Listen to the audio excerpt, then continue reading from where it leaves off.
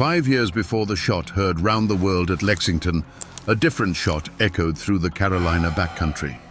It was the sound of a cannon firing into a crowd of 2,000 farmers, men who had stood their ground against a disciplined army and roared back a phrase of pure Appalachian defiance: "Fire and be damned." They called themselves the Regulators, and their rebellion was drowned in blood. The history books often call it a riot. The locals know it was a war.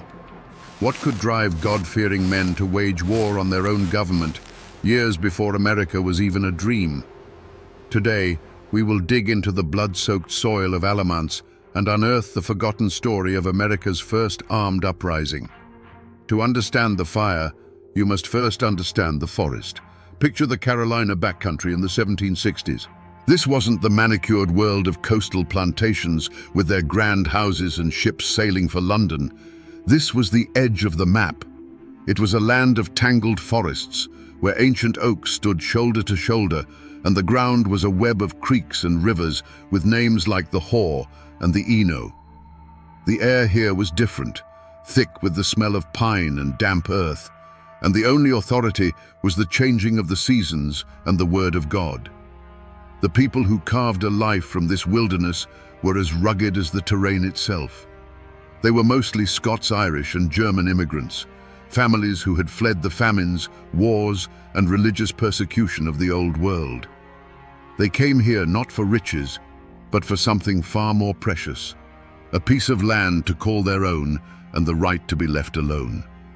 They were dissenters, Presbyterians and Lutherans, who held a deep and abiding suspicion of any government that smelled of the high and mighty Anglican Church they'd left behind.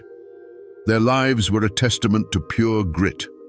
A man would build his cabin with his own 2 hands, felling the trees and notching the logs himself. He'd clear his fields one back-breaking stump at a time, his wife working right alongside him. They hunted for their meat, grew their own corn, and spun their own wool. Survival was a daily struggle against rocky soil, harsh winters, and the ever-present threat of raids. This constant hardship forged them into something tough, fiercely independent, and loyal only to their family, their clan, and their creator. In this world, money was a ghost. A farmer might go an entire year without seeing a single silver coin. The economy ran on barter and good faith. A bushel of corn might be traded for a new axe head. A day's labor might be paid with a salted ham. A man's worth wasn't measured by the gold in his pocket, but by the strength of his handshake, the straightness of his rifle shot, and the honor of his family name. But this isolated world of sweat and scripture was not its own kingdom. It was ruled from afar, from the balmy coastal cities, by a class of wealthy English gentlemen appointed by the royal governor. These men, in their powdered wigs and silk stockings, looked upon the backcountry settlers as little more than savages, crude, uneducated, and most importantly, a resource to be squeezed. A shadow was creeping west from the coast, a shadow of tax collectors and corrupt officials who spoke the language of coin and contracts. Little did the farmers know, this modern world was about to come knocking at their cabin doors, not with a friendly hand, but with a battering ram. This explosion of rage didn't come from nowhere. Its seeds were sown in the rocky soil of Scotland and the war-torn fields of Germany generations before. These families didn't come to the backcountry with land grants from a grateful king. They came as refugees. They bought their homesteads not with royal paper, but with the sharp steel of the axe and the cold lead of the long rifle. They carved their existence directly from a hostile wilderness, fighting the land, the weather, and the native tribes for every single acre. In their minds, this land wasn't given to them by a government. It was earned through a covenant of sweat, blood, and prayer. The old scars of history ran deep, carried across the Atlantic in their very bones. The Scots-Irish in particular had a long and bitter memory of English authority. For a century, they had been used as a buffer by the British Crown in the violent plantations of Ulster, only to be squeezed by the same government with crippling rents and religious persecution. When the king's new taxman, with his arrogant sneer and his stack of legal papers, showed up at their cabin door in Carolina, they didn't just see a colonial official. They saw the same old ghost of the English landlord they thought they had finally escaped. This created a division in the colony far deeper than any river or mountain range. It was a chasm of culture. On one side were the coastal elites, who saw themselves as Englishmen, loyal to the crown, the Anglican Church, and the intricate dance of colonial politics. On the other were the backcountry settlers, who felt no loyalty to a distant king or a governor who had never walked a furrow in his life.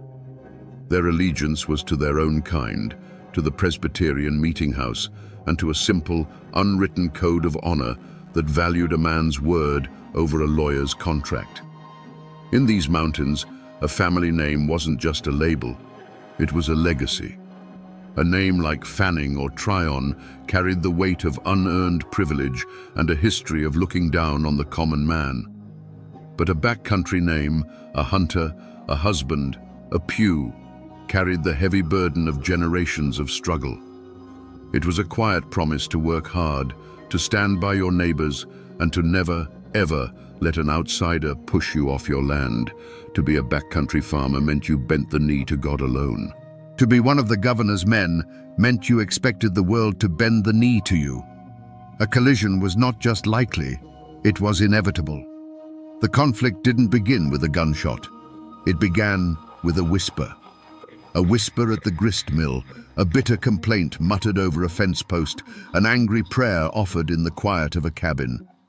The ground for this rebellion was salted with years of personal insults and public humiliations, all stemming from a group of men the farmers called the Courthouse Ring. This wasn't some shadowy conspiracy, it was a cancer of corruption that operated in plain sight.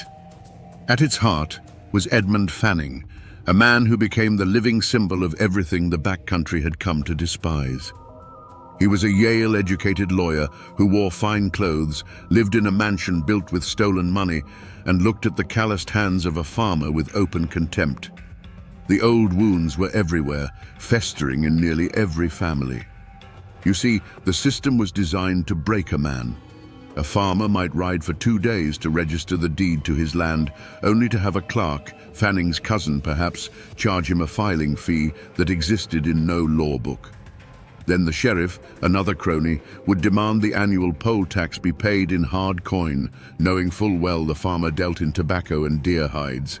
When the farmer couldn't produce the silver, that same sheriff would seize his plough horse or his only milk cow, selling it at a rigged auction to another member of the ring for a fraction of its worth.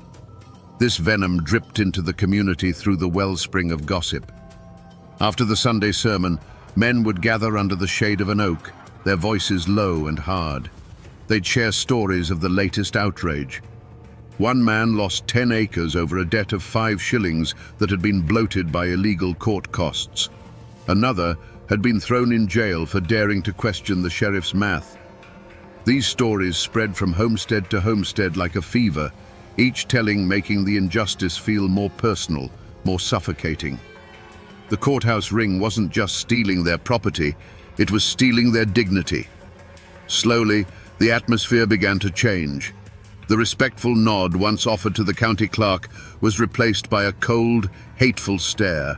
A trip into the county seat of Hillsborough felt less like going to town and more like walking into a nest of snakes. Every official document, every tax notice, every court summons was now seen not as the law of the land, but as another turn of the screw. The laughter in the local tavern grew harder, edged with a bitterness that wasn't just from the corn whiskey. A land dispute between neighbors was no longer just about a misplaced fence.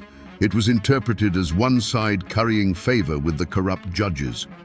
A simple fistfight at a market fair became an act of class warfare. Every small misunderstanding, every past slight, was now magnified through the dark lens of this great grudge. The air itself grew thick with suspicion and resentment, turning old friends into potential enemies and transforming the quiet valleys of Carolina into a powder keg, just waiting for a single, careless spark. Before the storm breaks, the air always goes dead still. In the hills of Carolina, that stillness was filled with a rising dread. The old women, who carried the superstitions of Scotland and Germany in their bones, began to whisper. They spoke of the panther's scream sounding less like a cat and more like a woman mourning a child not yet lost. They saw bad signs in a flock of crows that flew silently over a homestead, and they claimed the daytime hoot of an owl from the deep woods was a certain omen of death. The land itself seemed to be holding its breath, waiting for the coming violence. Then came a different kind of omen, not from the woods, but a man on horseback. His name was Herman Husband, and he was a Quaker, a man of peace. But he wasn't preaching peace now. He was a pamphleteer, a man who wielded a printing press like a weapon. His fiery, biblically charged words began to circulate through the backcountry, passed from one calloused hand to the next, read by flickering candlelight in hushed cabins. He gave their anger a voice, framing their struggle not as a squabble over taxes, but as a holy war against the forces of greed and tyranny. His pamphlets were prophecies, laying out two clear paths.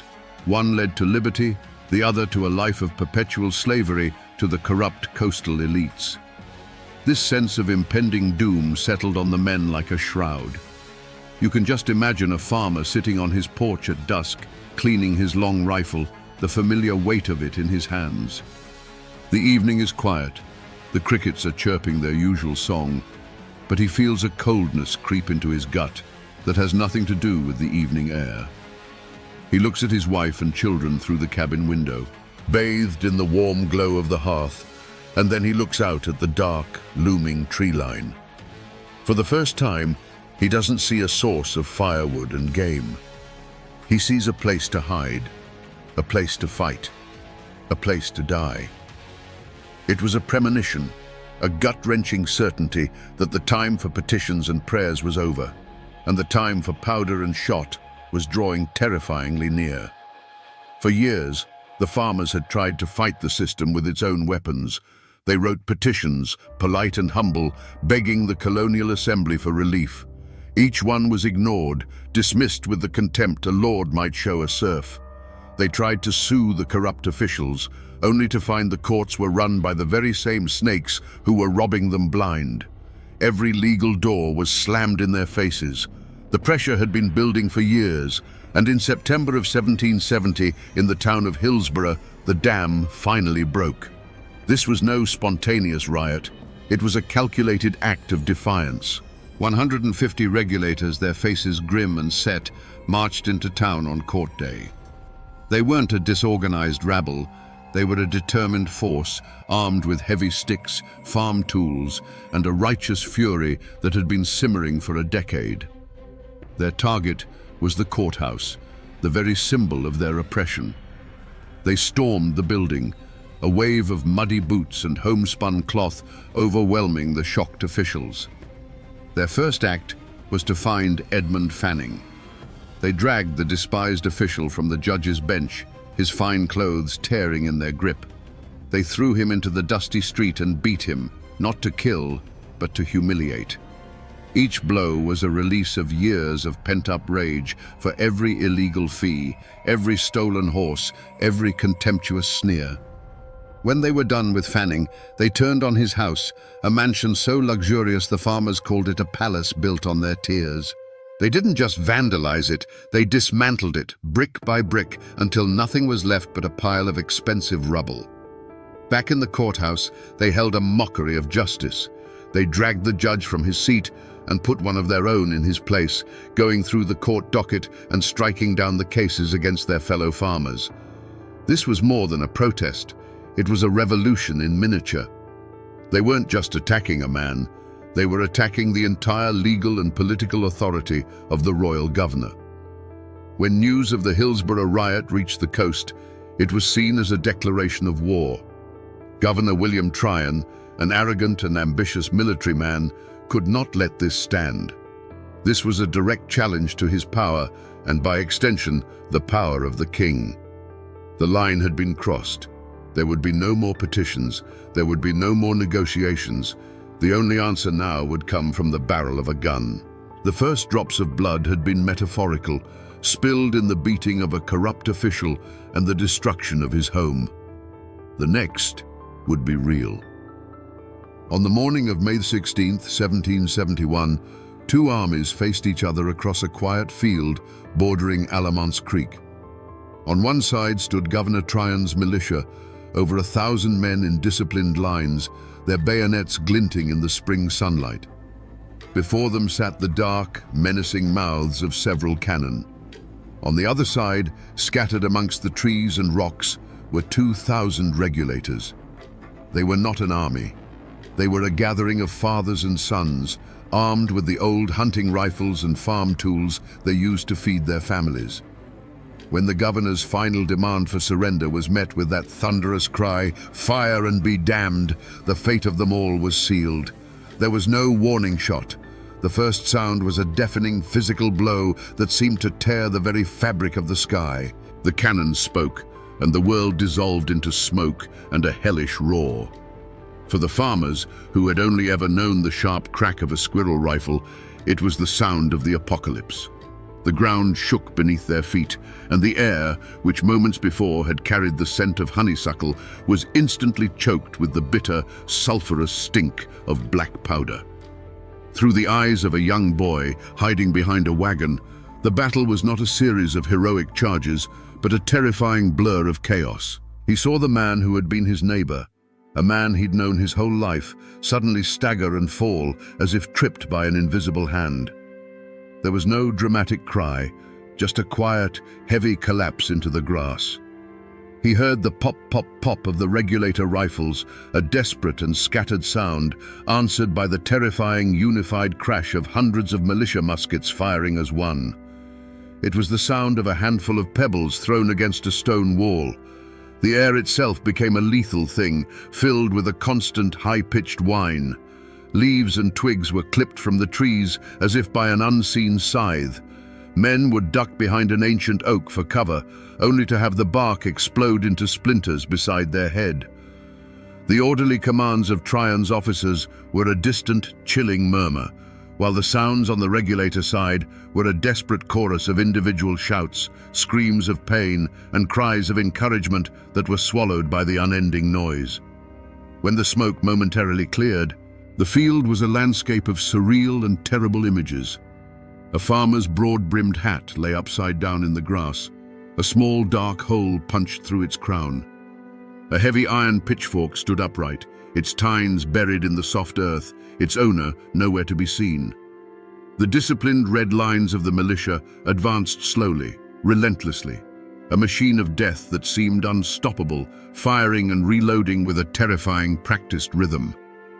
After 2 agonizing hours, the sporadic resistance finally broke. The farmers, their courage no match for cannons and disciplined volleys, fled. They melted back into the deep woods from which they had come, their retreat covered by the smoke and confusion. And then, an even more terrifying sound descended upon the field: silence. Not the peaceful silence of the morning, but a heavy, profound stillness, broken only by the low moans of those who could not run. The battle was over. The rebellion was crushed. The spring grasses of Alamance Field were trampled and stained, littered with the abandoned tools and weapons of men who had gambled everything for justice and lost. The smoke slowly drifted away, revealing not a field of victory, but a scene of profound and brutal sorrow. The first American Revolution had ended not with a declaration, but with a slaughter. To understand a man like Governor William Tryon, you must understand that he never once saw the regulators as aggrieved citizens. In his mind, they were simply an infection. He was not a governor responding to a protest. He was a surgeon cutting out a tumor from the body of the colony. His entire career was built on the rigid structure of the British military, a world where orders were given and followed without question. To him, the farmer's defiance was not a plea for justice. It was a breakdown in the fundamental order of civilization itself, a direct and personal insult to his authority and the king's. Tryon's logic was cold, sharp, and utterly devoid of empathy. These were not men who had lost their farms. They were traitors who had defied the law. They were not fathers trying to feed their children. They were a rabble who had assaulted an officer of the crown. In his dispatches, he referred to them as banditti and insurgents. He believed, with an unshakable conviction, that the only way to deal with such a chaotic force was with overwhelming, brutal, and public displays of power. Mercy, in his view, would be interpreted as weakness, and weakness would only invite more chaos. The switch likely flipped in his mind the moment he heard the details of the Hillsborough riot. The image of Edmund Fanning, a man of his class, a Yale-educated official, being dragged from a judge's bench and beaten in the street by a mob of coarse, uneducated frontiersmen must have been horrifying to him. It was a vision of the world turned upside down. It was the peasants storming the castle. From that moment on, his response was not a political calculation, but a visceral, almost aristocratic rage. He wasn't just marching to restore order, he was marching to put these people back in their proper place. After the cannons fell silent at Alamance and the farmers had fled, Tryon likely felt not a shred of remorse, but a grim sense of satisfaction. The feeling would have been one of triumph, of order restored. As he rode across the silent, blood-soaked field, he wouldn't have seen the bodies of his fellow countrymen. He would have seen the evidence of a necessary and successful operation. The hanging of James Few on the battlefield without a trial was not an act of cruelty in his mind, but a necessary piece of political theatre. It was a clear, unambiguous message sent to every cabin in the backcountry. This is the price of defiance. This is the fate of those who challenge my authority. It was the cold, calculated logic of an empire that saw dissent not as a voice to be heard, but as a disease to be eradicated. When the last of the fleeing farmers had vanished into the woods, a new kind of silence fell on the Alamance battlefield. It was not a peaceful silence. It was a heavy, suffocating stillness, thick with the smell of spent gunpowder and blood. Governor Tryon's victorious militia moved across the field, their discipline holding firm even in the face of the carnage they had wrought. They collected the wounded, counted the dead, and secured a handful of prisoners who had been too slow or too injured to escape. For them, it was a clean, decisive victory. For the backcountry, it was the beginning of a nightmare. For the surviving regulators, the fight was over, but the struggle for survival had just begun. They were no longer farmers or protesters, they were fugitives. They scattered into the familiar dense wilderness of the Carolina Piedmont, the woods that had been their larder and their sanctuary now becoming their last hope of survival. Wounded men staggered through hidden ravines, while others made desperate journeys back to their homesteads, not to stay, but to grab a handful of supplies and whisper a frantic goodbye to their families before disappearing again into the shadows. They were hunted men in their own land. Tryon's vengeance was as swift as it was pitiless.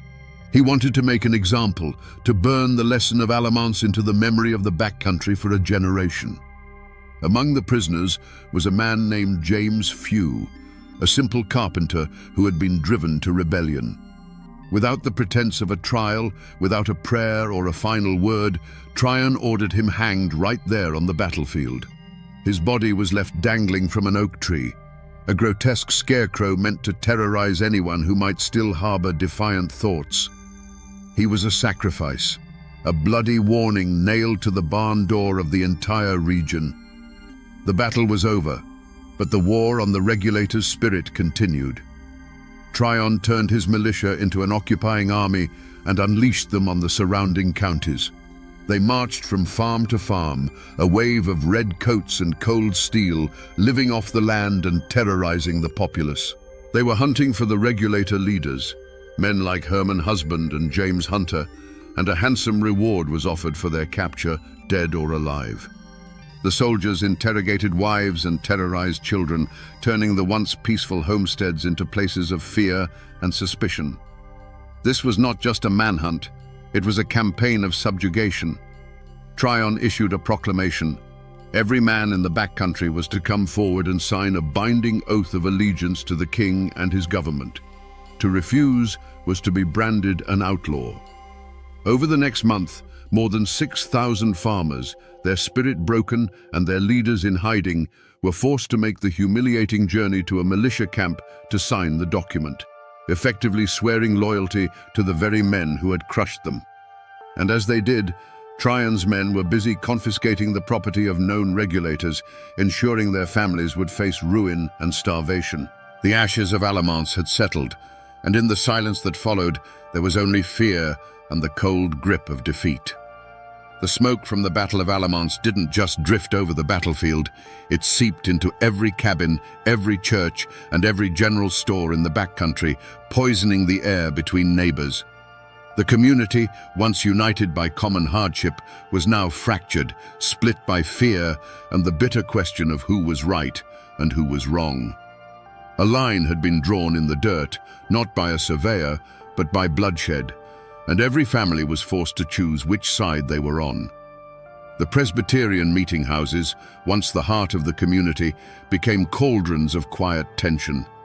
Some preachers had thundered from the pulpit in support of the regulators, calling their cause a righteous one. Others, fearing the governor's wrath, now urged their congregations to submit to authority and pray for peace. Friendships that had been forged over decades of shared harvests and barn raisings now buckled under the weight of suspicion. Was the man who helped you clear your field last spring secretly reporting your movements to the militia? Was the family you shared bread with now loyal to the governor? A suffocating conspiracy of silence fell upon the region. The few who had witnessed the hangings or knew the hiding places of the regulator leaders were gripped by a primal fear. To speak the truth to the authorities was to risk being labeled a sympathizer, inviting the wrath of the occupying militia. But to stay silent was to betray their own conscience. Many chose a third option. They saw nothing, they heard nothing, they knew nothing. Their faces became blank masks, their conversations carefully pruned of any mention of the recent unpleasantness. It was a collective act of amnesia born of pure terror. Yet, even in this climate of fear, small acts of both courage and cowardice became the true measure of a person's soul. A brave farmer's wife would leave a basket of bread and salted meat at the edge of the woods, a silent signal to a husband or neighbor in hiding. A blacksmith, under the watchful eye of a militia patrol, would deliberately botch the shoeing of their horses, slowing them down just enough. But for every act of quiet defiance, there was an act of betrayal. A struggling farmer, tempted by the reward money or hoping to curry favor with the new powers, would lead a patrol to a hidden cabin. A merchant would provide a false alibi for a government loyalist, condemning an innocent man with his lie. The regulator war was no longer a battle fought with rifles on an open field. It had become a silent, vicious war fought with whispers, glances, and closed doors. It tore at the very fabric of the community, turning the backcountry into a place where the deepest loyalties were tested, and the truest nature of a man's heart was laid bare for all to see. With the rebellion crushed, the final act of Trajan's vengeance began, the hunt for the ringleaders. This was not a simple matter of law enforcement. It was a grim, relentless pursuit through the unforgiving Appalachian foothills. Trajan's militia, composed of Easterners who viewed the backcountry as a savage wilderness, formed the core of the posse. They were joined by a motley collection of local loyalists eager to prove their allegiance, and a few opportunistic bounty hunters who smelled blood money on the wind. Their mission was simple: bring back the leaders of the regulators, preferably in chains. The chase became a brutal contest between the hunters and the hunted, with the mountains themselves as the main character. The fugitives, men like James Hunter and the pamphleteer Herman Husband, knew this land like the back of their own hand. They knew every hidden valley, every secret pass, every cave where a man could disappear. They moved like ghosts through the dense forests, subsisting on wild berries and whatever game they could kill without a gunshot giving away their position. They were aided by a silent network of sympathetic farmers who would leave them food, warn them of patrols, and lead the militia on wild goose chases into impassable swamps. For the pursuers, the hunt was a descent into a green hell. The rugged terrain was their enemy. They were tormented by biting insects, venomous snakes, and the constant, unnerving feeling of being watched from the shadows. Their brightly colored uniforms made them easy targets, and their ignorance of the land led them into ambushes and dead ends. More than one militia patrol found themselves hopelessly lost, forced to abandon the chase and struggle back to camp, humiliated and exhausted. The mountains, which had nurtured the regulators' independence, now served as their greatest fortress. Despite the difficulties, the net slowly tightened. Herman Husband, the intellectual soul of the movement, was a writer, not a woodsman. He was captured relatively quickly, his spirit broken. Others, however, were harder to corner. The general of the regulators, James Hunter, remained at large, a phantom who seemed to be everywhere and nowhere at once. The final moment of capture for most of the key leaders wasn't a dramatic firefight in a mountain pass. It was a slow, grinding process of attrition. Exhausted, starving, and betrayed by informants, they were picked off one by one. Often, they were found not in a heroic last stand, but sleeping in a barn or accepting a meal from someone they mistakenly trusted, too worn down to run any longer. The hunt in the shadows was over, and the stage was set for the governor's final act of justice. The captured regulator leaders were dragged back to Hillsborough, the very town they had once triumphantly seized. But now, it was an armed camp. Governor Tryon's militia stood guard on every corner, their bayonets fixed, turning the colonial courthouse into a fortress. The air inside the courtroom was thick with the metallic tang of fear and the stench of foregone conclusions. On one side of the room sat the coastal gentry and loyalists, their faces smug with victory. On the other, huddled in silence, were the wives and families of the accused, their faces etched with a despair that knew there was no hope here. In the defendant's box sat the 6 captured leaders. They were not cowering criminals. They were broken, exhausted men, but their eyes held a hard, defiant glint. There was no remorse on their faces, only the quiet dignity of men who had fought for what they believed in and lost. They looked out at a courtroom where the judge, the prosecutor, and the jury were all part of the same corrupt system they had risen up against. Their trial was a piece of theater written by the victors, a legal ritual designed to give the veneer of law to an act of pure political vengeance. The proceedings were a farce. Witnesses for the prosecution, likely motivated by fear or reward, gave their testimony. Any evidence of the years of extortion and abuse that had led to the rebellion was dismissed as irrelevant. The charge was not assault or rioting, it was high treason. By firing on the king's representative, they had, in the eyes of the law, fired upon the king himself. It was a charge from which there was no escape. The verdict, when it came, was a foregone conclusion, delivered with cold, formal gravity: guilty. The sentence: death by public hanging. A wave of shock and grief washed over one side of the courtroom, while satisfied murmurs rippled through the other. 6 men, who had stood up for their neighbors against a tide of corruption, were now to be strung up like common murderers. But the story of this trial does not end with the judge's gavel. It ends on the gallows, with a man named James Pugh. As the noose was placed around his neck, he refused to play the part of the penitent traitor. Instead, he turned to the crowd and began to speak.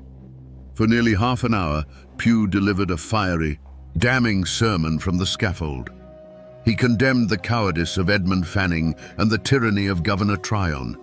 He spoke of the justice they had sought and the violence they had received. He prophesied that a day of true reckoning would come for these corrupt men. He was still speaking, his voice ringing with righteous fury, when the sheriff, impatient with this final act of defiance, gave the order to cut him down. The court of law had delivered its verdict. But from the gallows, the justice of the mountains had delivered its own. The law of men had won the day, hanging its enemies and silencing dissent. But the question hung in the air, far longer than the bodies of the condemned. Was this justice? Or was it merely the law, a tool in the hands of the powerful, used to crush the powerless? The hangman's rope cast a long shadow over the Carolina backcountry, a shadow that would linger for years. For the families of the executed and the thousands of other regulators, life after the verdict was a bitter cup to drink. Those who remained on their land lived as a conquered people. They plowed their fields and harvested their corn under the watchful eye of a government they now knew was their enemy. Every tax notice was a fresh wound, every court summons a reminder of their powerlessness. They had been forced to sign an oath of loyalty, a piece of paper that felt like a brand on their soul, a public declaration of their own humiliation. But not everyone stayed. For many, the memory of Alamance was a poison in the soil, and the oath of allegiance was a chain they refused to wear. They saw only one path to freedom: west. In a great, silent exodus, hundreds of defeated regulator families packed their meager belongings, turned their backs on the homes they had built with their own hands, and began the perilous journey over the Appalachian mountains. They were branded as outlaws, but they saw themselves as pilgrims. They illegally settled in the river valleys of what would one day become Tennessee, forming a new society called the Watauga Association. Here, beyond the reach of Governor Tryon and his corrupt courts, they created one of America's first independent, self-governing communities, a place where the law would be their own. The spirit of the regulators was not dead, it had simply moved over the mountain. And what of the men who had crushed them? Did they face a curse, an atonement for the blood on their hands? Not at all. In the world of colonial politics, brutality was often rewarded. Governor William Tryon, his reputation enhanced by his decisive victory over the traitors, was soon promoted to the prestigious post of Governor of New York. Edmund Fanning, the architect of the farmer's misery, also left Carolina, continuing his career as a loyal servant of the crown. They faced no justice, no ostracism, no reckoning. They simply moved on, leaving a broken land behind them. Their only curse would come years later, when the fires of revolution they had helped to stoke would finally consume the entire British system they served. Back in Carolina, the community tried to heal by forgetting. The story of the Regulator War became a dangerous and painful memory, a ghost to be locked away. The word regulator itself became a whisper, a name associated with defeat and treason. People got back to the hard work of survival, focusing on the seasons and the soil, burying the trauma of Alamance under a blanket of collective silence. They tried to move on, to pretend it never happened. But a wound that deep doesn't heal just because you stop talking about it. It festers in the darkness, waiting for a chance to break open once more. Decades pass. The powdered wigs and red coats are gone, but the echoes of Alamance never truly faded. They can be found in the bloodlines of the families who fought there. Many of the sons of the regulators, raised on bitter stories of Tryon's tyranny, picked up their rifles again just 4 years later. The British made the fatal mistake of assuming these backcountry men, once crushed by a royal governor, would be loyal to the crown. They couldn't have been more wrong. The men who fled over the mountains to Watauga became the legendary Over-Mountain Men, and at the Battle of Kings Mountain, they unleashed a frontier fury that annihilated a British army and helped turn the tide of the entire Revolutionary War. It was the regulators' final, posthumous revenge. Today, if you visit the Alamance battlefield, you won't find an army. You'll find a quiet state park, a peaceful expanse of green grass where children fly kites and families have picnics. But if you stand there as the sun sets and listen to the wind in the tall oaks, you can almost hear it, the ghostly roar of cannon fire, the defiant shouts of dying farmers. Monuments now stand on that field, naming the men who were once condemned as traitors and honoring them as patriots who bled for liberty, a testament to how the truth, buried for so long, can eventually rise from the earth. The memory also clings to the land in the form of legend. For generations, people in Hillsborough would point to the spot where James Pugh and his fellow regulators were hanged. They swore that on that patch of ground, cursed by Pugh's final defiant words, no grass would ever grow. It was a physical scar on the landscape, a constant, eerie reminder kept alive not by historians, but by the folk memory of a people who refused to let the story die completely. And while the names and dates may have faded from the nation's memory, the spirit of the regulators has soaked into the very soul of Appalachia. That fierce independence, that deep and abiding distrust of distant, powerful governments, that unshakable belief that a man has the right to stand his ground against injustice, that is the true living legacy of Alamance. The textbooks might forget, the politicians may never learn, but the mountains remember everything. So we return to the question that started our journey, the question that hangs in the smoke of the Alamance battlefield. What could drive God-fearing men to wage war on their own government? The answer, we now see, is both simple and profound. They didn't fight to create a new nation or to overthrow a distant king. They fought because the boot of a corrupt and arrogant power was pressing down on their necks. And they believed, with every fiber of their being, that a free man does not endure such a thing without fighting back. They fought for the most fundamental of all rights, the right to enjoy the fruits of their own labor and to be treated with dignity. This is a story that teaches a hard lesson about the price of liberty. It reminds us that the first people to stand up are often the first to be cut down. The regulators lost their battle, their property, and in some cases, their lives. They were branded as traitors, and their story was buried. But their spirit did not die on that field. The blood they shed at Alamance was not wasted. It seeped into the ground and watered the roots of a tree of liberty that would burst into full revolutionary bloom just a few short years later. Their defiance became a legacy, a fierce whisper of warning passed down through generations of mountain folk that the law and justice are not always the same thing. Their struggle is a testament to the indomitable Appalachian spirit, a spirit that bends for no man and bows only to God. It's a timeless reminder that when every legal door is slammed shut, when every petition is met with contempt, ordinary people will eventually seek their justice not in a courthouse, but in the open field with whatever tools they have at hand. Their voices were silenced by the rope and the cannon, but if you listen closely, you can still hear their echo in the Carolina hills. And now, my friends, you know the rest of the story. Here, on the banks of the Nolichucky River, the water still speaks in the old tongue of the mountains. It tumbles over rocks that have seen empires rise and fall, and it whispers through trees that remember a time when this was the very edge of the world. It was here, in this misty East Tennessee valley, that a man came and took the river's name for his own, branding himself into the landscape forever. They called him Nolichucky Jack. But was he a hero, a rebel, or a king in buckskin?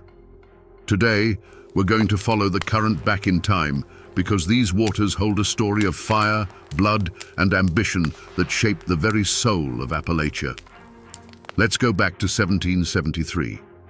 Imagine this valley not as a quiet, settled place, but as the raw, bleeding edge of a new continent.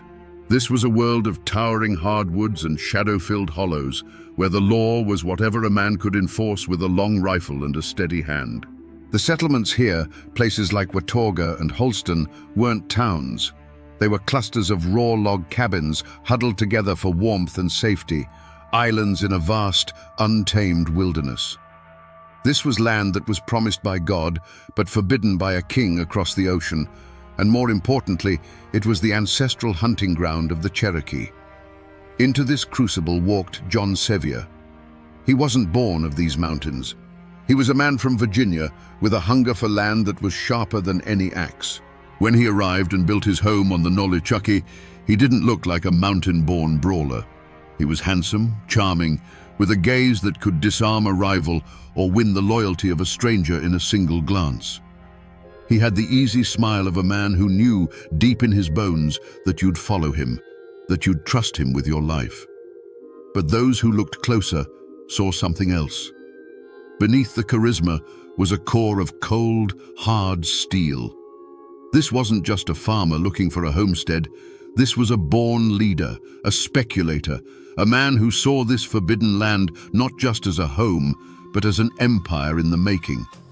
He was building a life here with his wife and children, but every nail he hammered was an act of defiance against a distant government and a declaration of war against the people who had called this place home for centuries.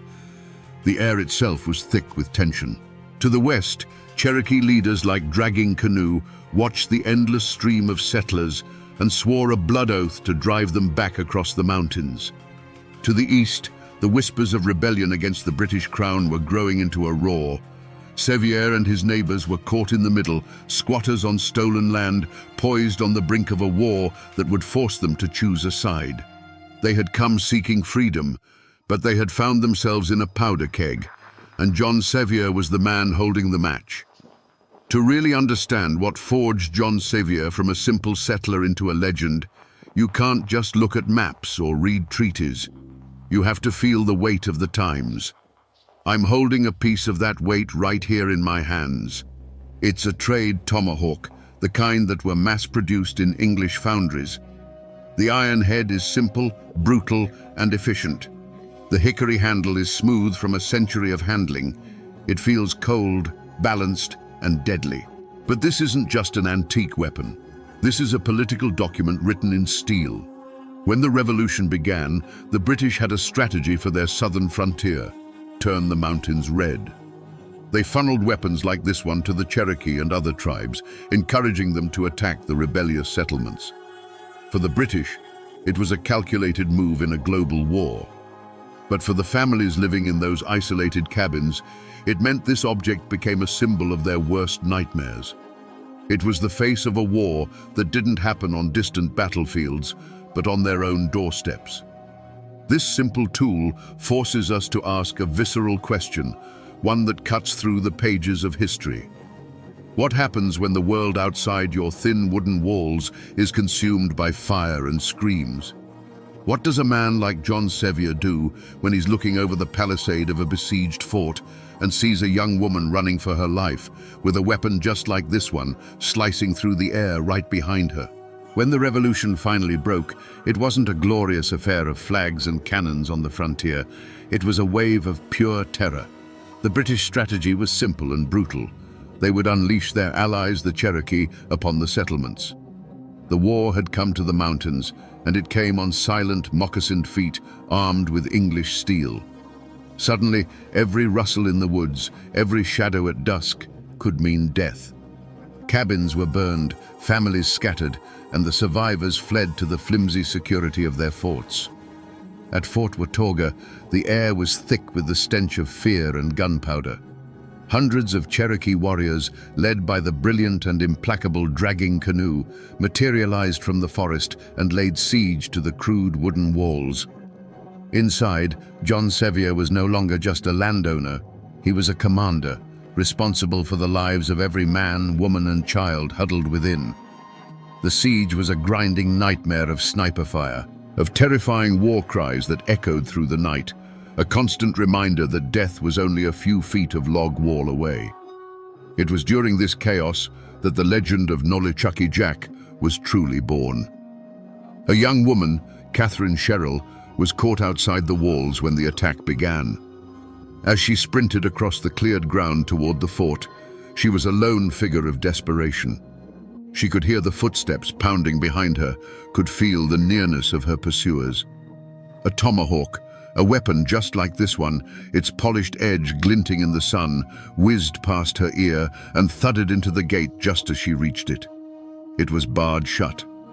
For a heart-stopping second, her hope died. But from the top of the wall, John Sevier had seen it all. As Catherine, in a final act of pure will, leapt for the top of the palisade, his hands shot out, grabbing her arms and hauling her over the edge to safety. In that single breathtaking moment, Sevier became more than a man. He became a protector, a hero.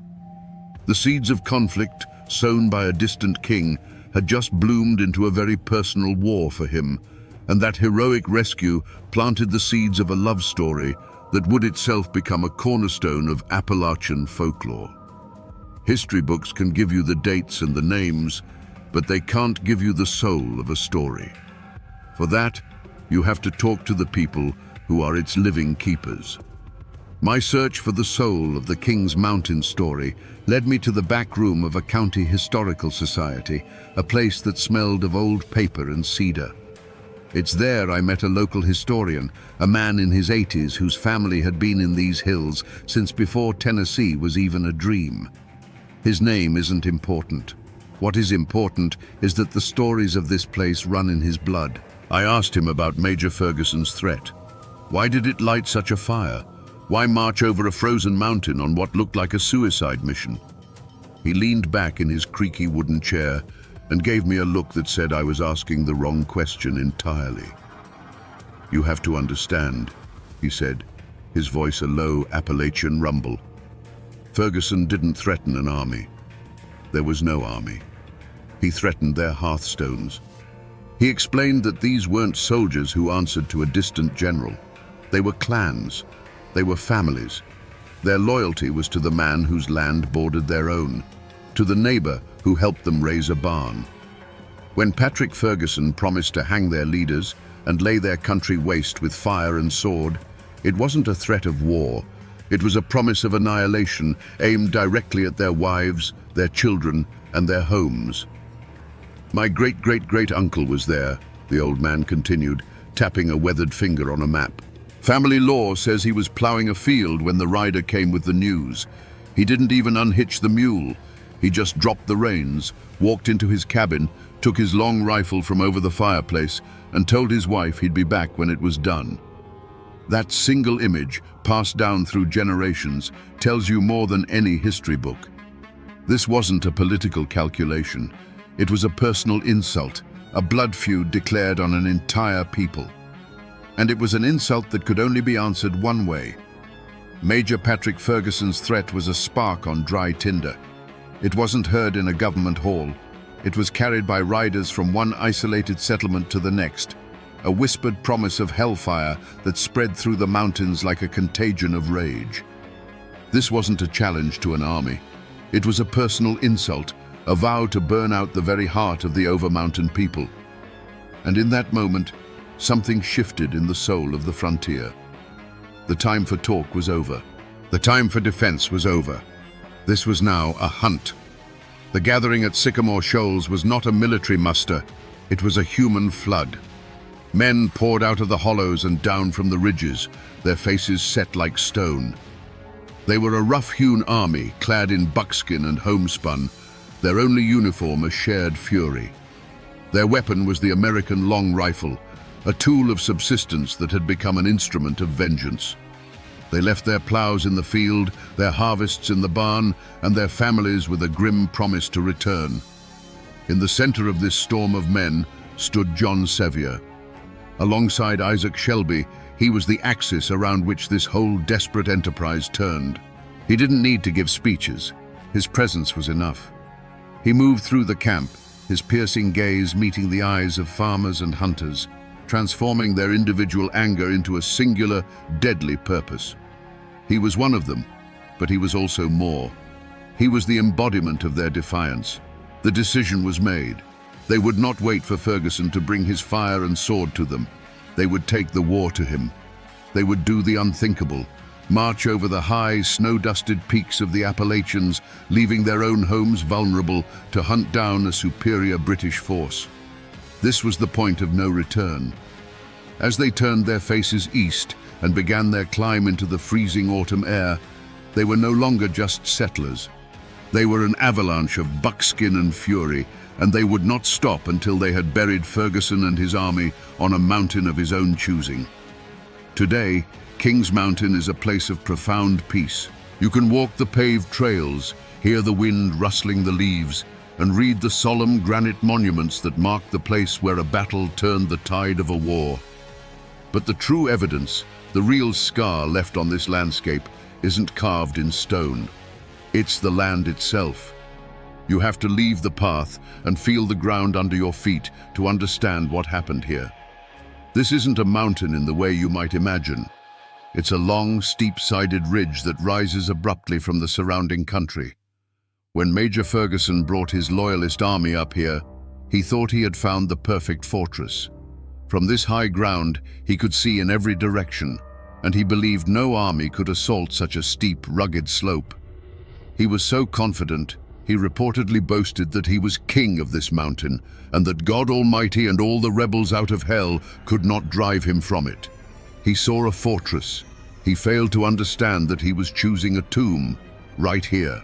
Stand at the bottom of the slope and look up. You can feel the steepness in your legs and your lungs. This is where it happened. Ferguson's men were arrayed on the cleared summit, a perfect target against the skyline. But the over-mountain men didn't attack in formation. They used the dense woods on these slopes for cover, melting between the very trees that still stand here today. Each of these ancient oaks, each of these weathered rock outcroppings, became a silent testament to the chaos of that day. This whole ridge became a killing jar, and the over-mountain men were about to seal the lid. It began with a sound that was not quite human. From the base of the mountain on all sides, a terrifying chorus of whoops and yells erupted from the trees, the sound of panthers, of wolves, of men who had become something primal. The over-mountain men didn't march. They swarmed up the wooded slopes, a relentless tide of buckskin and iron will. It was a kind of warfare the British had never truly understood. For every volley of musketry the Loyalists fired down the hill, hitting little more than bark and shadow. A dozen puffs of white smoke would answer from the trees below. The crack of the long rifles was sharp, personal. Each one was a sentence of death delivered from an unseen judge.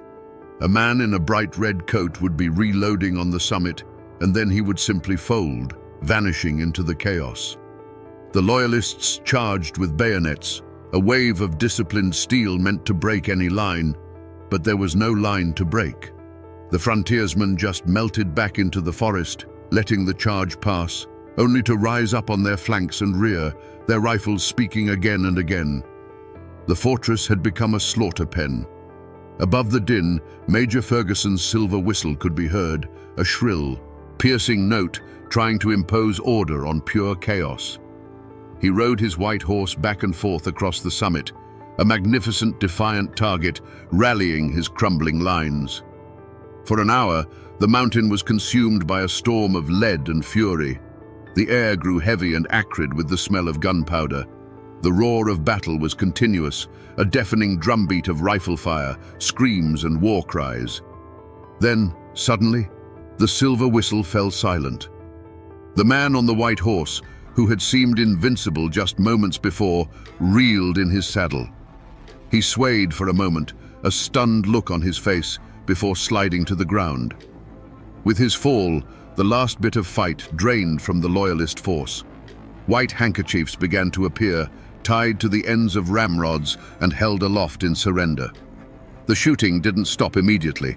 The raw fury that had carried them over a frozen mountain demanded a final, terrible price. But soon, a new sound replaced the gunfire, the triumphant, breathless roar of men who knew they had just broken the back of the British war in the south. After the gun smoke clears, the ink begins to flow. This is a copy of the official report on the Battle of King's Mountain, written by the commanders and sent to the Continental Congress. It's written in the formal, looping script of the 18th century, and its language is as detached as the battle itself was intimate and brutal. It talks of troop movements, of casualties, and of objectives secured. It describes the battle in a single, sanitized phrase: a sharp conflict. A sharp conflict. Those three words are the cold ashes left over from a raging fire. There is no mention in this dry report of the war cries that echoed through the trees, or the raw fury of men avenging a threat against their homes. The official record doesn't tell you about the terror in the eyes of the Loyalists as they were swarmed from all sides, or the grim satisfaction of the frontiersmen as they won. The paperwork of war is always a ghost of the real thing, a sterile summary that strips away the blood and the humanity. And this is where the story of John Sevier takes its most important turn. In this document, he is a hero of the new United States, a loyal officer serving the cause of liberty. But what this paper trail doesn't show is what was happening in Sevier's own mind. He had just seen how power was won, not in distant congresses, but by the will of determined men with rifles in their hands. As he rode home over the mountains, a hero of continental fame, he wasn't just thinking about the war he had won, he was thinking about the kingdom he was about to build. The official record sealed his legend as a patriot, but it was a title he was already preparing to betray. The hero returned from King's Mountain not just to a home, but to a vacuum of power. North Carolina, broke and exhausted from the war, ceded its western lands to the federal government, effectively abandoning the over-mountain settlements.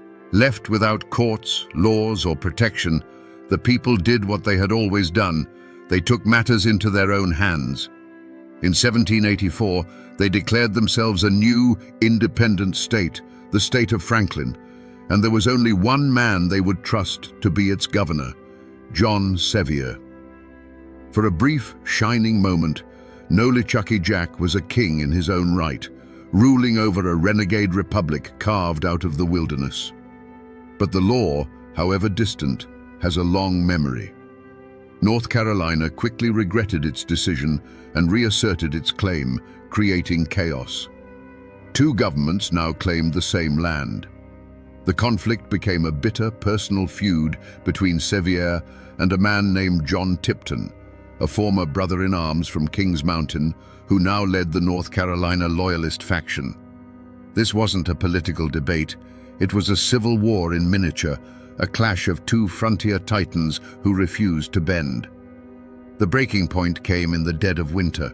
Tipton's faction, acting for North Carolina, seized some of Sevier's enslaved people as payment for back taxes. For Sevier, this was the ultimate insult. Enraged, he raised a small army and laid siege to Tipton's farm. The Battle of Franklin was a tragic farce played out in a blizzard. For days, the two sides traded insults and gunfire from behind fences and trees until a surprise attack by Tipton's reinforcements shattered Sevier's force. The state of Franklin collapsed in the snow and mud, and its governor was now a wanted man. The law's pursuit began. The hero of Kings Mountain was now a fugitive, hiding in the very mountains that had once hailed him as their savior. He was hunted by the government of North Carolina, the state he had once defended so ferociously. The cheers of victory were replaced by the quiet footsteps of a man on the run, a king with no kingdom, charged with the high crime of treason. Eventually, the law caught up with him. He wasn't captured in a blaze of glory, but arrested quietly, a shocking humiliation for a man of his stature. They put him in irons. Imagine that sight. Nolichucky Jack, the Indian fighter, the revolutionary commander, being hauled back over the mountains, not as a hero, but as a common felon. The tense journey ended at the courthouse in Morganton, North Carolina, where he was to be tried for his life. But as he stood before the court, a different kind of justice arrived. A mob of his armed followers stormed the building, freed him from his captors, and set him back on his horse. The official verdict was never delivered, because the people of the frontier had already delivered their own. John Sevier simply rode away, a free man, proving that in Appalachia, the loyalty of the people could be a law unto itself. To find the final chapter of this story, you have to visit two very different pieces of ground. The first is here, on the lawn of the old Knox County Courthouse, in the heart of the city he helped build. A grand stone monument marks the final resting place of John Sevier. It proclaims him a hero, a patriot, the first governor of the state of Tennessee. He lies here in a place of ultimate public honor, celebrated as a founding father. But as you stand here, you can't help but feel the paradox. This is the grave of a man who was once arrested, put in irons, and charged with high treason. To understand the other side of that conflict, you have to travel a few miles away to a quieter place. Here, on the rolling farmland that was once his home, lies John Tipton. His grave is simple, solid, unyielding, much like the man himself, who stood for the law when it was unpopular and faced down the most famous man on the frontier. He rests on the very land he defended, the homestead that Sevier himself once besieged. They lie just a county apart now, enemies in life, neighbors in death. The man who upheld the law rests on his private farm, while the rebel who defied him is enshrined in the town square. This stark contrast, written in granite and soil, is the final, silent testament to their long and bitter feud. It forces us to ask the most crucial question of all. What happened in the years after the guns fell silent? How did the fugitive Nolichucky Jack not only escape justice, but rise from the ashes of his failed state to become the most powerful man in Tennessee? The long shadow of his failed state hung over John Sevier, but he was a man who thrived in the half-light. After his dramatic rescue, he was still technically a fugitive, a traitor in the eyes of North Carolina. But in the mountains and hollows of his homeland, he was simply Nolichucky Jack, their leader, protected by a fierce loyalty that no law could penetrate. He was a political ghost they couldn't exorcise. So what does a man do when his kingdom has crumbled and his enemies hold all the legal cards? He finds a new game to play. And this is where Sevier's story takes a dark, secretive turn. A desperate man, he began a clandestine correspondence with Spanish diplomats. He hinted that the frustrated people of the frontier, feeling abandoned by the United States, might be willing to secede entirely and place themselves under the protection of the King of Spain in exchange for free navigation of the Mississippi River. Was it genuine treason? Or was it the shrewdest political bluff in American history? A move designed to force the young United States to finally pay attention to its western frontier. The truth is buried with him, but it shows a man willing to risk everything to protect his interests and regain his power. Meanwhile, North Carolina faced a dilemma. They couldn't arrest Sevier. His followers would simply free him again. They couldn't ignore him. His influence was too great. They couldn't defeat him, so they did the only thing they could. They embraced him. In a stunning act of political pragmatism, they issued a full pardon for his treason. Then, they went a step further. They elected the rebel leader to their own state senate. It was a masterstroke. By bringing him into the system, they neutralized him as an outlaw. But they had underestimated Nolichucky Jack. He wasn't neutralized. He was legitimized. He took his seat in the government that had once hunted him and used his new position, combined with his undiminished popularity back home, to fight for the one thing he always wanted, a new state. But this time, done the right way. He outmaneuvered every opponent, trading his buckskin jacket for a politician's coat without ever losing the grit of the frontiersman. When Tennessee was finally granted statehood in 1796, there was no debate, no question about who would lead it. The election of John Sevier as its first governor wasn't a political victory. It was a coronation. The rebel king was dead. Long live the governor. And that's where the story gets complicated, because even today, John Sevier isn't one man. He's two. The first Sevier is the one written in stone and bronze, the man on the monument. This is Nolichucky Jack the hero, the father of Tennessee, the fearless Indian fighter who protected the fledgling settlements from annihilation. To this day, if you ask the descendants of the Over-Mountain men, they will tell you he was a patriot who risked everything at King's Mountain and a statesman who carved a civilization from a savage wilderness. This is the Sevier of public record and popular legend. But then there's the other John Sevier. This is the man whose story isn't written on monuments, but whispered in the shadows of history. To understand this Sevier, you have to stand on the other side of the Nolichucky River, on the land that was once the sovereign territory of the Cherokee Nation. From that perspective, Sevier wasn't a hero. He was the leading edge of an invasion. He wasn't a protector. He was a conqueror. Every acre of land he settled was an acre of land he took. His 35 battles weren't heroic skirmishes. They were a relentless campaign of ethnic cleansing. And it wasn't just about land for a home. The second Sevier was a ruthless speculator, a man whose patriotism and personal profit were always tangled together. His renegade state of Franklin looks less like a noble experiment in democracy and more like a massive land grab, an attempt to secure his and his cronies' illegal claims. His flirtation with Spain wasn't a bluff. It was the act of a man whose ultimate loyalty was to his own ambition. So who was the real Nolichucky Jack? Was he the courageous patriot or the greedy opportunist? The community builder or the dispossessor of a people? The truth is, he was all of it. He was a man who contained the violent, contradictory, and deeply flawed soul of the American frontier itself. And to this day in Appalachia, the version of the story you hear still depends entirely on which side of the mountain your family came from. When a man's life is as large and loud as John Sevier's, it doesn't just end when he's laid in the ground. It seeps into the soil. It becomes part of the mist that hangs in the hollows. The hard facts of his life, the battles, the politics, the betrayals, began to soften over the decades, smoothed over by time like river stones, until a new shape emerged, the shape of a legend. The most powerful legends are often the ones people needed to be true. Take the story that he fought in over 30 battles and was never once wounded. Historically, it's an incredible feat of luck and skill. But in the telling and retelling around a hearthfire, it became something more.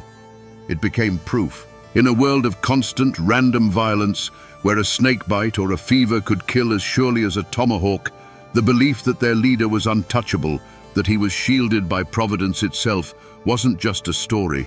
It was a shield for their own hearts. But every bright legend casts a long shadow. There's another kind of story you'll hear in East Tennessee, one told in a hushed voice after the children are in bed. They say that on certain nights, when the moon is hidden and the river fog is thick, you can still hear the echoes of his forgotten wars down by the Nolichucky. They say it isn't Sevier's ghost you have to worry about. It's the ghosts of those he fought, the Cherokee spirits still bound to the land he took, their whispers of anger and loss carried on the water. It became a cautionary tale, a way for the mountains themselves to remember the price that was paid for the state he built. And so, the man became a myth. He is both the invincible hero protected by heaven and the haunted figure whose deeds left unquiet spirits in his wake. The history books tell you what John Sevier did, but it's the folklore, the ghost stories, and the tall tales whispered from one generation to the next that tell you how the mountains remember him. So we find ourselves back where we started, here on the banks of the Nolichucky. The river still speaks its ancient language, tumbling over the same stones, but we hear it differently now. We can no longer see this as just a quiet valley. We see the ghosts. We see the raw frontier, the smoke of the cabin, and the determined figure of a man who took the river's name and made it his own, bending a wilderness to his will. The journey to understand John Sevier is to understand that our heroes are never simple. It's easy to want the man on the monument to be the whole story, a flawless patriot cast in bronze. But the Appalachian frontier was no place for simple men. It demanded men who were as complex and contradictory as the land itself, men who could be both courageous and cruel, builders and destroyers, heroes and villains, sometimes all in the space of a single day. Sevier wasn't a good man who did bad things, or a bad man who did good things. He was a man of his time, and his time was a storm. So the next time you pass a forgotten ruin on a lonely road, or see an old name carved into a county courthouse, remember that it's not just a pile of stones or a word on a map. It's a library filled with stories of love, loss, and the brutal choices that define us. The story of Nolichucky Jack is a reminder that our history is not a clean, straight line. It's a tangled, bloody, and glorious thicket, and it's in those shadows and contradictions that the truest stories are found. The people are gone. The houses are gone. The world they fought for has vanished. But the story remains. They say that on misty nights, when the moon is just a sliver over the Appalachian peaks, the ghost of a red-haired man can be seen wandering the old Cherokee lands. He walks through the ghosts of towns he himself burned to the ground, Chota, Tellico, Chilhowie, forever hearing the cries of those his campaigns left to starve in the winter cold. This restless spirit, they say, is Arthur Campbell, a man his own people called the Red Fox, a celebrated founder of southwestern Virginia and a protector of the frontier. Was he the necessary guardian of a fledgling civilization, forced into brutal acts to save his kin? Or was he a monster of ambition who used total war to carve out an empire from the ashes of another people? Today, we're going to untangle the legend from the man.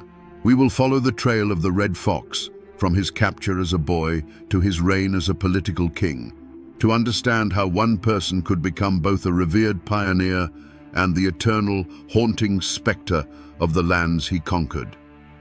To understand the Red Fox, you have to understand the world that made him. The late 1700s in Augusta County, Virginia, was not a place of gentle living. It was the absolute edge of the known world, a raw frontier where life was measured in seasons and survival was a daily struggle. Arthur Campbell was born into this world in 1743, the son of Scots-Irish immigrants. These weren't people who bowed to kings or coastal aristocrats. They were clannish, stubborn, and fiercely independent, and they had pushed into the mountains seeking land that they could hold by the strength of their own hands. This environment was a forge, and it hammered boys into hard men. But for Arthur, the true crucible came when he was just 15 years old. During the French and Indian War, while out on a mission, the boy was captured by a party of Wyandot warriors. For most, this was a death sentence, or a life of brutal servitude. For Arthur Campbell, it became a dark and transformative education. He was taken hundreds of miles away, deep into the Ohio country near the Great Lakes, and for nearly 3 years, he lived as they lived. He wasn't just a captive, he was a student of survival. He learned their languages, he learned to track game and to move through the forest without a sound. But most importantly, he learned their way of war. He saw firsthand the art of the ambush, the psychological terror of the raid, and the supreme value of cunning over brute force. He watched how they used the very landscape as a weapon, melting into the woods like ghosts. These were lessons that could not be taught in any European army. Then, after almost 3 years, he made his escape. It was a harrowing journey, hundreds of miles through a hostile wilderness with nothing but the skills he had learned from his captors. He survived on nuts, roots, and an iron will. The boy who was captured in that mountain pass was gone forever. The one who stumbled back into the Virginia settlements was a young man, but with the cold, ancient eyes of a survivor. He was harder, sharper, and infinitely more dangerous. The wilderness had tried to swallow him whole, and in the process, he had swallowed a piece of it right back. The man who returned from the Ohio wilderness was not the same one who had left. With his shock of red hair and a new, unsettling stillness in his eyes, he quickly earned the nickname that would follow him to the grave, the Red Fox. He settled in the Holston River Valley, a beautiful but dangerous stretch of land that would become the heart of his domain. Here, in a time of relative quiet, the Red Fox built a life. He married Margaret Campbell, a cousin, and together they began to raise a family that would eventually number 13 children. In these years, before the great wars that would define his legacy, Campbell was seen as the quintessential pillar of the frontier community. He was a successful farmer, a surveyor, and a man whose counsel was sought on everything from planting corn to fortifying a cabin against attack. He became a justice of the peace and a captain in the local militia. When there was a dispute between neighbors, they brought it to Arthur Campbell. When a hunting party went missing, it was Arthur Campbell who organized the search. He was the anchor in a sea of uncertainty. His authority came from his experience. The other settlers were brave and tough, but Campbell possessed a deeper, colder knowledge. He understood the forest and the men who moved through it in a way no one else did. He taught his neighbors how to read the signs of an approaching war party, how to fight from behind trees instead of in open lines, and how to think like the enemy. He was their shield, the man who had been inside the belly of the beast and returned to tell them how to slay it. This was the world the Red Fox built and fought to protect, a fragile collection of cabins and clearings, filled with his kin and his neighbors, all clinging to a precarious existence at the edge of a continent. It was a life built on family loyalty, community dependence, and the constant simmering threat of violence. The love he had for his wife and children, and the fierce paternalistic duty he felt for the people who looked to him for safety, became the driving forces behind every decision he would ever make. Everything that came later, all the fire and the blood, was done to protect this small world he had carved out of the wilderness. But a man forged in such a fire is often left with brittle places.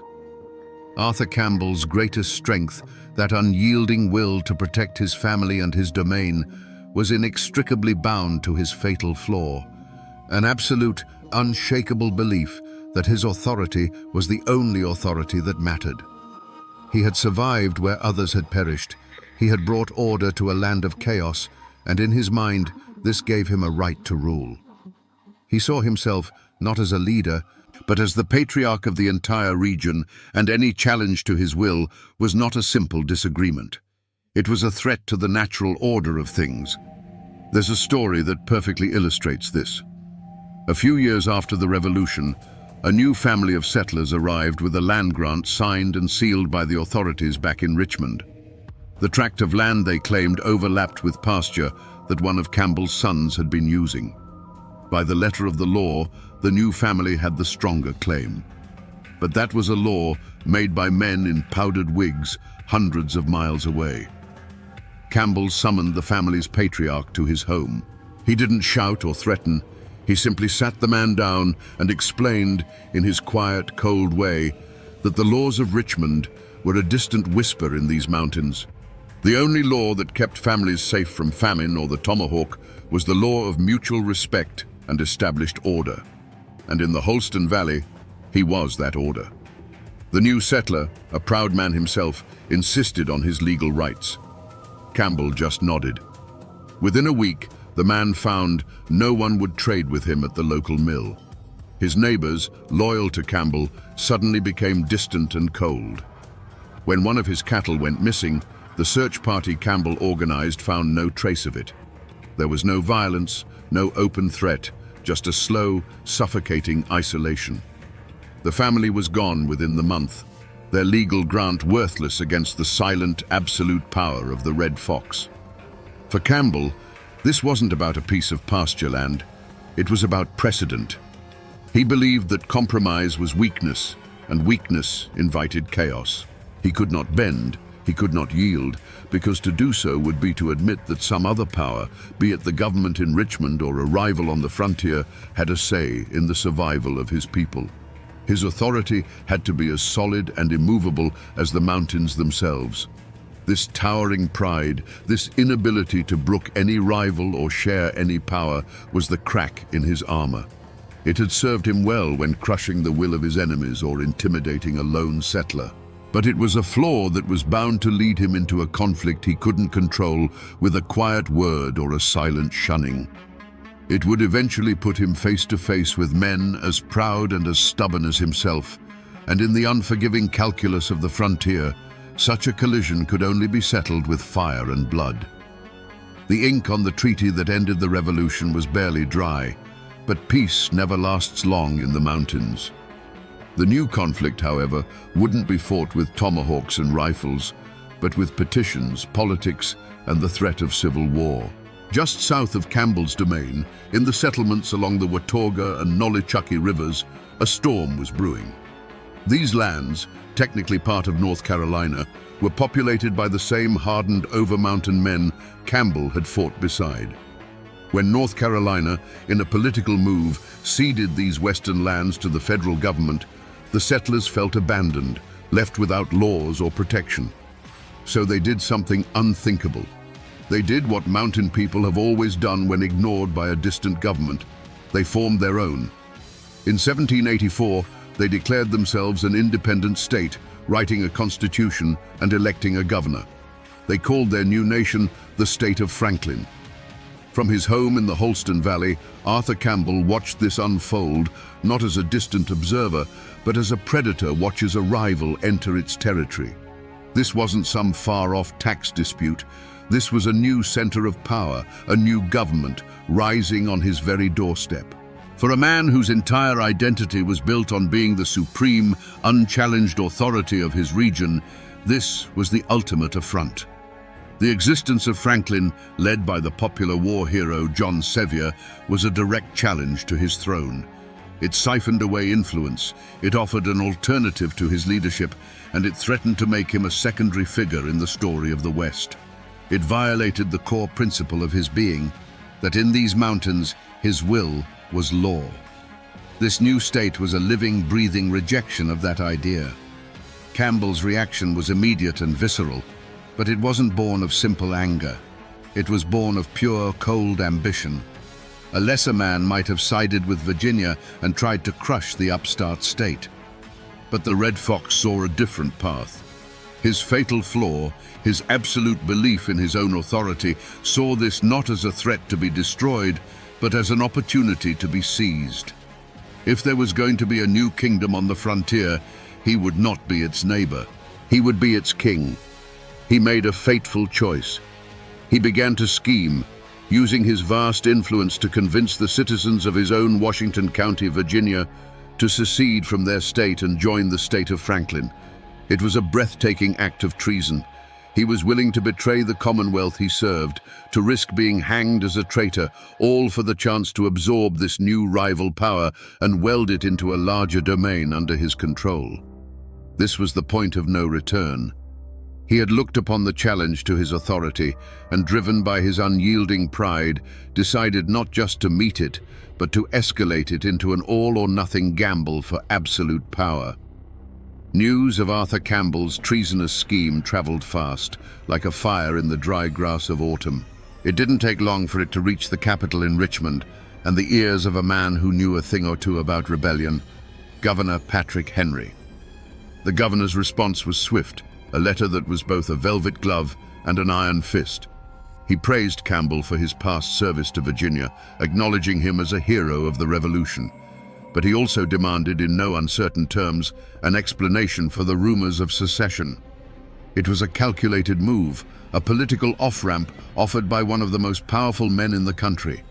It was a chance for the Red Fox to bow, to claim it was all a misunderstanding, and to pull back from the brink without losing face. But Arthur Campbell did not see a lifeline. He saw an insult. Who was Patrick Henry, a man of speeches and cities, to tell him how to govern his mountains? Campbell replied with a letter of his own, a masterpiece of political deflection. He assured the governor of his loyalty to Virginia, while simultaneously arguing for the natural right of frontier people to determine their own governance. He was playing a dangerous double game, trying to placate Richmond with words while continuing his secessionist machinations in secret. He was convinced that the state government was too weak and too distant to stop him. His pride blinded him to the reality that he was no longer fighting a disorganized tribe or a local rival. He was challenging the authority of a sovereign state. The warnings didn't just come from Richmond. They came from his own people, from the men who had stood with him at Point Pleasant and shivered through the winter campaigns against the Cherokee. Old allies, men whose loyalty he had never had to question, came to him privately. They spoke not of treason, but of practicality. They warned him that he was splitting the county, pitting families against each other who had once stood united against a common foe. They begged him to reconsider, to find a compromise, to not tear apart the very community he had built with his own hands. Campbell heard their words not as the counsel of friends, but as the whispers of cowards. He saw their caution as a betrayal of the bold, frontier spirit that had won them this land in the first place. He dismissed their concerns, sometimes with a cold stare, sometimes with a sharp reminder of who had led them through the darkest days. Each time an old friend urged him to step back, Campbell pushed them away, convinced they had lost their nerve. His circle of trusted allies began to shrink, replaced by sycophants and hotheads who shared his ambition. He was becoming a general with no army, a king with a shrinking kingdom. Meanwhile, his chief rival, William Russell, seized the opportunity. Russell saw Campbell's treason not just as a danger to Virginia, but as the perfect weapon to finally destroy the Red Fox. He became the leader of the Loyalist faction in Washington County, organizing opposition, holding his own militia musters, and sending a steady stream of reports to Governor Henry, detailing Campbell's every move. The political feud had now escalated into a Cold War fought in the cabins and courtrooms of the Holston Valley. Every choice Campbell made to further his secessionist plot only strengthened Russell's hand and drove a deeper wedge into the heart of the community. The Red Fox was walking a path of his own making, and it was narrowing with every stubborn step. A violent collision was no longer a possibility. It was a certainty. The Holston Valley had become a powder keg, and everyone could smell the fuse. Militias were drilling on both sides, the Loyalists under William Russell on one green, and Campbell's secessionists on another. Old friends now crossed the road to avoid each other's gaze. Families were split down the middle. The air was thick with the tension of impending civil war. It was in this moment, with the region teetering on the brink of bloodshed, that Arthur Campbell was given one last clear chance to choose a different path. And it came not from a governor or a rival, but from the one person who knew the man behind the legend. One evening, as he sat alone by the fire, poring over maps and lists of men loyal to his cause, his wife Margaret came to him. She was a strong frontier woman, no stranger to hardship or danger, but he could see a profound weariness in her eyes. She carried no political arguments or legal warnings. She carried the weight of their world. She sat beside him and spoke quietly of the fear she saw growing in the community. She told him of the women who stopped her by the creek, asking if it was true that their husbands and sons would soon have to fight their own neighbors. She didn't speak of Virginia or the state of Franklin. She spoke of their own home, of their own children. She asked him to look at the life they had built, the peace they had earned through so much struggle and loss. Was this ambition, this new title in this new state, worth the blood of the very people they had sworn to protect? Was it worth their own sons having to aim a rifle at a cousin or a childhood friend? It was the most direct plea imaginable, a choice between the abstract lure of power and the tangible reality of the family and community he claimed to be serving. For a long moment, the Red Fox was silent. The firelight played across his face, and in the shifting shadows, one could almost see the war raging within him. He looked at his wife, the mother of his children, the woman who had stood by him through everything. He saw the truth in her words. He saw the precipice, the dark chasm of violence that lay just one step ahead. He could pull back. He could send a rider to Russell, call a truce, and begin the hard work of mending what he had broken. He could choose his family over his pride. But then his eyes hardened. To back down now, after going so far, felt like the ultimate defeat. He pictured William Russell's smug satisfaction. He pictured his authority, the very foundation of his identity, crumbling to dust. In his mind, retreat was not a path to peace. It was an invitation for his enemies to destroy him utterly. He turned to Margaret, and the warmth had gone from his voice. "Peace is bought with strength, Margaret," he said, his tone leaving no room for argument. "To show weakness now is to lose everything we have ever fought for." With that, he turned back to his maps. The final crossroads had been reached, and Arthur Campbell had consciously, deliberately, chosen the road to war. The day of the reckoning arrived with the cold bite of a late autumn wind. It was court day in Washington County, the one time when all factions were forced to converge on a single point. But this was no day for civil discourse. Two armed camps had formed on the green outside the small log courthouse. On one side stood William Russell and the Virginia Loyalists, a grim line of farmers and militiamen. On the other, his face as hard and unforgiving as the mountains behind him, was Arthur Campbell and his secessionists. The two groups stared at each other across 100 yards of frozen mud, a space that felt as wide and as deep as a grave.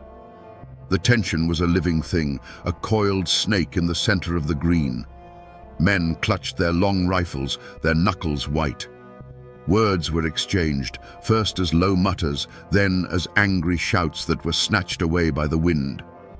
The final spark came when William Russell, determined to assert the authority of Virginia, took a deliberate step toward the courthouse door, his hand raised.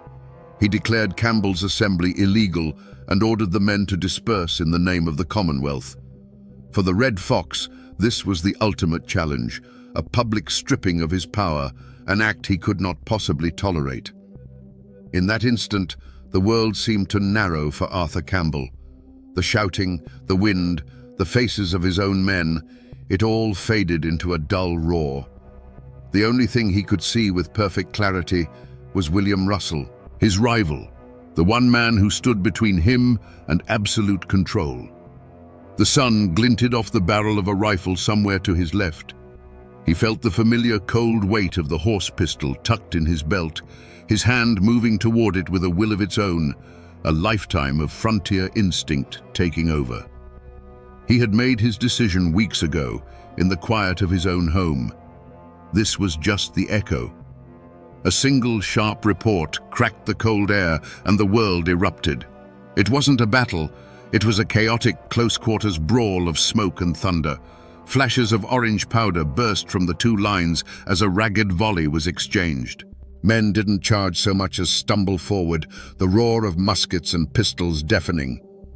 Through the swirling, acrid smoke, Campbell saw only one thing. Russell, his face a mask of fury, trying to bring order to his panicked men. The two leaders locked eyes across the maelstrom. For a frozen moment, the entire conflict, the struggle for the soul of the frontier, was reduced to these two men. Their hands moved in a blur of practiced motion. A final deafening shot echoed off the log walls of the courthouse, louder and more final than all the others. The argument that had torn a county in two, that had pitted neighbor against neighbor and brother against brother, was suddenly, permanently over. A chilling, unnatural silence fell over the courthouse green, broken only by the moaning of the wind and the groans of a few wounded men. The powder smoke, thick and grey like a mountain fog, began to slowly clear, revealing the terrible tableau. Men from both sides stood frozen, their weapons half lowered, staring in shock not at an enemy, but at the undeniable consequences of their own rage. Arthur Campbell stood alone in the center of it all. He slowly lowered his pistol, the barrel still smoking in the frigid air. He had won. The challenge to his authority had been met and utterly vanquished. But as he looked out at the wreckage of his community, at the faces of men he had known his entire life, now twisted in horror and grief, there was no triumph in his gaze. There was only the cold, empty silence of a king who had just burned his own kingdom to secure his throne.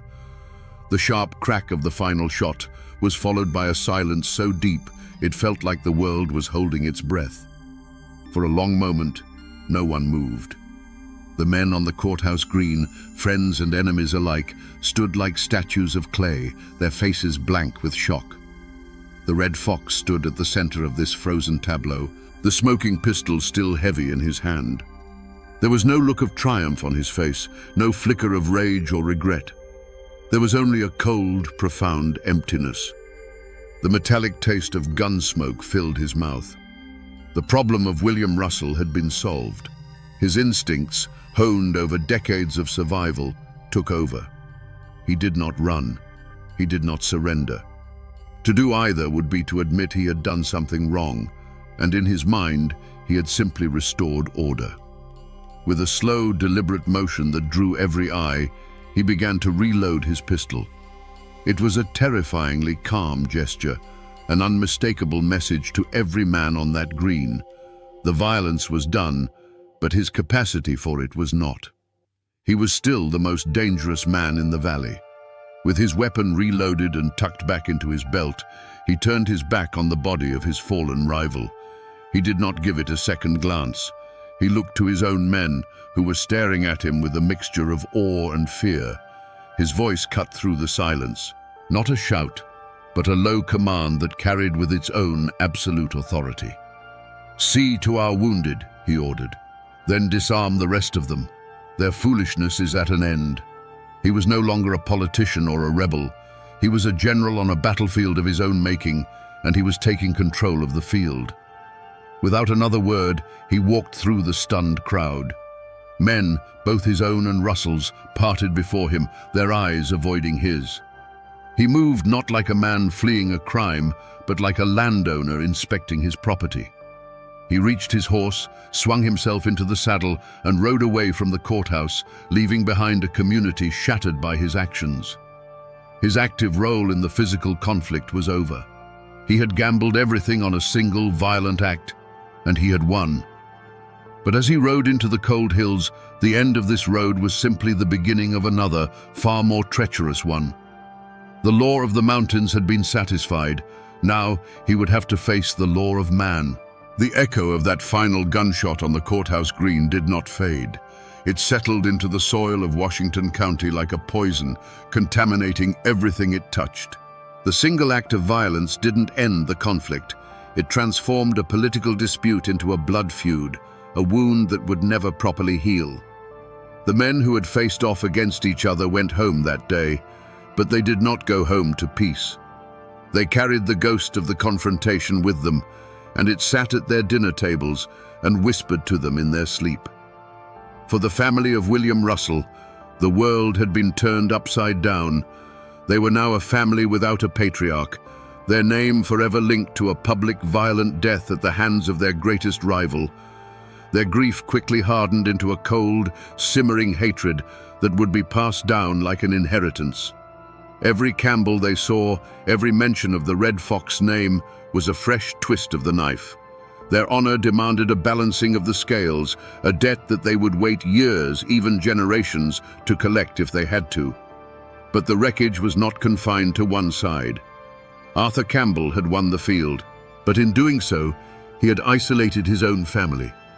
They were now the clan of the killer. Respect was replaced by fear, and friendship was replaced by a cautious, resentful distance. His wife, Margaret, now had to live the very nightmare she had foreseen, facing the accusing eyes of her neighbors, her children growing up under the shadow of their father's violent legacy. They were safe, yes, but they were surrounded by a wall of silent condemnation built by their father's own hands. The grand political dream of secession was dead, drowned in the blood on the courthouse lawn. The state of Franklin, seeing the fratricidal violence Campbell's ambition had unleashed, wanted no part of Washington County. Campbell had broken his own community for a prize that no longer existed. The energy of the frontier, once directed outward against the wilderness and external threats, was now turned inward. The project of building a civilization ground to a halt, consumed by suspicion and bitterness. The tragedy of that day wasn't just the death of one man, it was the death of trust. The Red Fox, in his obsessive quest to protect his community's order, had shattered its soul. The news of William Russell's death and the armed insurrection at the courthouse galloped all the way to Richmond, and this time, Governor Patrick Henry could not respond with a mere letter. The Commonwealth of Virginia had been openly defied, its authority challenged by one of its own. A charge of murder was drawn up against Arthur Campbell, and the slow, heavy machinery of the law began to grind its way toward the mountains. But this would be no ordinary trial. It was a clash of two worlds, set to play out in the very log courthouse where the blood had been spilled. The trial was a spectacle of tension. On one side stood the prosecutor from Richmond, a man of books and statutes, who spoke of malice aforethought and seditious conspiracy. He laid out a clear, legalistic case. Arthur Campbell, in his lust for power, had raised a private army, defied the state, and murdered its loyal representative. To the world outside the mountains, the case was open and shut. But the prosecutor wasn't speaking to the world.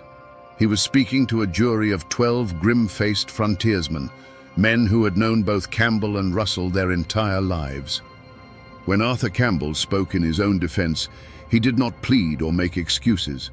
He stood before the jury not as a criminal, but as their patriarch, their war leader, explaining a difficult but necessary decision. He didn't speak the language of the law, he spoke the language of the mountains.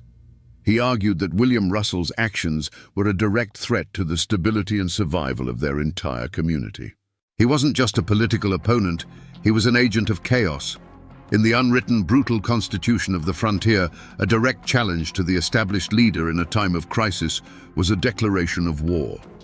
He framed his act not as murder, but as a battlefield necessity, the regrettable but unavoidable removal of a threat to prevent a wider, bloodier conflict.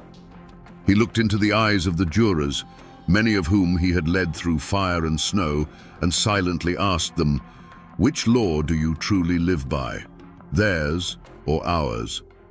The community, and the jury with it, was ripped in two. The Russell clan and their allies saw a cold-blooded murderer on trial and demanded the gallows. But many more saw something else. They saw the Red Fox, the man who had kept their families safe for decades, being judged by a distant, alien set of rules that didn't understand their world. The jurors were caught in an impossible position. To convict Campbell would be to defy the most powerful man they had ever known, a man whose clan could make their lives a living hell. To acquit him would be to sanction a killing and invite the eternal vengeance of the Russell family. In the end, after a tense deliberation, the verdict was read in the silent, crowded courtroom. Not guilty. A gasp went through the room, a mixture of outrage from one side and profound, grim relief from the other. Arthur Campbell simply nodded, his expression unchanging, and walked out a free man. But was justice served? Not by any modern standard. The verdict was not a statement of innocence, it was a verdict of fear and loyalty. It was a declaration that in the Holston River Valley, the law of Virginia was merely a suggestion. The true law was the will of the Red Fox. The court had washed its hands of the matter, but in doing so, it had left the blood debt unpaid, leaving it to fester in the shadows, waiting for a different kind of judgment. William Russell's story, of course, ended on that frozen patch of ground outside the courthouse. He paid the ultimate price in his feud with the Red Fox, his life cut short by a pistol ball. But it would be a mistake to remember him as a simple martyr, a righteous man cut down by an unhinged villain. The truth, as it always is in the mountains, is far more complicated. Russell was no saint. He was a formidable rival, cut from the same hard, ambitious cloth as Campbell himself. Their feud was a clash of two mountain lions fighting for the same territory. When Campbell began his treasonous plot, Russell didn't just see a threat to Virginia.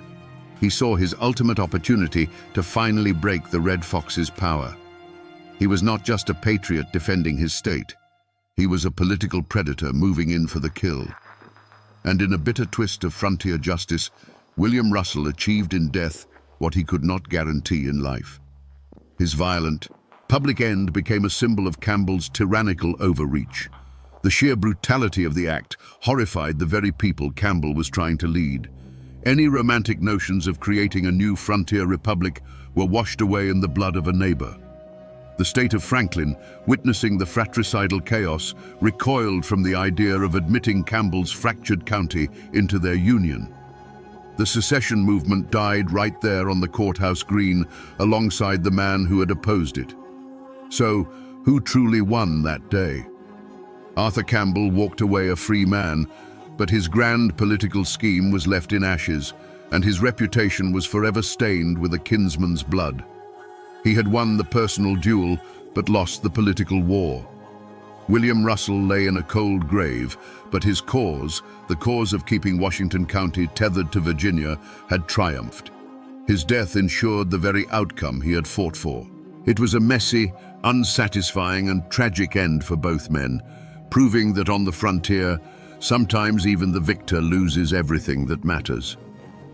Arthur Campbell lived for another 2 decades after the trial, a wealthy and powerful old man who died in his bed in 1811. He was, by all accounts, a success. He had built a dynasty, amassed a fortune in land, and outlived nearly all his enemies. But the victory he had secured on the courthouse green was a bitter one, and its poison seeped into the long years that followed.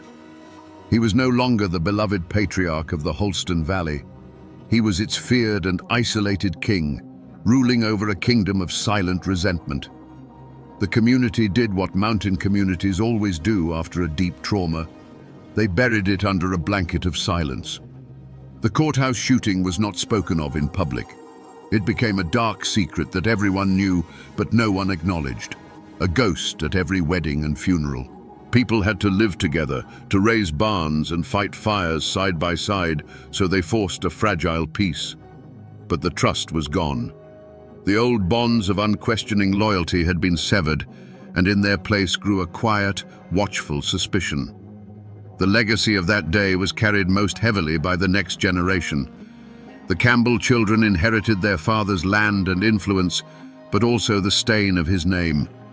They had to navigate a world where many of their neighbors saw them not as friends, but as the offspring of a tyrant. The Russell clan, meanwhile, became the keepers of the grudge. The story of William Russell's death became their family's founding myth, a tale of martyrdom that fueled a quiet, patient hatred that would simmer for generations, waiting for any opportunity to settle the score. As the years passed, the world changed around the aging Red Fox. The frontier pushed further west, and the Holston Valley became a more settled, civilized place. New leaders emerged, men who fought their battles in legislative chambers and courtrooms, not with pistols on the lawn. Campbell's brutal personal style of authority became a relic of a bygone era. The very civilization he had bled to establish was now making him obsolete. He had won the right to rule his mountain, but in the end, the mountain had simply grown past him, leaving him a lonely, feared figure, forever haunted by the silence of the community he had broken. If you travel today through the mountains of southwestern Virginia, you can still find the tracks of the Red Fox. The land he claimed is still there, crisscrossed by roads and dotted with towns he never could have imagined. Near the town of Marion, you can find the site of his home, Campbell's Choice. And in the old Royal Oak Cemetery, you can lay a hand on his weathered tombstone. These are the cold, hard facts of his life, carved in stone and written on deeds. But the true ghost of Arthur Campbell doesn't live in the graveyards or the history books. It lives in the whispers. Over the centuries, the man has been consumed by the myth. The stories told about him in the hollows are not about land deals or legislative votes. They are about the uncanny cunning that no ordinary man should possess. The old folks say that during his captivity, he didn't just learn to hunt like the Wyandot. He learned their magic. They say a shaman taught him how to walk between the worlds, to move like a shadow through the woods, and know an enemy's plan before it was even formed. How else, they ask, could he appear from nowhere to strike the Cherokee, or anticipate every move of his political rivals? The darkest legends, of course, are told by the descendants of those he destroyed. They still tell the story of a Cherokee medicine man who laid a curse upon the Red Fox. He decreed that Campbell's spirit would never know peace, but would be forced to wander the ruins of the towns he burned for all eternity, his fiery red hair blazing in the gloom, forever hearing the ghostly cries of the starving and the slain. It is this story that gives the hook its power, the idea that a man's violence could so profoundly scar a landscape that his spirit is forever trapped there. Arthur Campbell is more than a historical figure now. He is a cautionary tale, a boogeyman, a local legend. He is the human face of the brutal bargain that was struck to settle these mountains. His name is whispered to remind children of the darkness that lies in ambition, and to remind adults that the foundations of their peaceful homes are built upon acts of terrible, unforgiving violence. The man is long dead, but his spirit, the embodiment of that ruthless, brilliant and terrifying frontier will, still haunts these mountains. For better or for worse, the shadow of the Red Fox is a part of the land itself. So we return to the question we asked at the beginning. Sitting here in the long shadow of the mountains, was Arthur Campbell a hero or a villain? The truth is, he was something far more complicated and far more human. He was a founder. He was one of those hard, uncompromising men who carved a civilization out of a wilderness. Such work is never clean. To his people, he was a shield. To the Cherokee, he was a specter of destruction. To his rivals, he was a tyrant. The Red Fox was the human embodiment of the frontier itself, creative and destructive, magnificent and terrible, a force of nature that built a new world by clearing away the old with fire and with fear. In the end, this is a story about how a man's greatest strength, his unbending iron will to protect and control his domain, can become the very thing that poisons his soul. That same quality that made him the perfect leader to survive the French and Indian War made him incapable of accepting a political rival in a time of peace. He loved his community so fiercely that when it dared to defy him, he was willing to break it in two rather than bend his own pride. He was a man who looked at the untamed wilderness and saw a home for his children and was willing to commit any sin to secure it. He looked at a rival and saw not a neighbor with a different opinion, but a threat that had to be eliminated. His story is a timeless, tragic lesson written into the very bedrock of these mountains, a reminder that the line between a protector and a predator is often nothing more than a single, irrevocable choice made in a moment of anger. And that, my friends, is the ballad of the Red Fox, a man who built a kingdom for his family, but loved his own crown just a little bit more.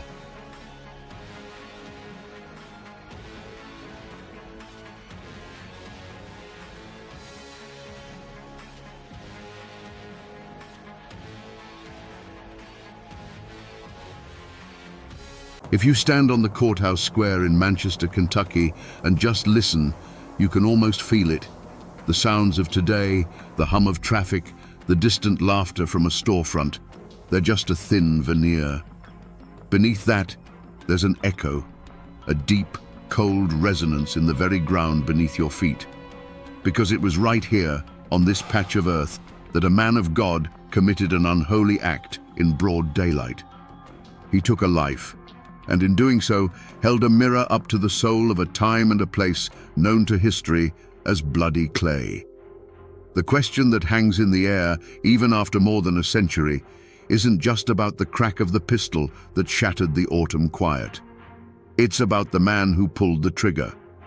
How does a devout Methodist minister, a man sworn to peace, become a killer? And more chillingly, how does a jury of his peers look upon that act and call it justice? Today, we're going to listen to those echoes. These old bricks and this worn-down soil have a story to tell, and we are here to piece it together. To understand what happened on that courthouse square, you have to rewind the clock to 1899 and step into a world that feels both ancient and terrifyingly raw. This is Clay County, Kentucky. Deep in the Cumberland Mountains, cut off by ridges and creeks, this place had its own set of rules, and they were written in blood. The rest of America was looking forward to a new century of progress, but here, the wounds of the Civil War were still fresh, still weeping. They called it Bloody Clay, and it was a name earned through decades of ambush, assassination, and open warfare on the streets. The war had split this land down the middle, not just north and south, but neighbor against neighbor, cousin against cousin. The Baker clan, staunchly Unionist and Republican, found themselves locked in a bitter struggle for power against a formidable alliance of ex-Confederate families, the Howards, the Whites, and the Gilberts. This wasn't just about who sat in the courthouse. It was a feud over everything. It was about land, about the profits from the salt mines, and most of all, it was about honor. In these mountains, a man's honor was his most valuable possession, and an insult to it demanded a violent reply. In the middle of this cauldron walked Reverend George D. Baker. He was no backwoods preacher screaming at the sky. He was a respected traveling Methodist minister, a man whose words could soothe a grieving widow or inspire a congregation to grace. In a community held together by faith and family, The preacher was meant to be the moral compass, the peacemaker who stood above the endless cycle of revenge. He was the shepherd, meant to guide his flock away from the darkness. But George Baker had a second identity, one that was fused to his very bones. He was a baker. He was born into the feud, raised on stories of kinsmen shot from their saddles or gunned down in town. The unwritten law of the mountains was absolute. Blood answers for blood. A man stood with his family, or he stood for nothing at all. Every day of his life, Reverend Baker walked an impossible tightrope, balancing the teachings of Christ's forgiveness in one hand and the heavy burden of his clan's honor in the other. His direct rival, the man who embodied everything the Bakers fought against, was Tom Howard. Howard was not just another feudist with a quick temper, he was the elected Clay County clerk. He held a position of legitimate power, controlling records, documents, and the official gears of local government. As a leader of the Democratic faction, he was the public face of the Baker family's oldest and deadliest enemies. And so, the stage was set. The town of Manchester was a tinderbox, and these two men were like sparks in the wind. Every time their paths crossed on the dusty main street, the air would grow thick and cold. It was more than a personal dislike. It was a collision of two worlds. It was the law of the state versus the law of the clan, the power of the vote versus the power of the gun. And in bloody Clay, everyone knew that sooner or later, one of them would have to give way. The real work of understanding a story like this happens away from the courthouse square, in the quiet, dusty rooms where the past is filed away. It's a hunt through county archives, turning the fragile pages of old ledgers, the air thick with the smell of brittle paper and decaying ink.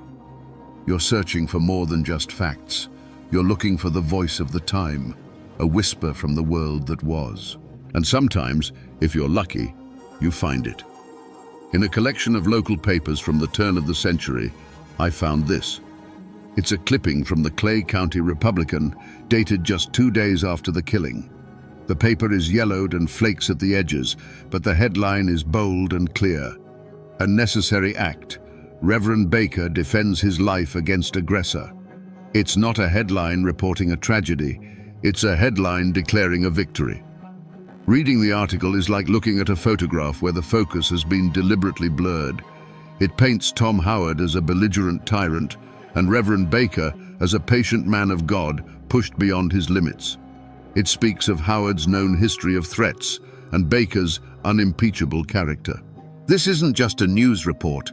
It's a carefully crafted piece of propaganda written by Baker's political allies to control the narrative before the body was even cold. This single piece of paper proves that the shooting wasn't an isolated event born of a chance argument. It was the climax of a public and vicious feud that had been escalating for some time. This article is a weapon, fired in a war of words that was already raging. And it raises a chilling question. What were they fighting about? What was the final, unforgivable offense that pushed these two men from veiled threats and political maneuvering to a deadly confrontation in the street? That newspaper clipping was not the beginning of the story, but the result of a deliberate and escalating campaign. In the months leading up to that November day, the feud had shifted from simmering resentment to an open war of words fought in the pages of rival newspapers. The Clay County Republican, the voice of the Baker clan, began a relentless assault on Tom Howard. Week after week, it printed articles accusing the county clerk of corruption, of abusing his office for personal gain, and of being a political tyrant who ruled through fear. Each article was a public slap in the face, a calculated attack on Howard's honor designed to undermine his authority in the eyes of the people. They painted him as a snake in the very heart of the county government. For a man in his position, in a place like Clay County, these were not mere political jabs. They were accusations that demanded a response. And in a land where a man's reputation was all he had, a response often meant violence. This is where Reverend George D. Baker stepped from the pulpit into the heart of the conflict. He wasn't just a passive supporter of his family's newspaper. His sermons, known for their fiery passion, began to take on a new, sharper edge. He preached about sin and corruption, about the duty of good men to stand against the forces of darkness in their community. While he may not have named Tom Howard from the pulpit, everyone in the pews knew exactly who the serpents and money changers in the temple were. He was giving his clan's political war a divine sanction, transforming a struggle for power into a holy crusade. Tom Howard found himself besieged. His name was being dragged through the mud in print, and now the most respected preacher in the region was calling down hellfire upon him every Sunday. He was being politically and morally isolated. Cornered and enraged, Howard did what feudists do. He pushed back. He began making public threats. On the streets of Manchester, in saloons and storefronts, he made it known that if the lies didn't stop, he would silence the liars himself. And he specifically named Reverend George D. Baker. The seeds of conflict were now fully sown. The battle had moved from the printed page to open verbal threats. The entire town of Manchester could feel the change in the air. The tension was no longer a political disagreement, it was a personal death threat. Two of the most powerful men in Clay County were on a collision course, and everyone was just waiting for the crash. It was no longer a question of if it would happen, but when. Newspapers and official records can give you the skeleton of a story, but they can't give you its heart. To find that, you have to talk to the people who have kept the story alive, not on paper, but in memory. In Clay County, there are still folks who hold the oral traditions, the tales passed down over generations that fill in the gaps the official histories leave behind. I found one of them in an old-timer named Silas, a local historian whose family has lived in these hills since before Kentucky was a state. We sat on his front porch, the afternoon sun filtering through the oak trees, and he spoke of the past as if it were yesterday. He listened patiently as I recounted the details I'd found, the newspaper war, the political maneuvering. He just nodded slowly, a wry smile on his face. "That's the official story," he said, his voice a low, gravelly rumble. "That's the part they wanted everyone to see. But the old folks in my family, they always said the real trouble, the thing that made it all unavoidable, happened just 3 days before the shooting. It wasn't in any newspaper. According to the story passed down in his family, Tom Howard, pushed to the breaking point by the relentless attacks, finally went looking for the Reverend. He didn't find him in the courthouse or a saloon, but on the street, not far from the Methodist church. He walked right up to Baker, his face a mask of cold fury. And what he said wasn't just a threat, it was an attack on the man's very soul. He didn't yell, Silas told me. He spoke just loud enough for Baker to hear. "You hide your feud behind that Bible, preacher," Howard hissed. "You call me a sinner from your pulpit while you sick your family's dogs on me in the papers. You ain't a man of God. You're a coward, using the cross as a shield for your own hate." In that moment, Tom Howard did more than just insult George Baker. He ripped away the one thing that allowed the preacher to reconcile the two halves of his life. He accused him of being a hypocrite and a coward, invalidating his faith and his honor in a single breath. As Silas finished the story, he looked at me, his eyes clear and steady. "Now you understand," he said. After that was said, one of them had to die. It was just a matter of who got the first shot.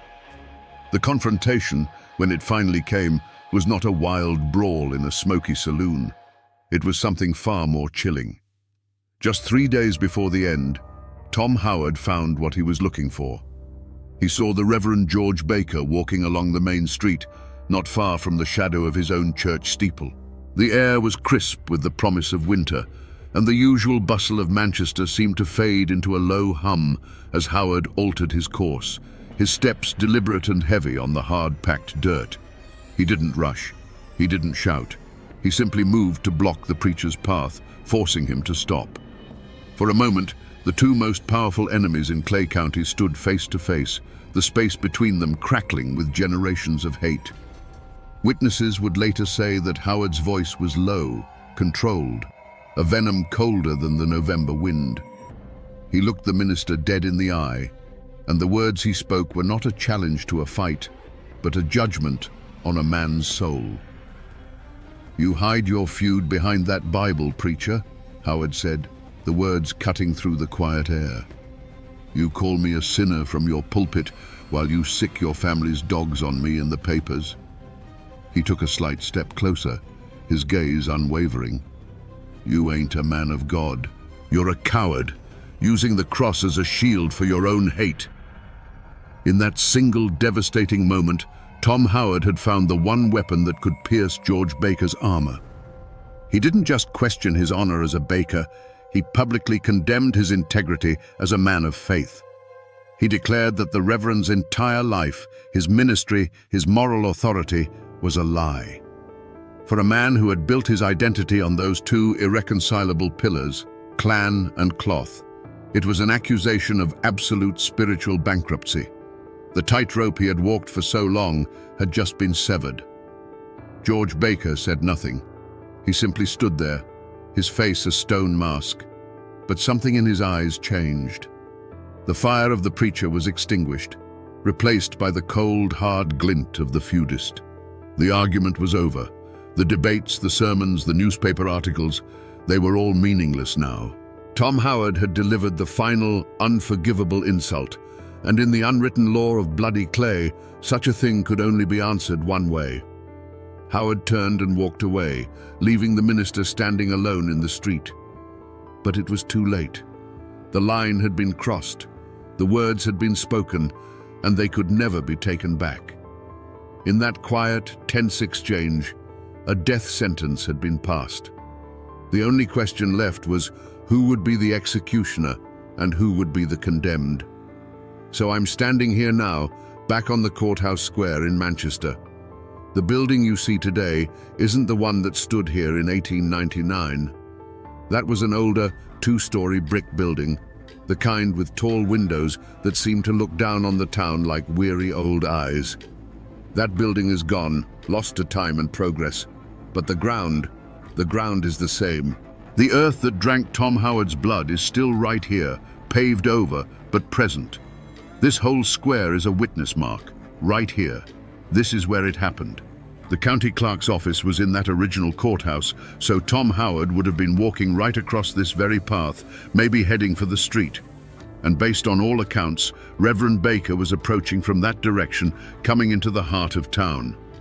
This patch of ground was their collision point, the inevitable destination for two men who had run out of words. This wasn't an ambush in a dark hollow or a fight in a lawless saloon. This was a confrontation set to happen in the very center of civic life, in the shadow of the law itself. Storekeepers would have been sweeping their porches, farmers negotiating prices, children running errands. They were all about to become the audience for the final bloody act of a drama that had been building for months. They were about to see the moment when the last thread of civility in bloody clay finally snapped. On that fateful November day, the inevitable finally arrived. Reverend George Baker and Tom Howard met on the courthouse square. The exact words spoken between them were lost to the wind and the partisan accounts that followed, but they were surely little more than a final, venomous formality. It was the last spark falling onto a powder keg that had been packed with generations of hatred and a week of unforgivable insults. For a heartbeat, the world seemed to hold its breath. The clatter of wagons, the murmur of conversation, it all seemed to fade away as the two men stood locked in that final, silent challenge. Then, a blur of motion, a hand diving beneath a coat. The sound that shattered the afternoon quiet wasn't a single shot, but a deafening, thunderous crack of pistols echoing between the wooden storefronts. It wasn't the sound of a fight. It was the sound of an ending. Pigeons scattered from the courthouse roof in a frantic grey cloud. A woman on the far side of the square dropped a basket of apples, and they rolled, unheeded, across the dirt. Everything froze. When the smoke cleared, the scene was stark and horrifyingly simple. Tom Howard was on his feet, but only just. He staggered back a step, a look of profound surprise on his face, his hand clutching at his chest. A dark patch began to bloom across his shirt, a terrible flower of violence. He opened his mouth as if to speak, but no sound came out.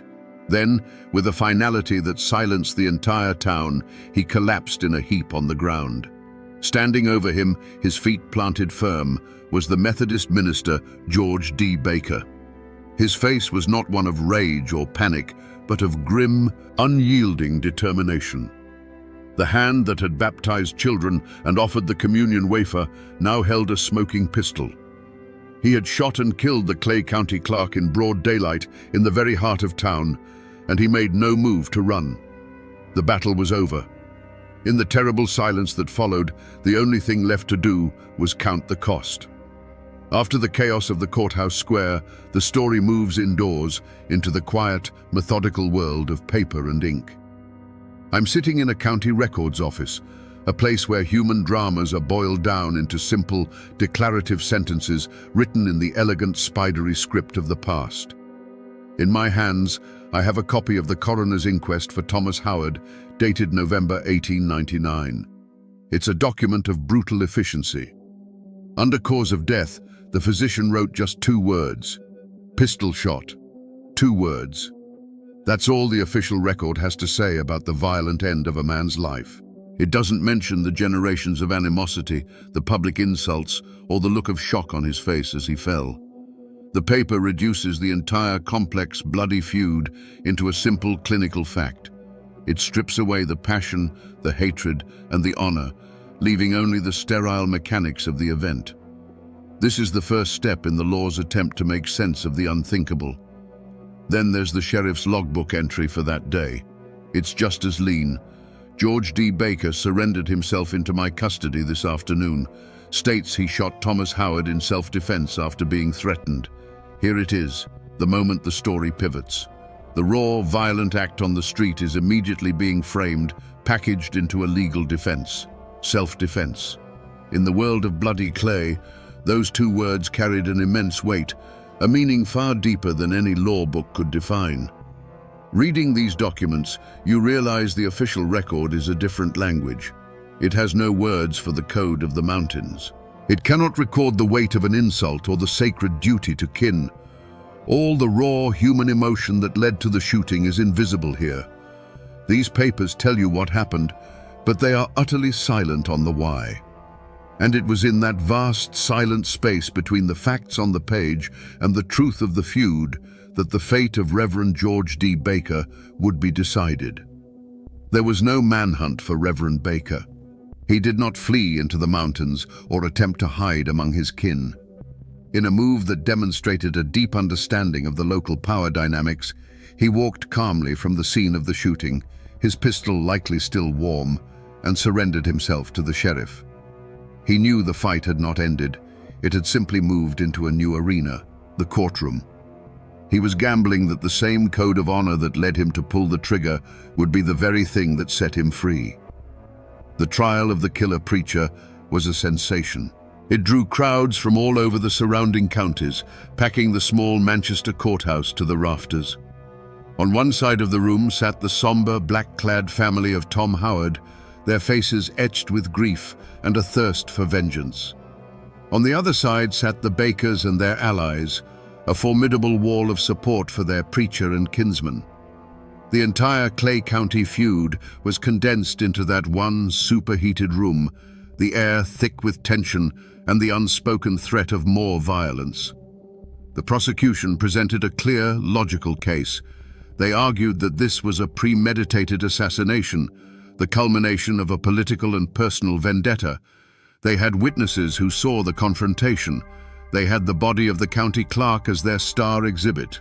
They argued that a man of God, of all people, should have turned the other cheek. It was a solid case, built on the foundation of state law and Christian morality. But Baker's defense was not built on the law of Kentucky. It was built on the law of the mountains. His lawyers didn't deny he pulled the trigger. Instead, they painted a picture of a good man pushed to the brink. They brought witness after witness to testify about Tom Howard's aggressive nature and the public threats he had made against the Reverend's life. Baker himself took the stand, a commanding and sympathetic figure. He spoke not of politics, but of the primal fear for his life. He claimed that when he met Howard on the square, he saw a man ready to kill him, and in the kill or be killed world they all inhabited, he had no choice but to shoot first.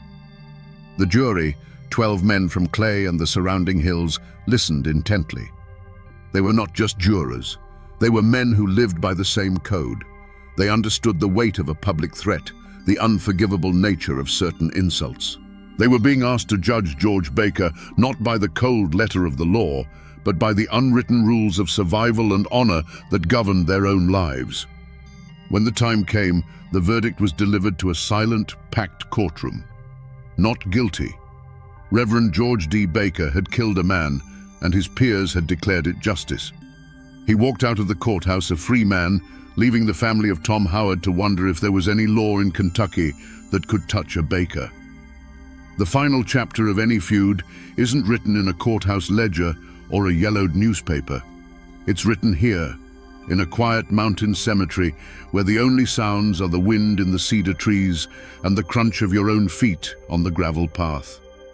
The stones here are old, tilted by the slow creep of the earth, their inscriptions worn smooth by a century of rain and snow. This is where the passions of bloody Clay came for their final, silent rest. It takes some searching to find Tom Howard. His stone is in a family plot, a solid, respectable granite marker befitting a man of his station. The inscription is fading now, but you can still make out his name and his title, Clay County Clerk. It's a final, silent testament to the power he once held. The stone is weathered, clean, but not meticulously tended. It feels like a monument to a past that is slowly, surely being forgotten. Here lies a man who lost the most important fight of his life, and the quiet dignity of his grave seems to echo that defeat. Then, just over a small rise, on the other side of the cemetery, you find the Baker family plot. And there it is. Reverend George D. Baker's stone is simpler, more humble, marked with a plain cross. It's the grave of a minister, not a warrior. But there's a key difference here. The ground around it is clearer, and a small, faded plastic flower sits at its base, a sign that someone still comes to remember. His legacy, it seems, has lingered in a way that Howard's has not. They lie maybe 200 feet from one another. All the fury, the power struggles, the public condemnations, and the final fatal violence on the courthouse square, it all ends here. They are neighbors now, enemies in life who share the same quiet Kentucky soil in death. But leaving that courthouse a free man was not the end of the story. For the Reverend, for his family, and for the shattered family of the man he killed, acquittal was not the same as peace. A new, long shadow was just beginning to fall. Freedom, in bloody Clay County, was a complicated thing. When Reverend George D. Baker walked out of that courthouse, acquitted and unbowed, he wasn't returning to a life of quiet ministry. He was returning to a war that he had just won a major battle in. The law had exonerated him, but the feud was far from over. The long shadow of the man he killed would follow him, and the entire county, for years to come. The most powerful legend about the killer preacher, the one that still sends a shiver down the spine, is what happened the very next Sunday. He ascended to his pulpit, as he always did. The church was filled to overflowing, a tense mix of his loyal Baker kin and other townsfolk, all watching, waiting to see what the man who had killed another just days before would have to say. He opened his Bible, looked out over the congregation, and his voice boomed with the same fire and conviction as always. He did not preach of mercy or forgiveness. He preached from the Old Testament, a fiery sermon about righteous justice, about smiting one's enemies, about the sacred duty to protect one's own from the forces of evil. He didn't need to name Tom Howard. Every soul in that room knew who the Philistine was in his sermon. He was not asking for forgiveness. He was claiming divine justification. For the Howard family, the acquittal was not an ending, but a declaration of war. The legal system had failed them, siding with their enemy. In their eyes, the verdict was a profound and unforgivable insult, proof that the Bakers owned the law in Clay County. The grief for their fallen leader curdled into a cold, hard resolve. They were now bound by honor to seek their own justice. The feud did not die with Tom Howard. His death became a rallying cry, a martyr's blood that guaranteed the violence would continue for another generation. And so, Clay County did not find peace. The acquittal hardened the battle lines. The Bakers and their allies were emboldened, convinced of the righteousness of their cause. The Howards and their supporters were driven by a fresh, burning sense of grievance. The violence sputtered on, in ambushes on lonely roads and sudden confrontations in town. The long shadow of that courthouse showdown poisoned the community, ensuring that sons would inherit the hatreds of their fathers. Reverend George D. Baker, for his part, continued to preach. He lived for many more years, a respected elder in his clan and a pillar of his church. He died an old man, a living paradox, who never seemed to have been troubled by the two halves of his life. To his flock and his family, he remained a man of God who had been forced to defend himself. He was the shepherd who, to protect his flock, had been forced to kill a wolf. The story of his life, however, would serve as a dark and permanent reminder that in the mountains, the law of God and the law of man could both be bent to the will of the feud. Even today, more than 100 years after the smoke cleared on the courthouse square, the story of the killer preacher is not a settled piece of history in Clay County. It's a living wound. The feud itself may have faded, but its memory has split into two powerful, irreconcilable currents that still flow through the community. The truth, you see, depends entirely on which side of the cemetery you're standing on. If you talk to folks with Baker blood, or those whose families were allied with them, a clear picture emerges. To them, Reverend George D. Baker remains a pillar of strength and conviction.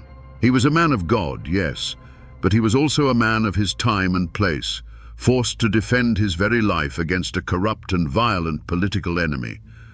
In their telling, the acquittal wasn't a miscarriage of justice. It was the will of the community, a righteous verdict for a man who had been pushed too far. He is remembered as a hero, a symbol of the unbreakable bond of family and the courage to stand against tyranny. But if you find someone with a connection to the Howard clan, you will hear a different gospel entirely. They will tell you the story of a cold-blooded hypocrite who hid a killer's heart behind the cloth of the ministry. They'll speak of a political assassination, carefully planned and brutally executed, disguised as a chance street fight. To them, Tom Howard was a duly elected public servant, a husband and a father, murdered for standing up to the Bakers' control of the county. The trial was a sham, the verdict a final bitter insult delivered by a jury of their enemies' friends. In this version, Reverend Baker is no hero. He is the villain, a man who twisted both the law of man and the word of God to get away with murder. So who was he? A righteous man of God or a sanctimonious killer? Was Tom Howard a dangerous aggressor or a public servant trying to do his job? The absolute objective truth of what was in each man's heart on that day is likely buried with them under those worn granite stones. What remains are these two opposing legacies, two powerful stories passed down through generations. The feud is over, but the battle for how it is remembered rages on in the quiet conversations and the long memories of these mountains. When a story is this raw, this soaked in blood and betrayal and impossible choices, it refuses to stay dead and buried in the past. It breaks free from the brittle pages of history books and the sworn testimony of court records. It seeps into the soil of the place where it happened, and over the decades, it grows into something else entirely, a legend. The story of Reverend George D. Baker is no longer just a historical event in Clay County. It's a piece of local folklore. It has become a cautionary tale, the kind a grandfather might tell his grandson to explain the dark complexities of the world. It's a warning that a man's character is never simple, that even a man of God can carry a killer's resolve in his heart. It's the ultimate Appalachian parable, a stark reminder that in these mountains, the bonds of blood can sometimes be stronger than the bonds of faith, and that blood is often thicker than holy water. And like all powerful stories of violence, it left a ghost behind. Some people in Manchester will tell you that on a cold, quiet November evening, if you stand in just the right spot on the courthouse square, you can feel it. A sudden drop in temperature, a cold spot where the air seems heavier, more sorrowful. Others claim to have heard things on the wind, not a voice, but the faint echo of a heated argument, followed by a terrible, profound silence. It is the psychic scar left on the landscape, the final transformation of the killer preacher's story from a human tragedy into a haunting. This is what happens when history bleeds into legend. The sharp edges of fact, the exact words spoken, the precise sequence of events get worn smooth over time. What's left is the dark, unsettling truth at the heart of the tale. That the line between a saint and a sinner, a hero and a murderer, can sometimes be as thin as a trigger pull. So here we are, back where we began, on the courthouse square in Manchester. The place hasn't changed in the last hour of our journey, but our understanding of it has. The echo I spoke of when we started is clearer now. It's no longer a vague feeling in the air. It has a voice. It speaks of honor and insult, of faith and fury, of a man who tried to hold both a Bible and a pistol and found himself forced to choose which one to use. We came here with a simple, shocking question. How does a preacher become a killer? But the story of Reverend George D. Baker and Tom Howard teaches us that the truth is never simple. It's a dark and tangled web of old wounds from a forgotten war, the brutal pride of the clan, and the impossible pressure cooker of a community where the law of the gun often spoke louder than the law of the land. We saw how a verdict of not guilty didn't bring peace, but only guaranteed that the long shadow of violence would stretch into a new generation. And this story, in the end, isn't just about a feud in the Kentucky mountains over a century ago. It's a chilling lesson about the fragility of civilization itself. It shows us how quickly our highest ideals, our faith, our laws, our sense of morality can be swept away by older, deeper currents of blood, honor, and revenge. The story of the killer preacher is a permanent and powerful reminder that the most dangerous ground isn't in some distant, lawless hollow, but in the conflicted heart of a human being. The men who lived and died by that code are gone now. The old courthouse they fought to control is nothing but a memory. But the next time you pass through a small town and see its courthouse square, listen. Listen for the echoes of the stories that ground is holding on to. The people are gone, the guns are silent, but the story remains.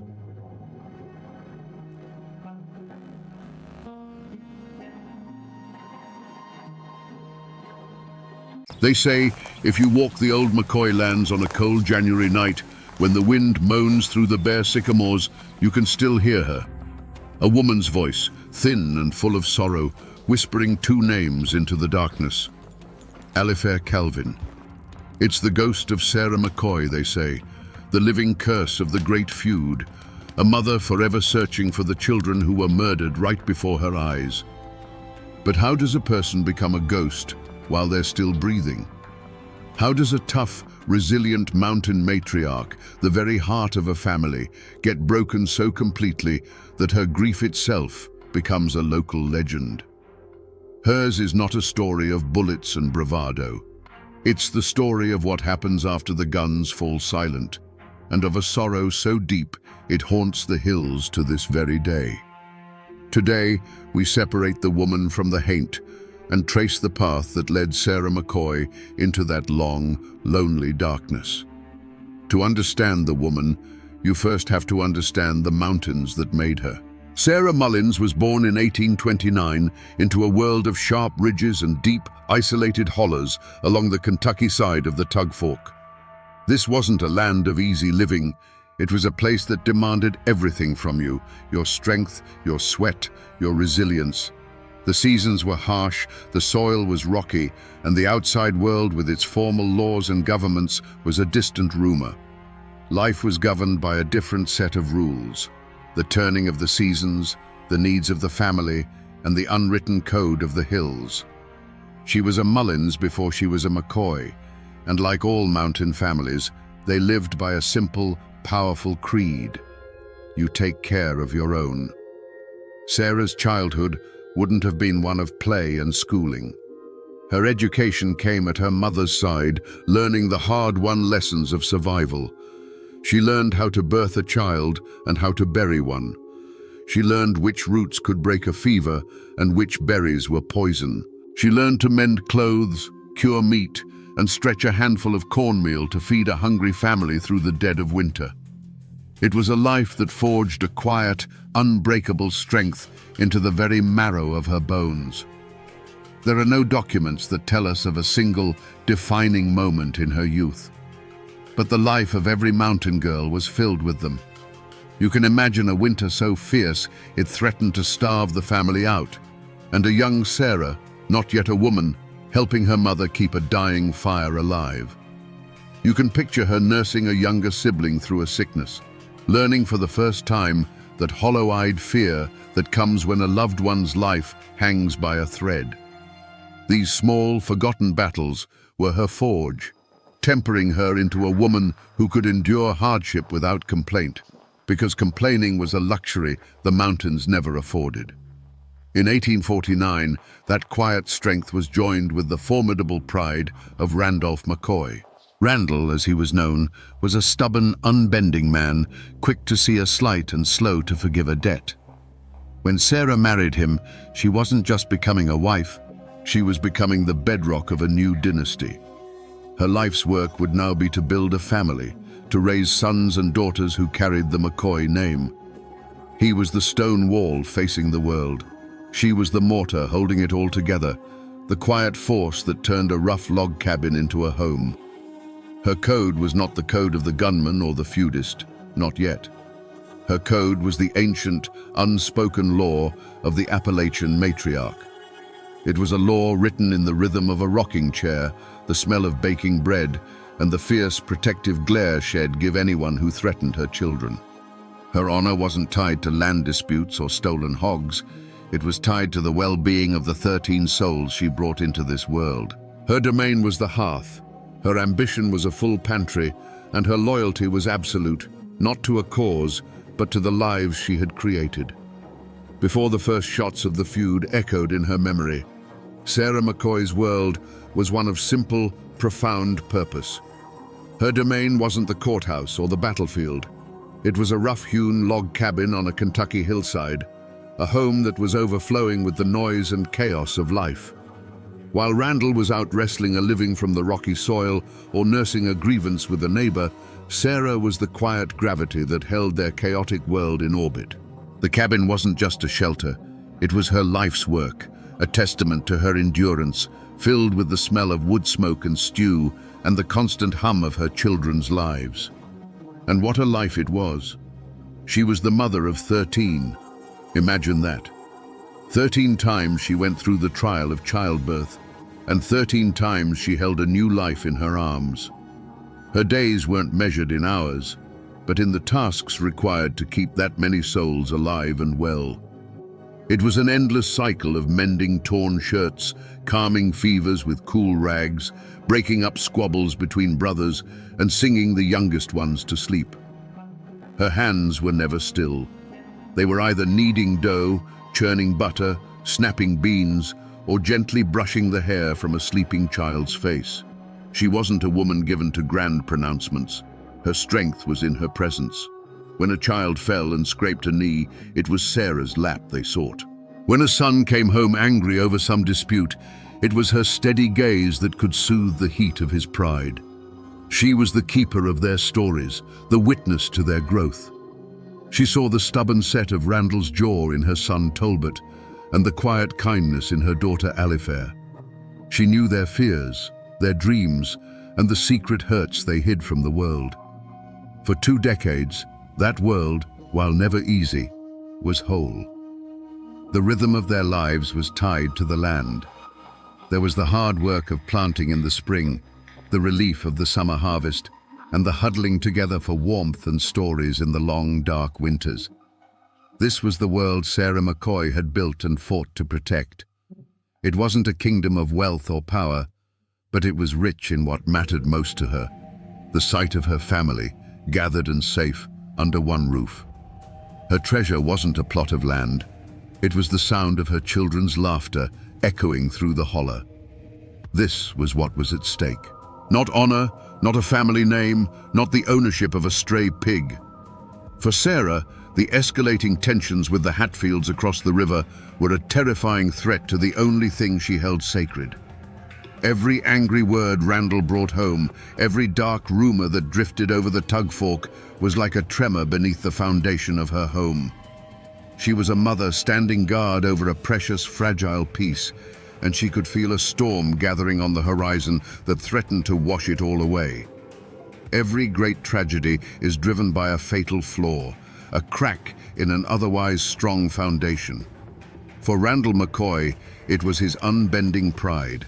For his sons, it was their quick, violent temper. But Sarah's flaw was something far more subtle and heartbreaking. It wasn't a sin, but a virtue taken to a terrible extreme. Her absolute, unconditional love for her family. Her love was so powerful, so all-consuming, that it blinded her to any path that required her to stand against her husband or her sons. She saw her duty not as guiding them, but as enduring with them, no matter the cost. We see this flaw in sharp relief after the tragedy of 1882. The Hatfields had captured 3 of her sons, Talbot, Farmer, and Randolph Jr., and, in an act of brutal frontier justice, tied them to pawpaw trees and executed them. The grief that fell upon Sarah's house was a physical thing, a suffocating shroud. This was the moment where a different kind of woman might have broken. She might have screamed at Randall, "Your pride has already cost me 3 sons. Are you waiting for it to take the rest?" She could have begged him to leave the valley, to sell the land, to save what was left of their family from the fire of his feud. But she didn't. Her love and her grief fused into a kind of hardened, silent resolve. To suggest leaving would have felt like a betrayal of her murdered boy's memory. To question her husband's path would have been to break the sacred code of a mountain wife. And so, she stood by him. While the men spoke of honor and revenge, Sarah's world was one of empty chairs at the dinner table and ghosts in every corner of the cabin. Her loyalty, once the family's greatest source of strength and comfort, now became the quiet engine of its destruction. She would support their fight, even if it led them all to the grave. This unwavering devotion was, for most of her life, her greatest strength. It's what allowed her to raise 13 children in the harshest of conditions. It was the bedrock on which the McCoy family was built. But in the face of a blood feud, that same strength became a profound weakness. It made her a passive participant in her own family's annihilation. She couldn't see that sometimes the most loving act is to say no more.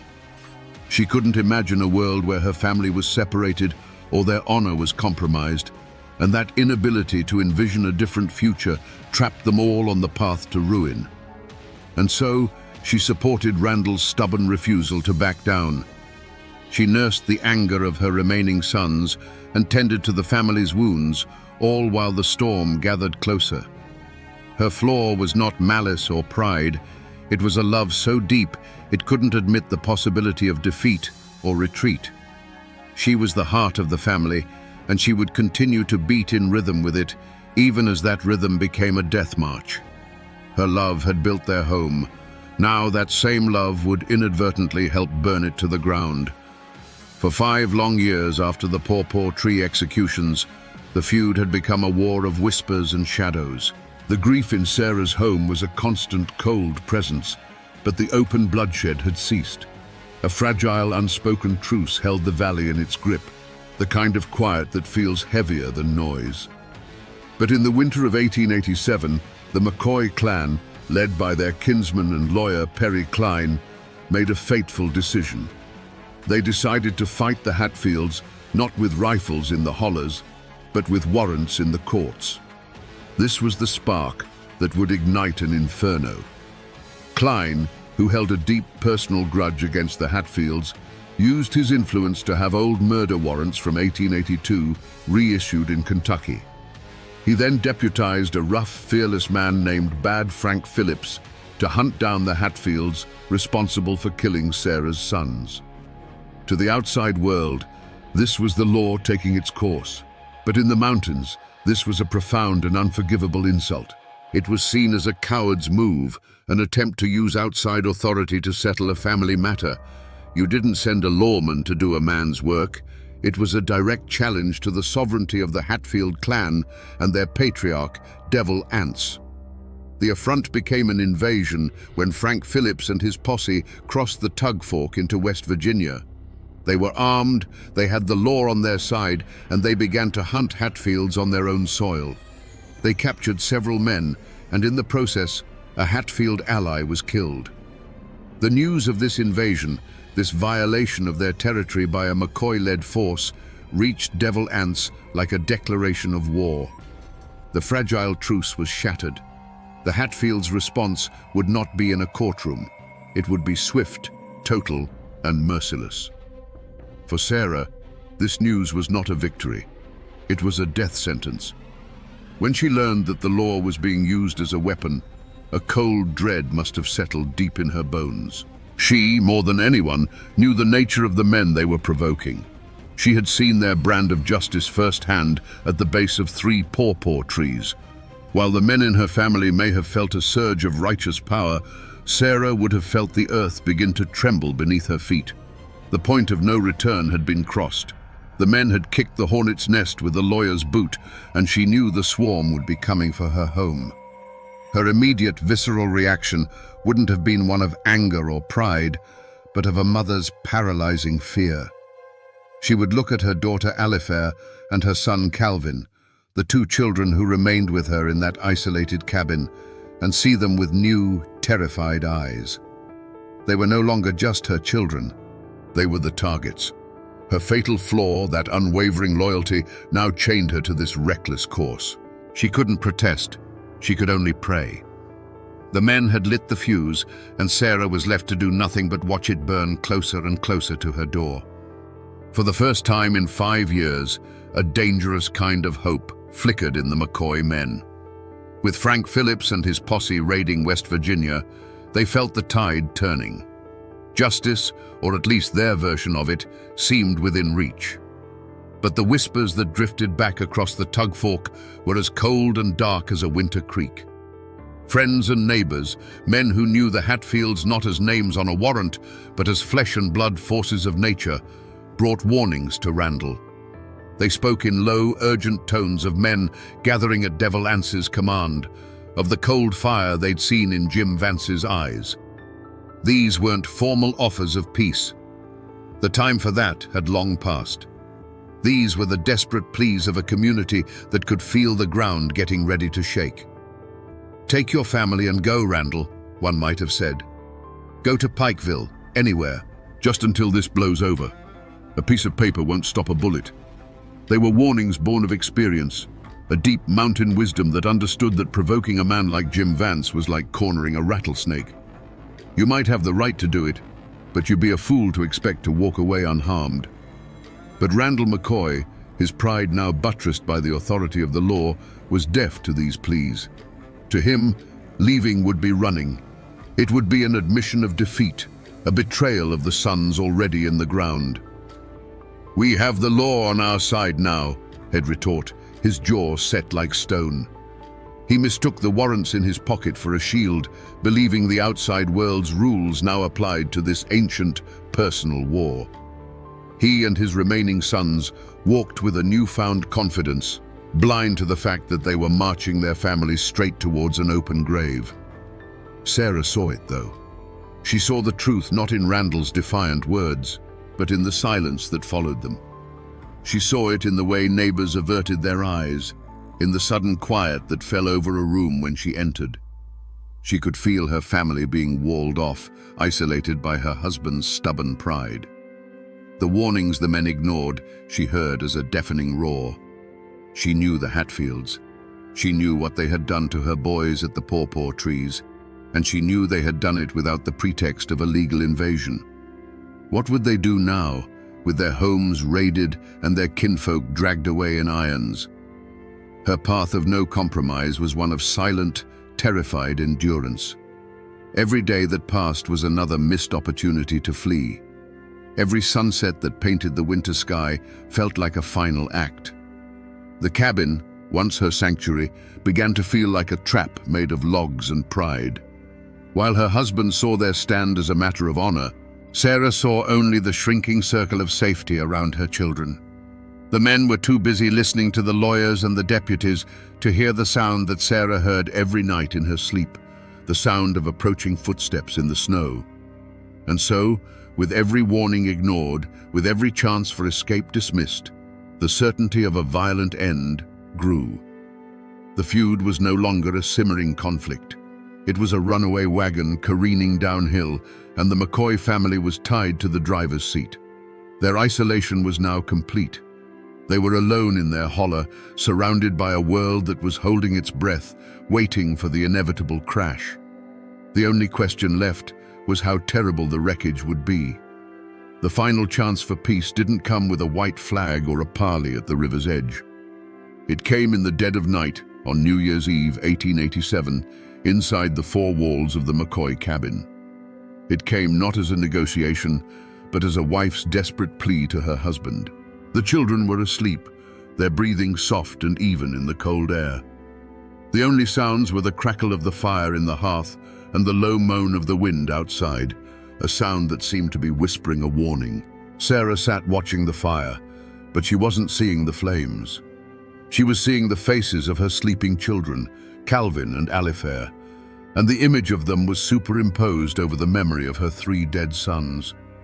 The fear she had been swallowing for weeks finally rose in her throat, too powerful to be contained. She turned to Randall, who sat cleaning a rifle, his face a grim mask in the flickering light. Her voice, when it came, was barely a whisper. "Randall, let's leave this place." He stopped his work, the sound of the oiled rag on steel falling silent. He didn't look at her. "Leave? And go where? This is our home, woman." But Sarah pressed on, her words tumbling out in a torrent of a mother's terror.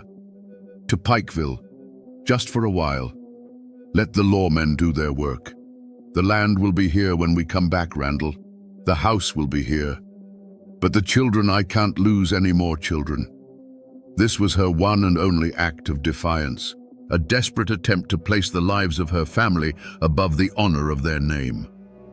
For a brief, flickering moment, the iron in Randall McCoy's gaze seemed to soften. He looked over at his son, Calvin, a young man now, asleep by the fire. He looked at his daughter, Alifair, her face peaceful in her dreams. He saw the genuine, heart-stopping fear in his wife's eyes. This was the crossroads. He could choose his family, or he could choose his feud. He could choose life, or he could choose the dirt his ancestors were buried in. The entire weight of the McCoy family's future rested on the next words to leave his mouth. He shook his head, slowly at first, then with a final, terrible certainty. "And let them say I ran? Let Jim Vance and his murdering kin tell their children that Randall McCoy was a coward who abandoned his home and the graves of his sons." He stood up, his voice low and hard. "No, Sally. We are McCoys. We don't run." With that, the final door slammed shut. He had made his choice.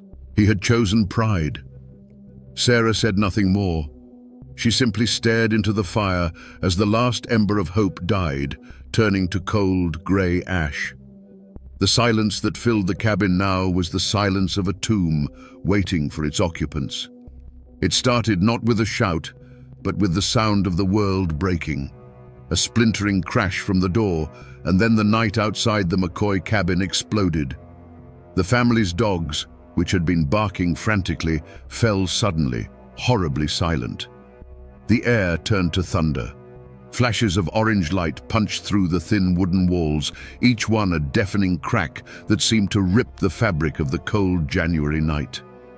For Sarah, the world shrank to the terrified faces of her children, illuminated in strobing, violent bursts of light. The cabin was no longer a shelter, it was a cage. Then came a new smell, sharp and hungry: kerosene. A sudden, whooshing bloom of light appeared at the windows and beneath the doors, painting the inside of the cabin in a ghastly, dancing orange. The dry roof caught with a hungry roar, and the heat became a living thing, a monster breathing down on them, driving them out into the open. Smoke, thick and acrid, filled their lungs, turning every breath into a choking gasp. The home Sarah had built with her own two hands was now a furnace, an altar for a terrible sacrifice. Her son Calvin, now a man, grabbed a rifle, his face a mask of desperate courage. He lunged for the main doorway, a silhouette against the rising flames, trying to give his family a chance to escape out the back. From the darkness came a single sharp report, a sound louder and more final than all the others. The argument that had been Calvin's young life was suddenly, permanently over. He simply crumpled and was gone from the doorway, leaving a void where her son had stood just a heartbeat before. A new sound cut through the chaos, Alifair's scream, raw with terror and grief. "Stop it, please, stop!" She bolted from the smoke-filled room into the freezing yard, a desperate prayer on her lips, her hands outstretched as if she could physically push back the violence. Outside, in the hellish, flickering firelight, another shot rang out across the holler. The screaming stopped, just like that. In the snow, her daughter's frantic motion ceased, and a terrible, unnatural stillness took its place. Instinct, the purest and most primal force a mother knows, took over.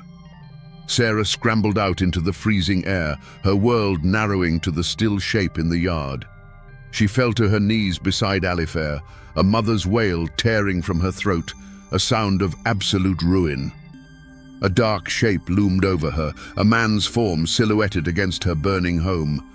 There was a swift, dark movement in the air above her. Not a sound, not a pain, just a blinding flash of white light behind her eyes. The world tilted on its axis. The roar of the fire and the crackle of gunfire faded to a distant, muffled hum. The cold, soft snow rose up to meet her, and the night, which had been so full of fire and noise, went utterly and completely black. The first thing she felt was the cold. Not the bracing cold of a winter night, but a deep, seeping cold that seemed to be coming from inside her own bones. Consciousness returned not as a gentle dawn, but as a slow, agonizing crawl out of a black, silent pit. There was a ringing in her ears, and the ground was wet beneath her cheek. The sharp, bitter smell of wet ash and burnt pine filled the air. For a moment, there was nothing else, just cold, silence, and the smell of ruin. Slowly, she pushed herself up. A crushing weight of pain exploded in her skull, a blinding agony that made the world swim. Her hand went to her head and came away slick and dark, with something that wasn't melted snow. Her eyes focused. Above her, the stars were still glittering, cold and indifferent. But where her home should have been, there was only a jagged black skeleton, its ribs smoldering faintly against the night sky. And then, she remembered, fire, gunshots, screaming.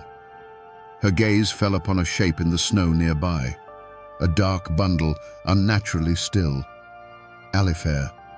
The name was a thought, not a sound. Sarah crawled towards her, the pain in her head forgotten, her body moving with a will of its own. The snow beneath her daughter was stained a dark, impossible color. She reached out a trembling hand and touched her child's face. It was as cold as the frozen earth.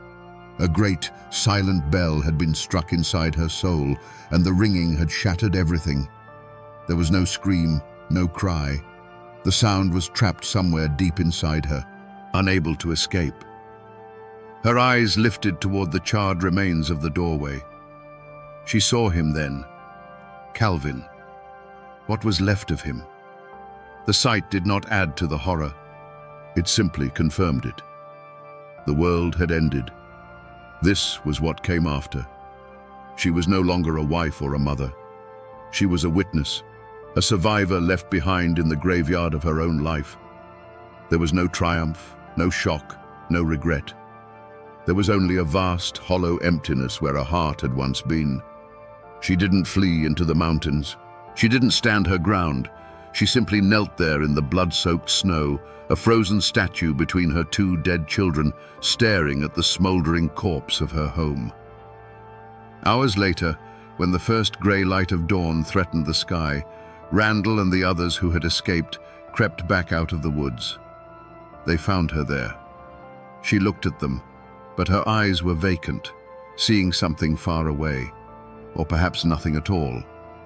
Randall had survived the night, but the woman he found in the ashes was not the wife he had left behind. The Sarah McCoy, who had raised 13 children and anchored a family, was gone forever, and in her place was only a ghost. The fire that consumed the McCoy cabin sent shockwaves of a different kind across the mountains. The immediate wreckage wasn't just timber and ash, it was human. Randall McCoy, a man whose pride had forbidden him from leaving his home, was now forced to lead a ragged procession of ghosts away from the Tug Fork. They were homeless, landless, and carrying with them a grief so heavy it was a physical burden. Their destination was Pikeville, a town that offered safety, but also the quiet shame of exile. They were refugees from a war they had helped start, driven from their ancestral land not by an army, but by the hatred of their neighbors. But the most profound piece of wreckage was Sarah herself. They had managed to save her body from the flames, but her spirit had been left behind in the snow with Alifair and Calvin. She was now a walking wound, a constant, silent testament to the horror of that night. For her surviving children, the burden was twofold. They had to mourn the siblings they had lost, while simultaneously caring for a mother who no longer recognized them, who looked through them as if they were made of glass. Every meal they prepared for her, every time they led her gently back indoors from a wandering daze, was a fresh reminder of how much had been stolen from them. They hadn't just lost a home, they had lost the heart of their family. News of the New Year's massacre spread through the hollers, not like a rumor, but like a pestilence. This wasn't another chapter in the feud. This was something different, something darker. Ambushing armed men on a trail was one thing. Executing prisoners by a pawpaw tree was brutal, but it followed a certain grim frontier logic. But setting fire to a family's home in the dead of night and shooting down an unarmed woman and a boy in their own yard, that violated even the most primitive mountain codes. The attack shattered any local sympathy the Hatfields might have had. It transformed them from proud patriarchs defending their territory into a pack of midnight murderers. This singular act of brutality, intended to end the McCoy line for good, instead sealed the Hatfields' own doom. The story of the massacre and of Sarah's tragic state lit a fire under the authorities in Kentucky. The feud was no longer a local squabble. It was now a manhunt, sanctioned and funded by the state. Bad Frank Phillips's posse was no longer just a band of McCoy allies. It was the arm of the law, and its hunt for Jim Vance and the others became a relentless crusade. The fire didn't end the war. It escalated it into a final bloody chapter that would lead to pitched battles, arrests, and ultimately, the gallows. The tragedy, in the end, belonged to everyone. The ashes of the McCoy cabin were the funeral pyre not just for Alifair and Calvin, but for any hope of a peaceful resolution. It left a permanent scar on the community, deepening the lines of hatred and distrust that would poison the valley for another generation. The true wreckage wasn't a burned-out foundation on a Kentucky hillside. It was the countless broken lives, both Hatfield and McCoy, left behind in the wake of a single night of unimaginable violence. The New Year's massacre didn't just burn down a cabin, it set fire to the unwritten rules of the feud. The law didn't just cross the Tug Fork anymore, it kicked down the door. Frank Phillips and his posse, now acting with the full fury of the Kentucky government behind them, hunted the raiders with a vengeance. Several Hatfields and their allies were captured, bound, and dragged across the river to stand trial in Pikeville. To the state of Kentucky, this was the legitimate capture of fugitive murderers. To West Virginia, it was an armed invasion and a kidnapping. The clash was no longer just between two families, it was between two states. The case went all the way to the United States Supreme Court. Imagine that. A blood feud born of stolen pigs and mountain pride was now being debated by the highest legal minds in the nation. In a landmark decision, the court sided with Kentucky, ruling that they had the right to prosecute the captured men. It was a stunning moment. For the first time, the formal black-robed law of the outside world had officially superseded the ancient, bloody code of the mountains. The federal government had declared that the Tug Fork was not a border between two kingdoms, but simply a line on a map that justice could cross at will. The Pikeville courthouse became a theater for this culture clash. On one side stood the machinery of the law, prosecutors in starched collars, law books filled with complex language, and a judge who represented a power far greater than any clan patriarch. On the other side stood the accused, men like Ellison Cottontop Mounts. He was a rough-hewn product of the mountains, a man who lived by a code of loyalty to his kin and whose understanding of justice was likely settled with a fist or a firearm. He sat in the courtroom, a bewildered and defiant figure, as his fate was debated in a language he barely understood. The community was torn in two. For the McCoys and their sympathizers, who packed the Kentucky side of the courtroom, this was divine retribution. They didn't see Cottontop Mounts the man. They saw the embodiment of the Hatfield clan, the face of the evil that had burned down Sarah's home and murdered her children. Every word of the prosecution was a vindication of their suffering. But across the river and among the Hatfield allies, the trial was seen as a sham, a legal lynching. They saw Cottontop not as a criminal, but as a political prisoner, a scapegoat being sacrificed to satisfy a Kentucky vendetta. He was their martyr. The verdict, when it came, was as swift and certain as a Hatfield bullet. Guilty. The sentence was even more final. Death by hanging. The law, which had for so long been a distant and irrelevant concept, had finally bared its teeth. Its judgment was absolute, and it promised a public, orderly, and legal end to a man's life, a stark contrast to the chaotic, passionate violence that had defined the feud for decades. But was it true justice? That's the question that still hangs over the valley. Cottontop Mounts was just a follower, rumored to be simple-minded, a man caught up in the powerful currents of clan loyalty. The masterminds of the raid, Jim Vance and Cap Hatfield, had escaped the noose. Vance was already dead, shot by Frank Phillips, and Cap would eventually be pardoned. The law had claimed its pound of flesh, and the hanging of Cottontop Mounts officially marked the end of the feud. But for many, it felt less like a resolution and more like a final bitter irony. A war started by powerful men had ended with the execution of one of their weakest soldiers. So, what became of the men who brought hell to Sarah McCoy's doorstep? Did they face a reckoning of their own? The answer, like everything in this story, is a tangled mess of violence, irony, and unsatisfying justice. The fates of the Hatfield leaders show that in the mountains, the ledger of right and wrong is rarely balanced so neatly. Jim Vance, the old wolf of the clan, the man widely believed to have delivered the crippling blow to Sarah's head, met a fittingly violent end. He was hunted relentlessly by Frank Phillips, who pursued him not with a warrant, but with the cold fury of an avenger. In January 1888, just weeks after the massacre, Phillips cornered Vance in the woods. There was no trial, no judge. There was only a final, brutal shootout.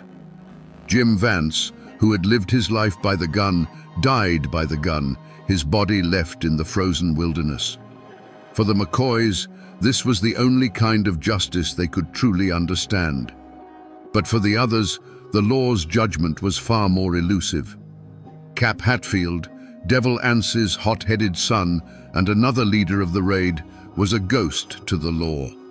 He dodged posses and hid in the mountains until the political winds shifted.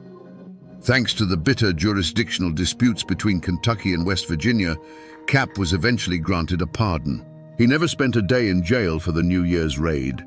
In a twist of staggering irony, the man who had acted as judge, jury, and executioner in Sarah's yard went on to become a lawyer and land agent, living a long and prosperous life. He died an old man, a respected member of his community, the blood of that night, a distant, unpunished memory. And what of the patriarch himself, Devil Anse Hatfield? He was the man in whose name it was all done, yet he never faced a single legal consequence for the feud. He outlived Randall McCoy by a decade, transitioning from a feared clan leader to a successful timber baron. The Hatfields, far from being destroyed, became a powerful and influential family in West Virginia politics. On the surface, it seems Devil Anse won. But a strange thing happened in his old age. In 1911, this man who had seemed to fear neither God nor the law waded into the waters of Island Creek and was baptized. The image of the old feudist, his hands now trembling with age, seeking to wash away a lifetime of sin, suggests a man who was, in the end, haunted. He may have escaped man's law, but it seems he was making a final, desperate peace before facing a higher judgment. For the surviving McCoys, life in Pikeville was a long, quiet epilogue written in the ink of grief and exile. Randall, the proud patriarch who had refused to abandon his home, now lived out his days as a ferryman, a humbled and broken man. His children grew up under a long shadow, forever known as the feud McCoys. They couldn't escape the name. It was whispered in the general store, it followed them to school, it clung to them like the smell of wood smoke. Some tried to build new lives to distance themselves from the bloody history, but the story was a brand on their family name, a legacy of loss they would carry to their own graves. Back in the Tugfork Valley, a strange and heavy silence descended. The hanging of cotton-top mounts had drawn a formal line under the conflict, and the community, exhausted by years of violence and fear, collectively decided to bury the memory. Neighbors who had once aimed rifles at each other from opposite sides of the river now had to pass on the same dusty roads, trade at the same stores. The only way to survive was to not speak of it. The feud became the great unspeakable trauma, a ghost in the attic that everyone knew was there, but no one dared acknowledge. The healing was not a process of reconciliation, but of willed amnesia, a fragile peace built on a foundation of unspoken horror. The power dynamics of the region had been permanently redrawn. The fall of the McCoys from the Tugfork was absolute. Their land was gone, their influence shattered, their name reduced to a cautionary tale. But for the Hatfields, the feud had the opposite effect. It cemented their legend and consolidated their power in West Virginia. They transformed their notoriety into political and economic capital. Devil Anse's sons became sheriffs, lawyers, and businessmen. The Hatfields, far from being destroyed by the conflict, had emerged as a formidable Appalachian dynasty, their success built, quite literally, upon the ashes of the McCoy homestead. And in the middle of this silent, shifting landscape was the memory of Sarah. While the men's names became synonymous with the fighting, her story endured as the symbol of its true cost. She was the ghost that haunted the community's silence. The men's legacy was one of pride, violence, and shifting power. Hers was a legacy of pure, inconsolable sorrow. Long after the last shot was fired and the last grave was dug, it was the image of the broken mother, wandering the hills and calling for her lost children, that served as the feud's most chilling and enduring epitaph. If you travel to the Tugfork Valley today, you can find the place where it all happened. The state has put up a historical marker, a neat metal sign that tries to tame the wildness of the story with dates and official language. But the sign isn't what holds the power of that place. A little farther in, you can still see the foundation stones of the cabin, half buried in the earth. And you can see the old well, its stone ring, a silent, hollow mouth in the ground. To stand there is an eerie experience. The air is heavy with a profound and unsettling quiet, and you can't help but feel you are trespassing on sacred, sorrowful ground. A few miles away, in a small cemetery, you can find their names carved into weathered stone. Randall lies there, and Sarah is beside him. Their graves are simple, unadorned, the final factual statements in a story that has since become a legend. People come from all over the country now, tracing the feud's bloody map from one site to another.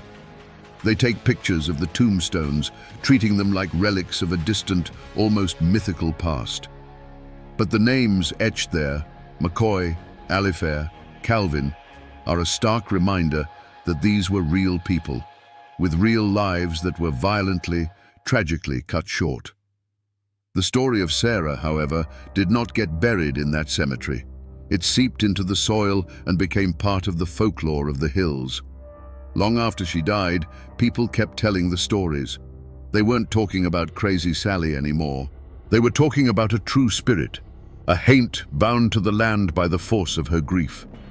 Hunters moving through the woods at dusk would swear they heard a woman's voice carried on the wind, whispering those two names. Travelers would tell of a sudden, bone-deep cold that would settle over them near the old cabin site, the kind of cold that has nothing to do with the weather. Her tragedy has been transformed. It's now a key chapter in the American saga of the Hatfields and McCoys, a cautionary tale told to children about the poison of hatred. It has been written into books, acted out on television, and even sung about in mournful mountain ballads. The raw, private agony of one woman has become a public ghost story, a piece of our shared dark heritage. The world remembers the feud as a story of stubborn, violent men, but it is the ghost of Sarah McCoy that gives the legend its soul-chilling power. And so, she endures. Devil Anse, Randall McCoy, Frank Phillips, they are figures of history, their actions debated and analyzed. But Sarah is a figure of pure, human tragedy. She is the mother who lost everything, the woman whose mind was broken by a sorrow too great to bear. The men's spirits may rest in the ground, their battles long over. But her spirit, the spirit of a mother's eternal, inconsolable grief, that is the one that still truly haunts these mountains. So we come back to the question we asked at the beginning. How does a person become a ghost while they are still breathing? The life of Sarah McCoy gives us the terrible answer. She was neither a hero nor a villain in this legendary war. She was the battlefield itself. The men fought over honor, land, and pride, but it was on the terrain of her heart that the true cost was tallied. Her story strips away any romance from the feud and shows us the raw, ugly truth. The deepest wounds aren't made by bullets, but by the memories they leave behind. In the end, this is a story about the terrible math of hatred. It shows that in a conflict fueled by pride, the price is always paid by the innocent. It is a brutal lesson that a mother's love, the most powerful force in the human world, cannot shield her children from the consequences of the foolishness of men.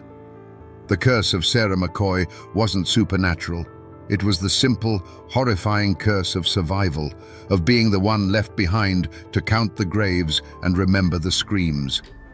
The names Hatfield and McCoy are now written in history books, symbols of a uniquely American conflict. But while their war is long over, her sorrow endures. And that, my friends, is the true ballad of the Tugfork Valley. A story not of the men who fired the guns, but of the mother whose unending grief became the feud's most haunting ghost.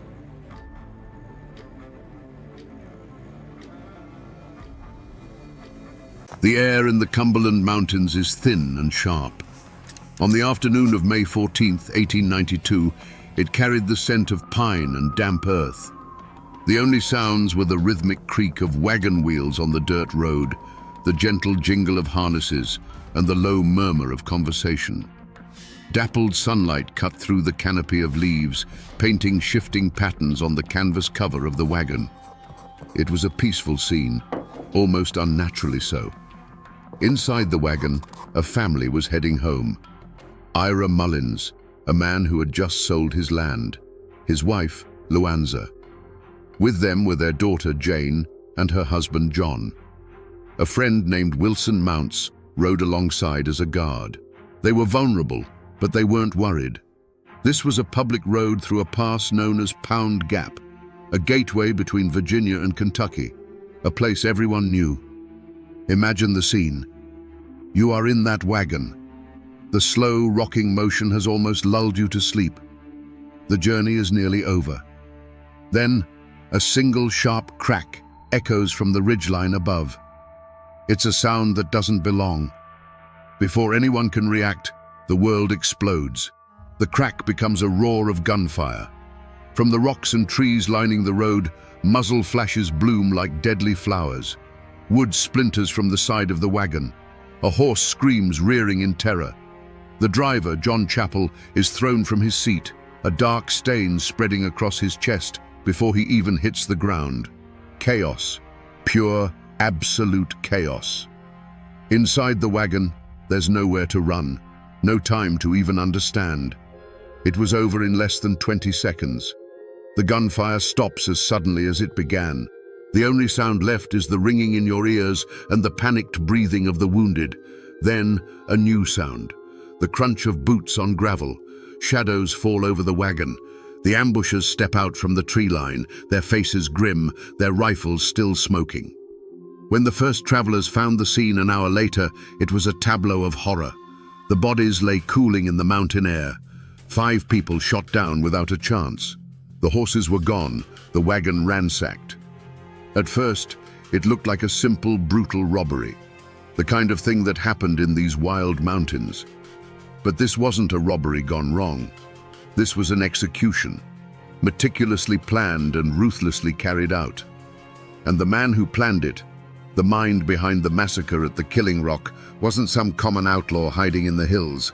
He was a man who carried a badge. He was the law.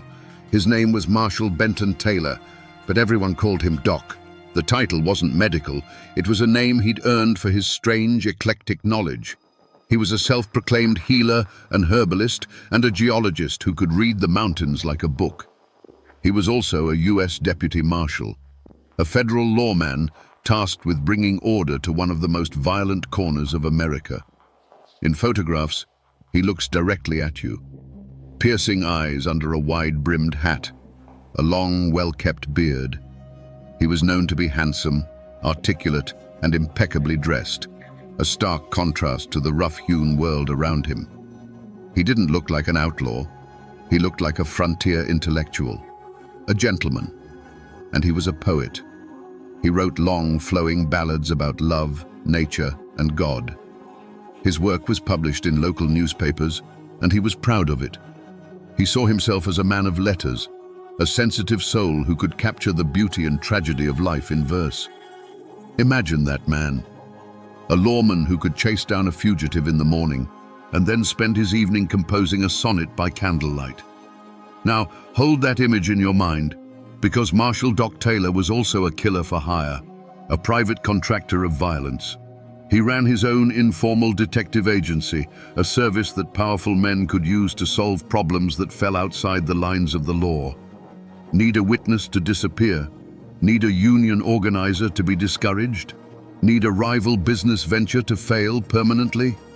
You called Doc Taylor. He enforced the law, and he broke the law. He hunted criminals, and he was a criminal. This wasn't a secret life he kept hidden. In the twisted moral landscape of late 19th century Appalachia, it was an open secret. It was his brand. He was the man who could operate on both sides of the line, a useful, terrifying tool for anyone with enough money to afford him. He could quote the Bible from memory, write verse that could make a woman weep, and plan a murder with the cold precision of a mathematician. People didn't just fear him, they were drawn to him.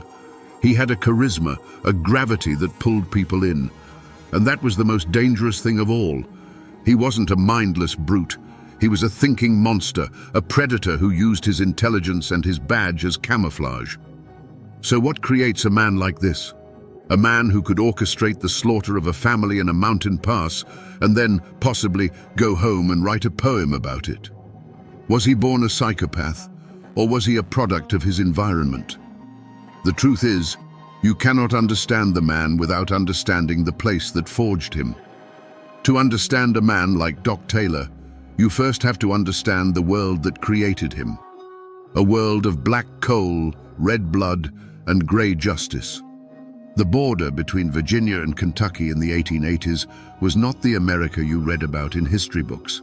It was another country entirely. A rugged, isolated landscape of steep mountains and deep valleys, a place the Industrial Revolution was just beginning to tear apart. For centuries, this land was home to small communities, governed by family ties and unwritten codes of honor. But then they found the coal. It lay under the mountains in thick, black veins. They called it black gold, and it was the fuel that powered America's Gilded Age. Railroads, hungry for that fuel, began to snake their way into the hollows. Timber companies clear-cut ancient forests, and with them came the coal barons, wealthy industrialists from the north, men who saw the mountains not as a home, but as a treasure chest to be cracked open. They bought up land for pennies on the dollar, often through deceptive contracts that the largely illiterate local population couldn't understand. They built company towns where the coal company owned everything: the houses, the store, the church, the people. Miners were paid in company scrip, currency that was only good at the company store, trapping them in a cycle of debt they could never escape.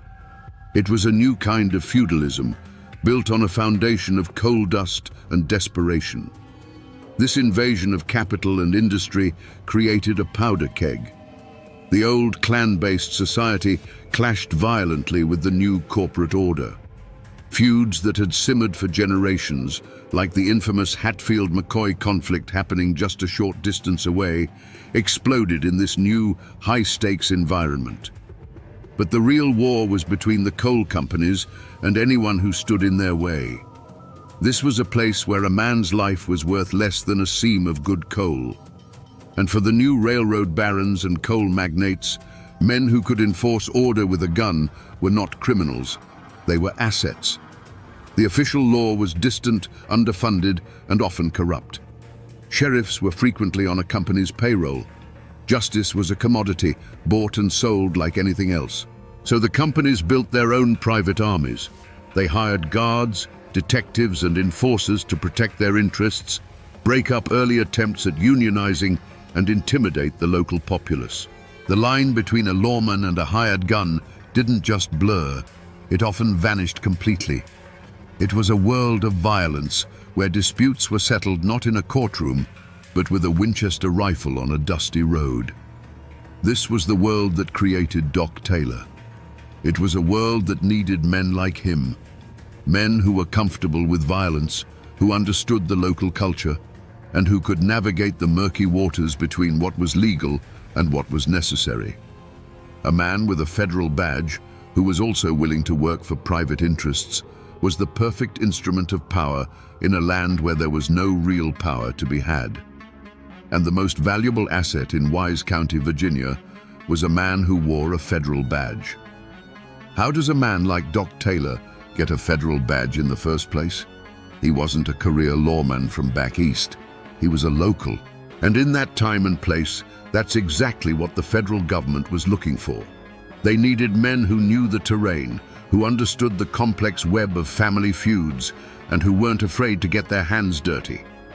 Doc Taylor, with his intelligence, charisma, and growing reputation, was a perfect fit. On paper, his duties were clear. As a U.S. Deputy Marshal, he was the long arm of the federal government. He chased moonshiners, served warrants in remote hollows, and hunted fugitives who crossed state lines. By all accounts, he was effective. He was smart, he was fearless, and he knew how to talk to people, or how to intimidate them. He built a network of informants and allies, projecting an aura of authority that few dared to challenge. But that was only half of his business.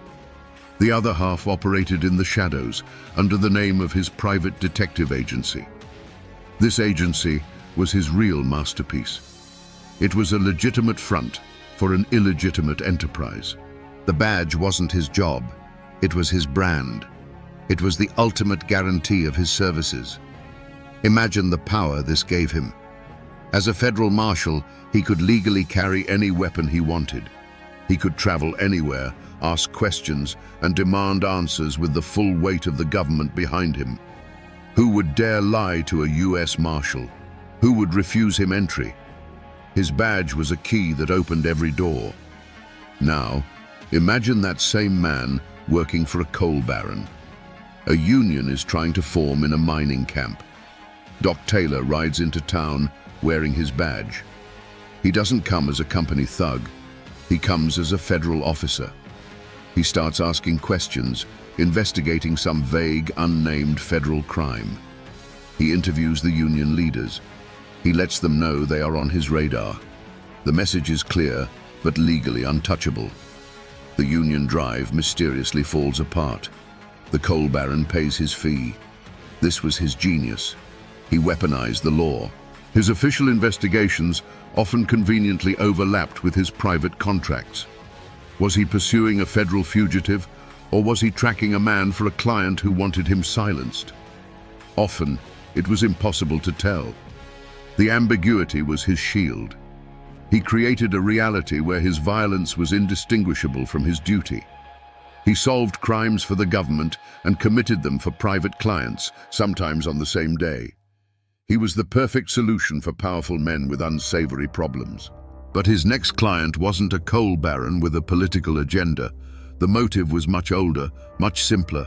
It was pure, simple greed, and it would lead him to a man named Ira Mullins.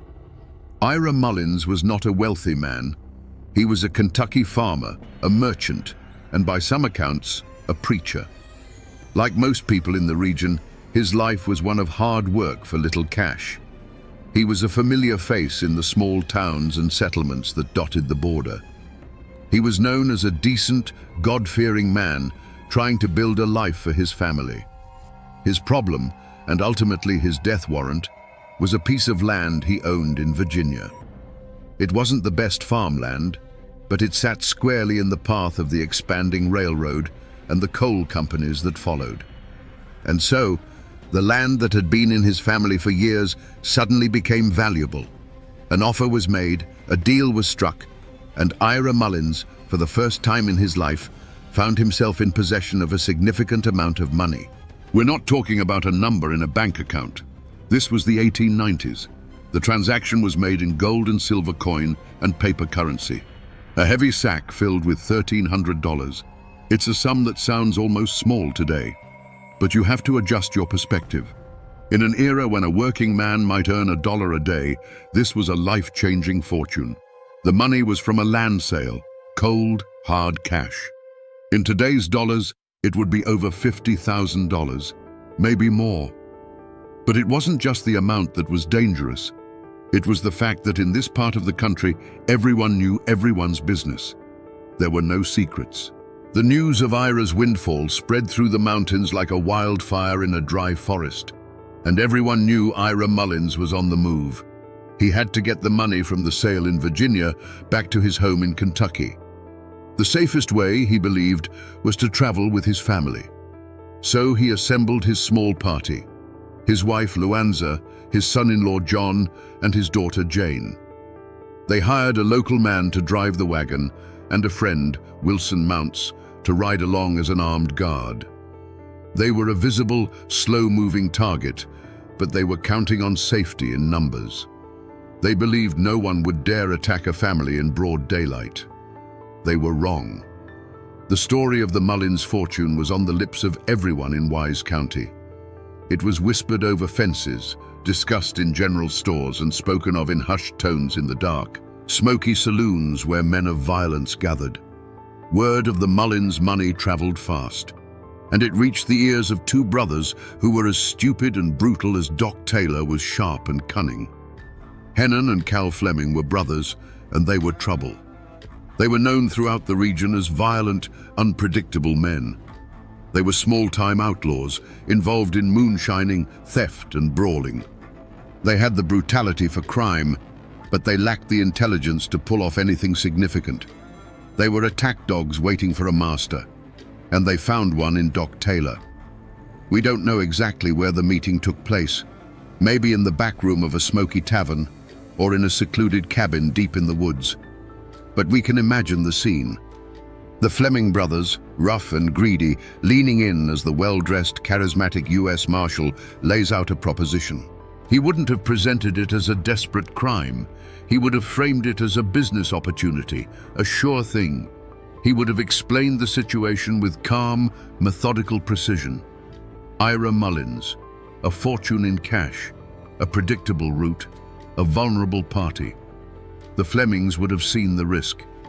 But then Taylor would have played his trump card, himself. Imagine his pitch. He wasn't just some outlaw suggesting a robbery. He was the law. He could provide intelligence. He knew the roads, the schedules, the lawmen who patrolled them. More importantly, he could control the aftermath. Who would investigate the crime? Local sheriffs, men who feared him or owed him favors. And if the feds got involved? Well, he was the feds in this part of the country. He could steer the investigation in any direction he chose. To the Fleming brothers, this must have sounded like the perfect crime, handed to them on a silver platter by the one man who could guarantee they'd get away with it. All they had to do was provide the muscle. The deal was struck. The plan was chillingly simple. They would track the Mullins party on their journey back to Kentucky. They knew the route would take them through Pound Gap. And within the gap, there was a specific landmark, a large outcrop of rock that locals called the Killing Rock. The road narrowed there, forcing the wagon to slow down as it passed beneath the stone. It was a natural ambush point, a perfect kill zone. They would hide themselves among the rocks above the road and wait. Taylor, the strategist, would give the signal. They would open fire with overwhelming force, aiming to kill everyone before they could even react. No witnesses. They would take the money, dispose of the horses, and melt back into the mountains.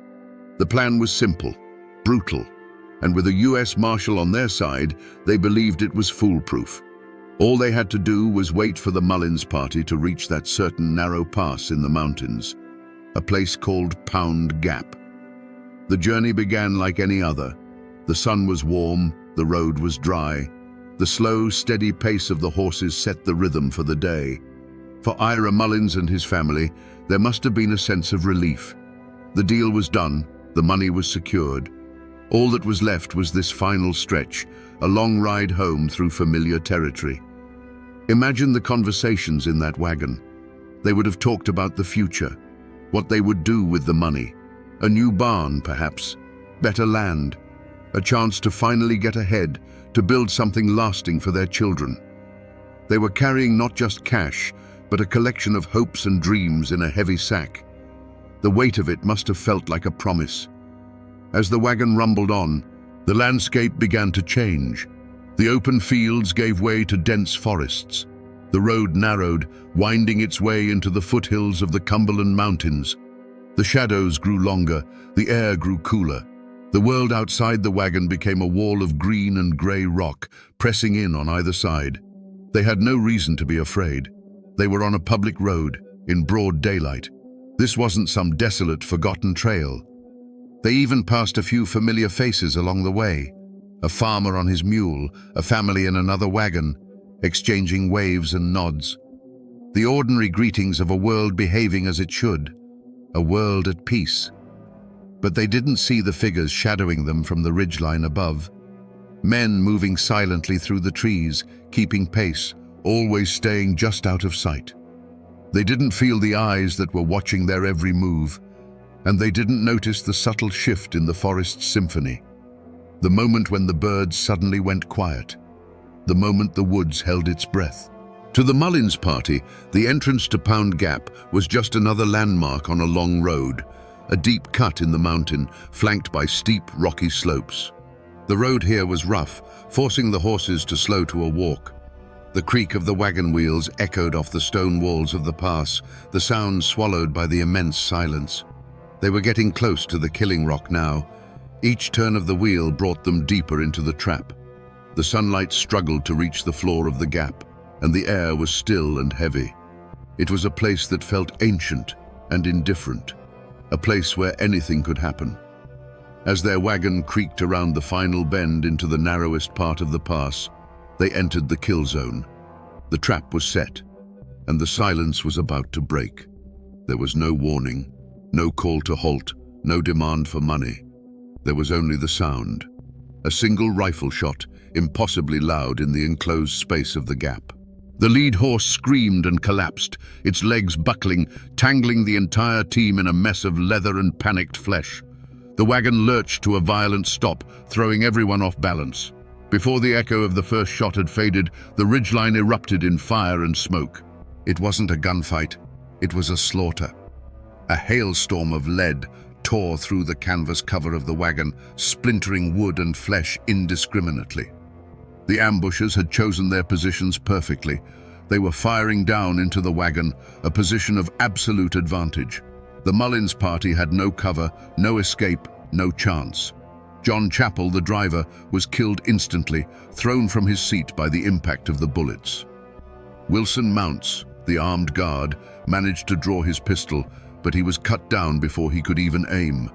The air filled with the sharp, acrid smell of gunpowder, the screams of the wounded, and the deafening roar of the rifles. Inside the wagon, it was a scene of unimaginable terror. Ira Mullins fell, trying to shield his family. His son-in-law, John, was hit. Jane, his daughter, cried out. It was a maelstrom of noise and pain and confusion. It lasted for perhaps 14 seconds. 14 seconds of hell, and then silence.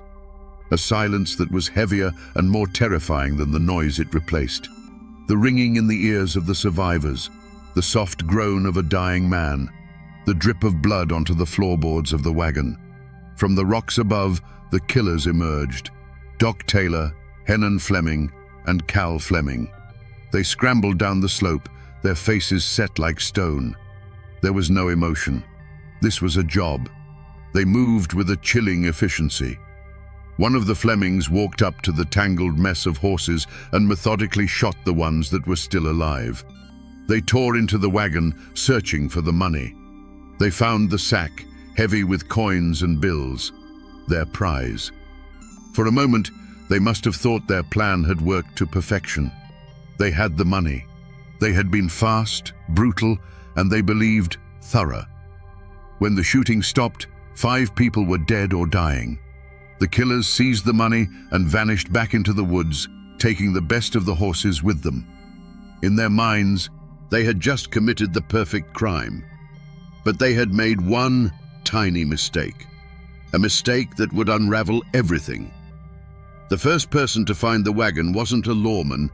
It was a mail carrier on his regular route, a man named Henderson Vanover. He rounded the bend at the killing rock and saw a sight that would haunt him for the rest of his life. The dead horses, the wagon riddled with bullet holes, the unnatural stillness. He approached with caution, his heart pounding in his chest. What he found was a slaughterhouse. Blood pooled on the wagon bed, soaking into sacks of flour and grain. The bodies were tangled together, victims of a sudden, overwhelming violence. The scene was chaotic, but one thing was immediately clear to him. This wasn't the work of a single highwayman. This was the work of a team, an organized, ruthless team. He turned and rode as fast as his horse could carry him to the nearest town, Gladeville, which is now the city of Wise, Virginia. When he burst into the sheriff's office, the story he told sent a shockwave through the community. An entire family ambushed and murdered in broad daylight on the main road. It was an act of savagery that stood out even in that violent land. The local sheriff, a man named Hunsucker, gathered a posse and rode out to Pound Gap. When they arrived, the sun was beginning to set, casting long, grim shadows across the scene. The work was slow and grim. They carefully removed the bodies, trying to piece together the final terrifying moments of the Mullins' lives. They found Ira, his son-in-law, the driver, and the guard, all dead. Jane Mullins, Ira's daughter, was also dead. It appeared to be a complete massacre. The motive seemed obvious: robbery. The killers had taken the money and the horses. The initial theory was that it was a crime of opportunity committed by some unknown band of outlaws. The investigation would be difficult. In these mountains, killers could disappear like smoke. But then, as one of the deputies carefully examined the bodies inside the wagon, he heard a sound, a faint, barely audible moan. He moved aside a blood-soaked blanket and froze. Curled up at the bottom of the wagon, grievously wounded but still breathing, was Ira's wife, Luanza Mullins. The mistake wasn't something they left behind. It was someone. Amidst the carnage, investigators found one survivor. She had been shot multiple times and left for dead. But she was alive, and she had seen them. Her testimony, whispered from a bed of pain, was explosive. She identified the Fleming brothers, men she knew by sight. But then she named the third man, the mastermind, the one who gave the orders. And no one could believe it, because she had just accused U.S. Deputy Marshal Doc Taylor. The name hit the small community of Wise like a lightning strike. Doc Taylor. It was unthinkable. He was a federal lawman. He was an educated, well-spoken member of the community. Some believed Luanza Mullins had to be mistaken, her mind clouded by trauma. Others, who knew of Taylor's darker side, felt a cold dread creep over them. The accusation was monstrous, but it had the chilling ring of truth. With the backing of a living witness, the investigation kicked into high gear. Sheriffs and marshals, some of whom were Taylor's own colleagues, began a discreet but urgent search. They needed more than one person's testimony to bring down a man like Doc Taylor. They needed hard, undeniable proof. They began looking into his known associates. The Fleming brothers were already prime suspects, and searching places he was known to frequent. And in the course of that search, they found it.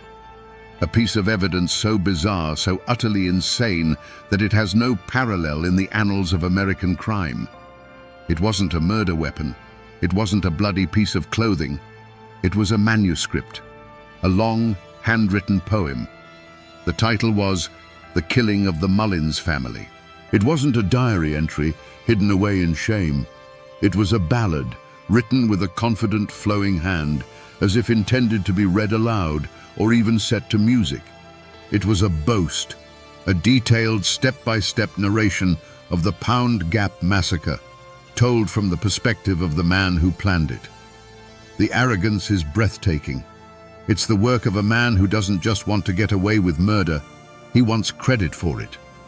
In its chilling verses, he describes the planning of the ambush. He mocks the Mullins party for their foolishness, for believing they were safe.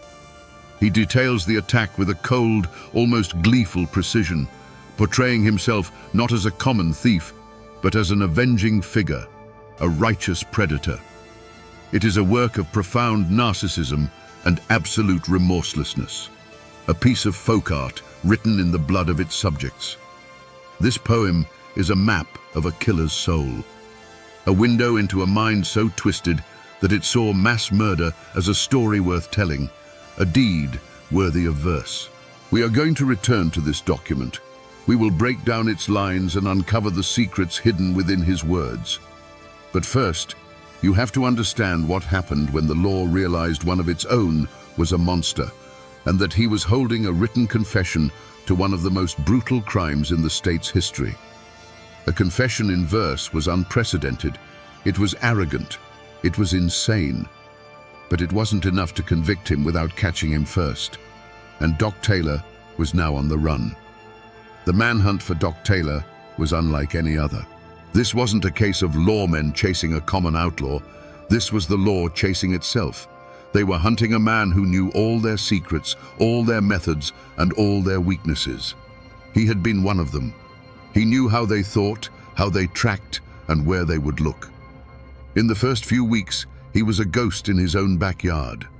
He vanished into the labyrinthine mountains of Appalachia, a wilderness he knew better than any man alive. He could live off the land, navigate by the stars, and use the rugged terrain as his greatest ally. Posses would follow his trail for days, only to find it go cold at the edge of a river or the face of a cliff. It was like chasing the wind. Reports of sightings trickled in, creating a confusing and contradictory picture of his movements. He was seen in Kentucky, then Tennessee, then West Virginia. He seemed to be everywhere and nowhere at once. He used his old network, calling on people who either remained loyal or were too terrified to refuse him shelter. For a night, he would be a guest in a remote cabin, and by sunrise, he'd be gone, leaving behind only rumors.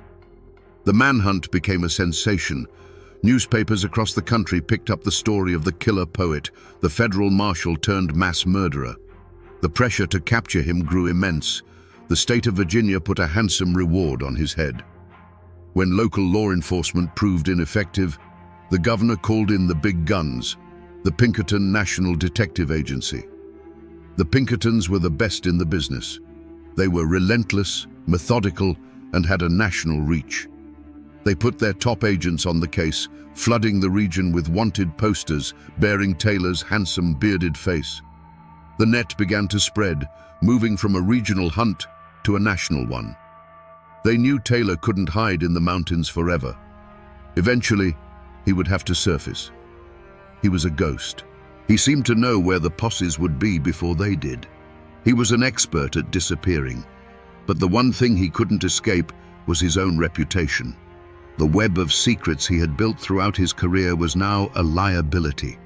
The powerful men who once protected him, the coal barons and politicians who had used his services, were now terrified of him. They knew what he was capable of. They knew the crimes he had committed on their behalf. A live Doc Taylor on the run was a problem, but a captured Doc Taylor, talking in a courtroom to save his own neck, was a catastrophe. His former employers decided they couldn't risk it. Doc Taylor's greatest strength had always been his connections. He was a master of a hidden economy, a world of backroom deals, whispered favors, and shared secrets.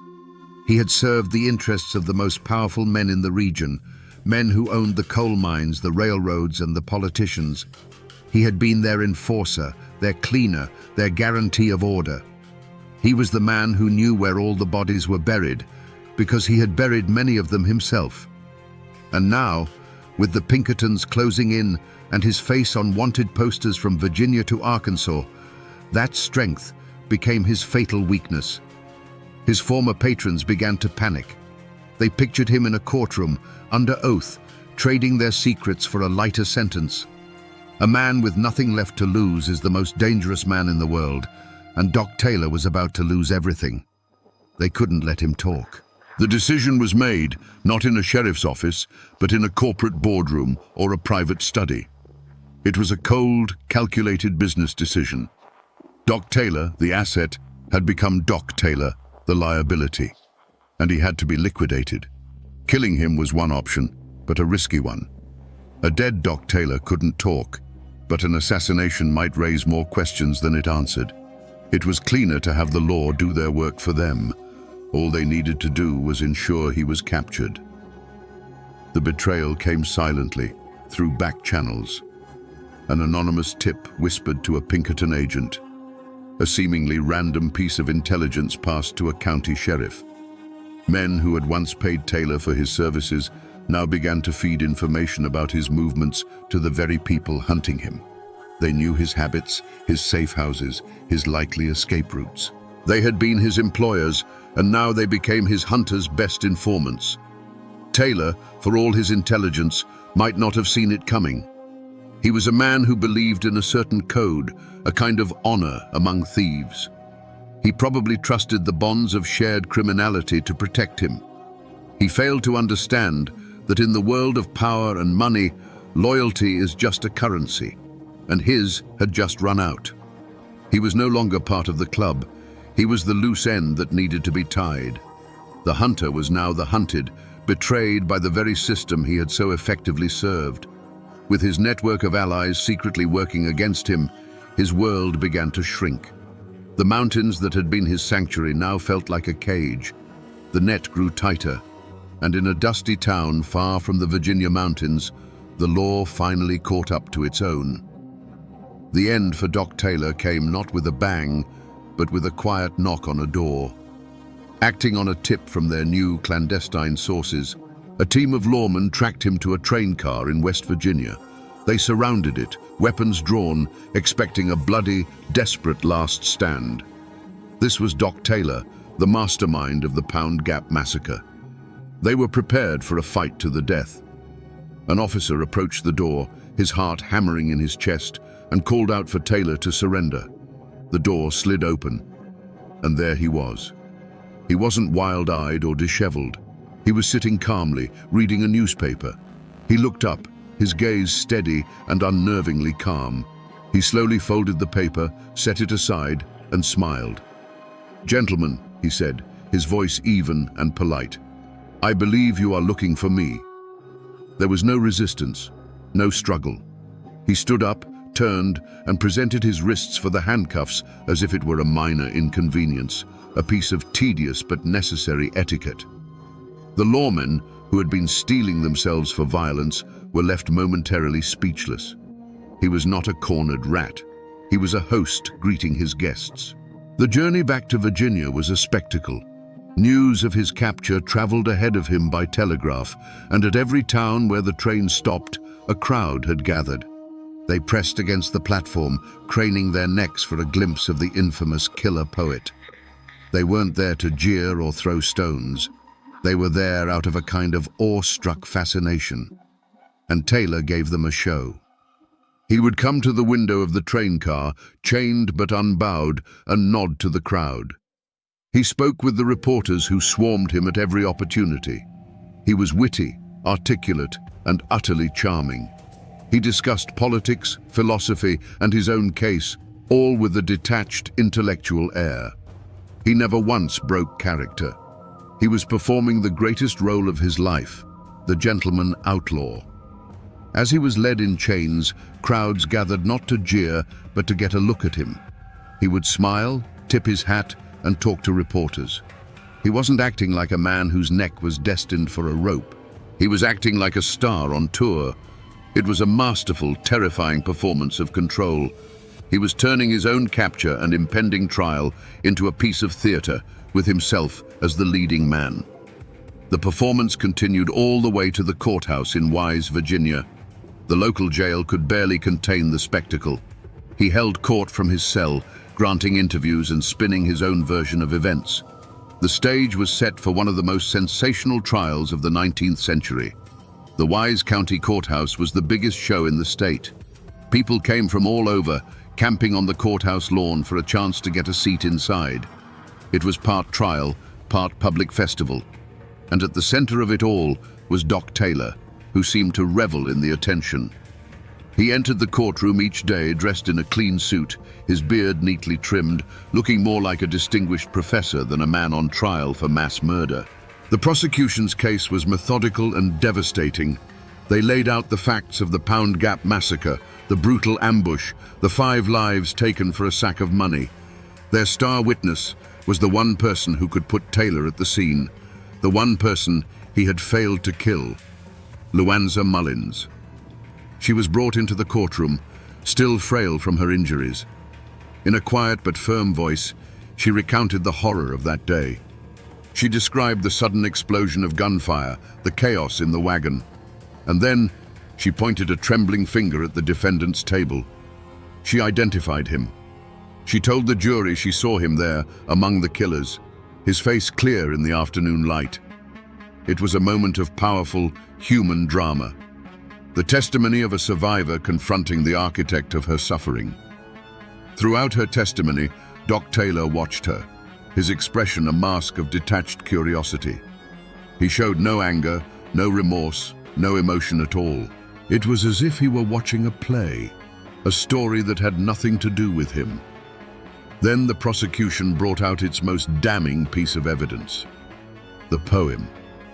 A prosecutor stood before the jury and read excerpts from the killing of the Mullins family.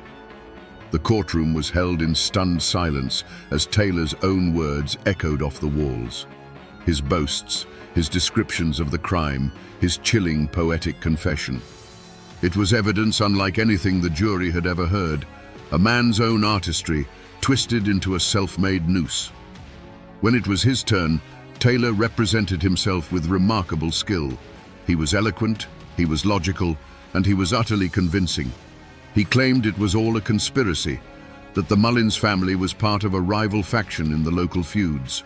He argued that the poem was a work of fiction, a story he'd written based on rumors he had heard. He painted himself as the victim, a respected lawman framed by his enemies. He was, in his telling, the only honest man in a world of liars. He maintained his innocence with the eloquence of a seasoned orator. But the words of his own ballad, combined with the unwavering testimony of the woman who survived, were a confession no jury could ignore. The verdict was swift. The sentence, absolute. The death sentence did not break Doc Taylor.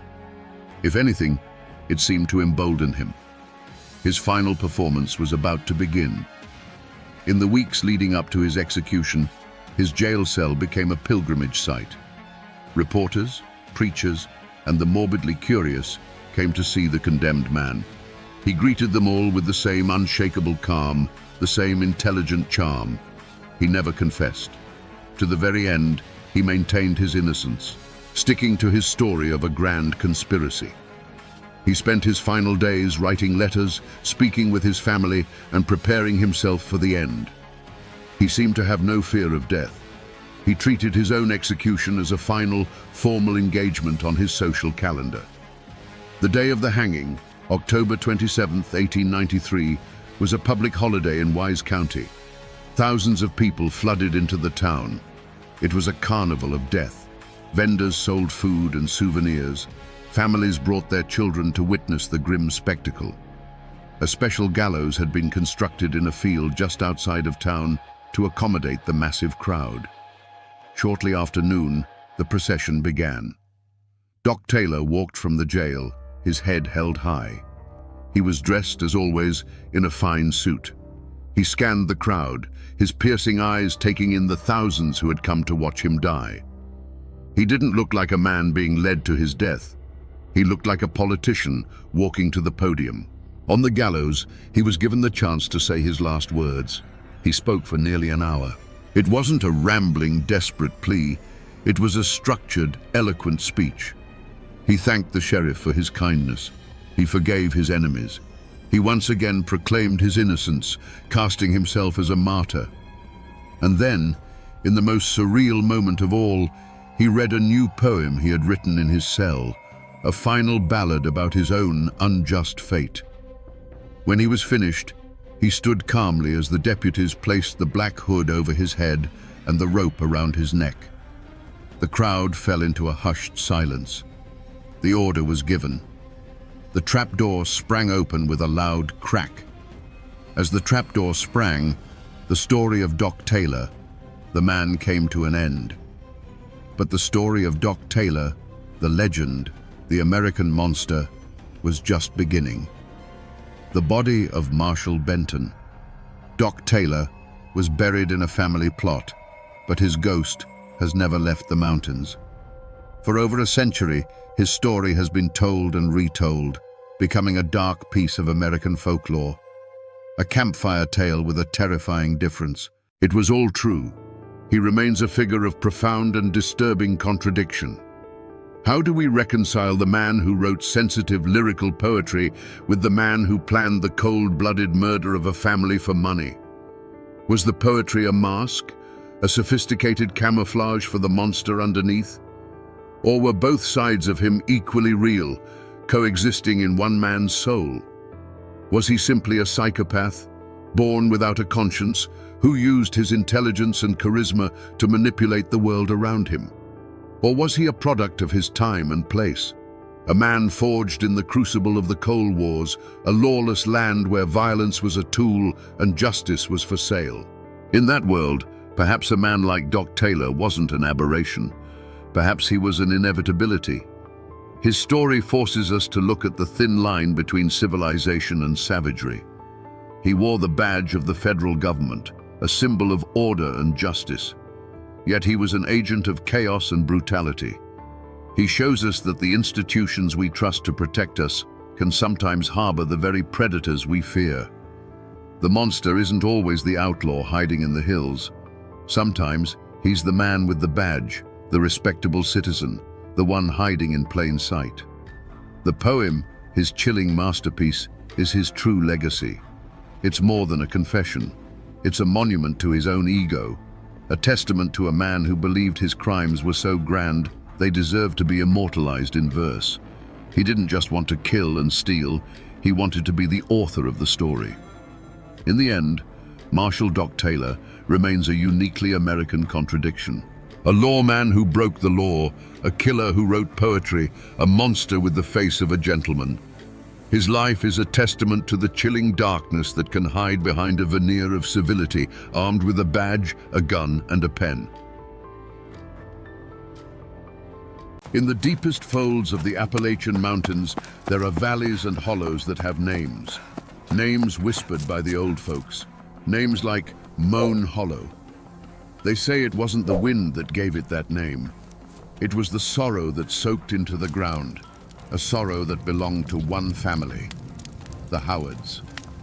For generations, their story was told not in letters, but in bruises and broken bones. A rage passed from father to son, as sure as their blue eyes and stubborn chin. The legends say it was a curse, a witch's dying breath, or a deal made with the devil in a dark coal mine. But what if the truth is something colder, something more terrifying than any ghost story? What if the monster wasn't a spirit from the woods, but a demon that lived right inside their own home, passed down like a family heirloom?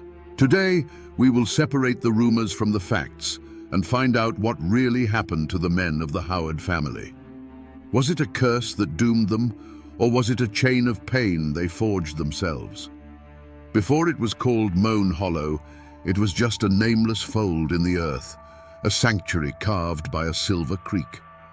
The mountains rose up on all sides like silent green-robed giants, their peaks shrouded in a perpetual blue haze. It was a true oasis, hidden in the wild and rugged lands. The forests were thick with chestnut and oak, teeming with deer and turkey. The soil in the narrow bottomland was black and rich. It was a place where a man willing to work until his hands bled could build a life from nothing. And that's exactly what Jedediah Howard came to do. He was the first of them, a man who carried the chill of the Scottish Highlands in his bones and a fierce hunger in his heart. He'd left the old world behind, a world of landlords and famines, and saw in this untamed Appalachian wilderness a kingdom waiting to be claimed. He was a hard man, to be sure, with eyes as cold and clear as a winter stream, but his toughness was first turned against the land itself. He felled trees that were ancient when his grandfather was a boy. He broke the soil with his own back, and he raised a small, sturdy cabin stone by stone. For a time, there was peace in that hollow. Jedediah took a wife, a quiet woman named Elspeth, and soon the silence of the valley was broken by the cry of their firstborn son, Silas. Their life was a rhythm of seasons and survival. They were governed by the rising of the sun and the ache in their muscles. They feared the hard frost and the dry summer, but they feared little else. They were poor, but their barn was full. They were isolated, but they were self-sufficient. Jedediah had done it. He had carved out a piece of the world that was his, and his alone. But the mountains keep secrets. And the story the neighbors told was that this piece of the world hadn't been empty when Jedediah arrived. They said an old Cherokee woman had lived there, a healer who knew the secrets of the herbs that grew in the dark places of the woods. The official record says Jedediah bought the land fair and square, a simple transaction. But the whispers said something different. They said the deal was less of a purchase and more of an eviction. They said she didn't leave quietly, and so a shadow lingered at the edge of their hard-won peace. Sometimes Elspeth would swear she saw a flicker of movement by the ancient oak at the edge of the property. At night, when the fire burned low, the wind blowing through the gorge would sometimes sound like a mournful voice, a lament. Jedediah Howard had built his home, but he didn't know that the foundation was laid on a grievance. He believed he had conquered the wilderness, but he hadn't yet learned that some debts aren't paid with money, but with blood. The storm was gathering, and it would bear his family's name. Now, in the mountains, a good neighbor is worth more than a good mule, but Jedediah Howard never found one. The closest family, the Sutries, lived a mile down the creek, and they looked upon Jedediah's prosperity with a sour eye. The patriarch, Elias Sutry, was a man whose family had been hunting and trapping in these hills for 2 generations before the Howards arrived. He told anyone who would listen that the fertile bottomland Jedediah had claimed was promised to him, that he'd been on the verge of filing the deed himself. The Sutries felt the land had been stolen right from under them, and their resentment simmered like a pot left too long on the fire. The old wound festered over a property line. A small creek separated their lands, and after a spring flood one year, the water changed its course, carving a new channel that gave a few more acres of rich soil to the Howards. To Jedediah, it was an act of God. To Elias Sutry, it was theft by water and a sign of Howard's devil's luck. It came to a head at the crossroads store, where words, sharp and heavy as stones, were thrown. No punches were exchanged, not yet, but a line was drawn. Sutry swore that creek would one day run with more than just rainwater.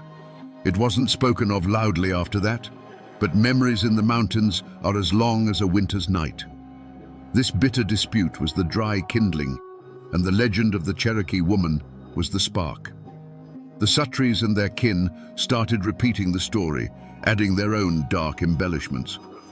When one of Jedediah's cows took sick and died, it wasn't colic, it was the curse.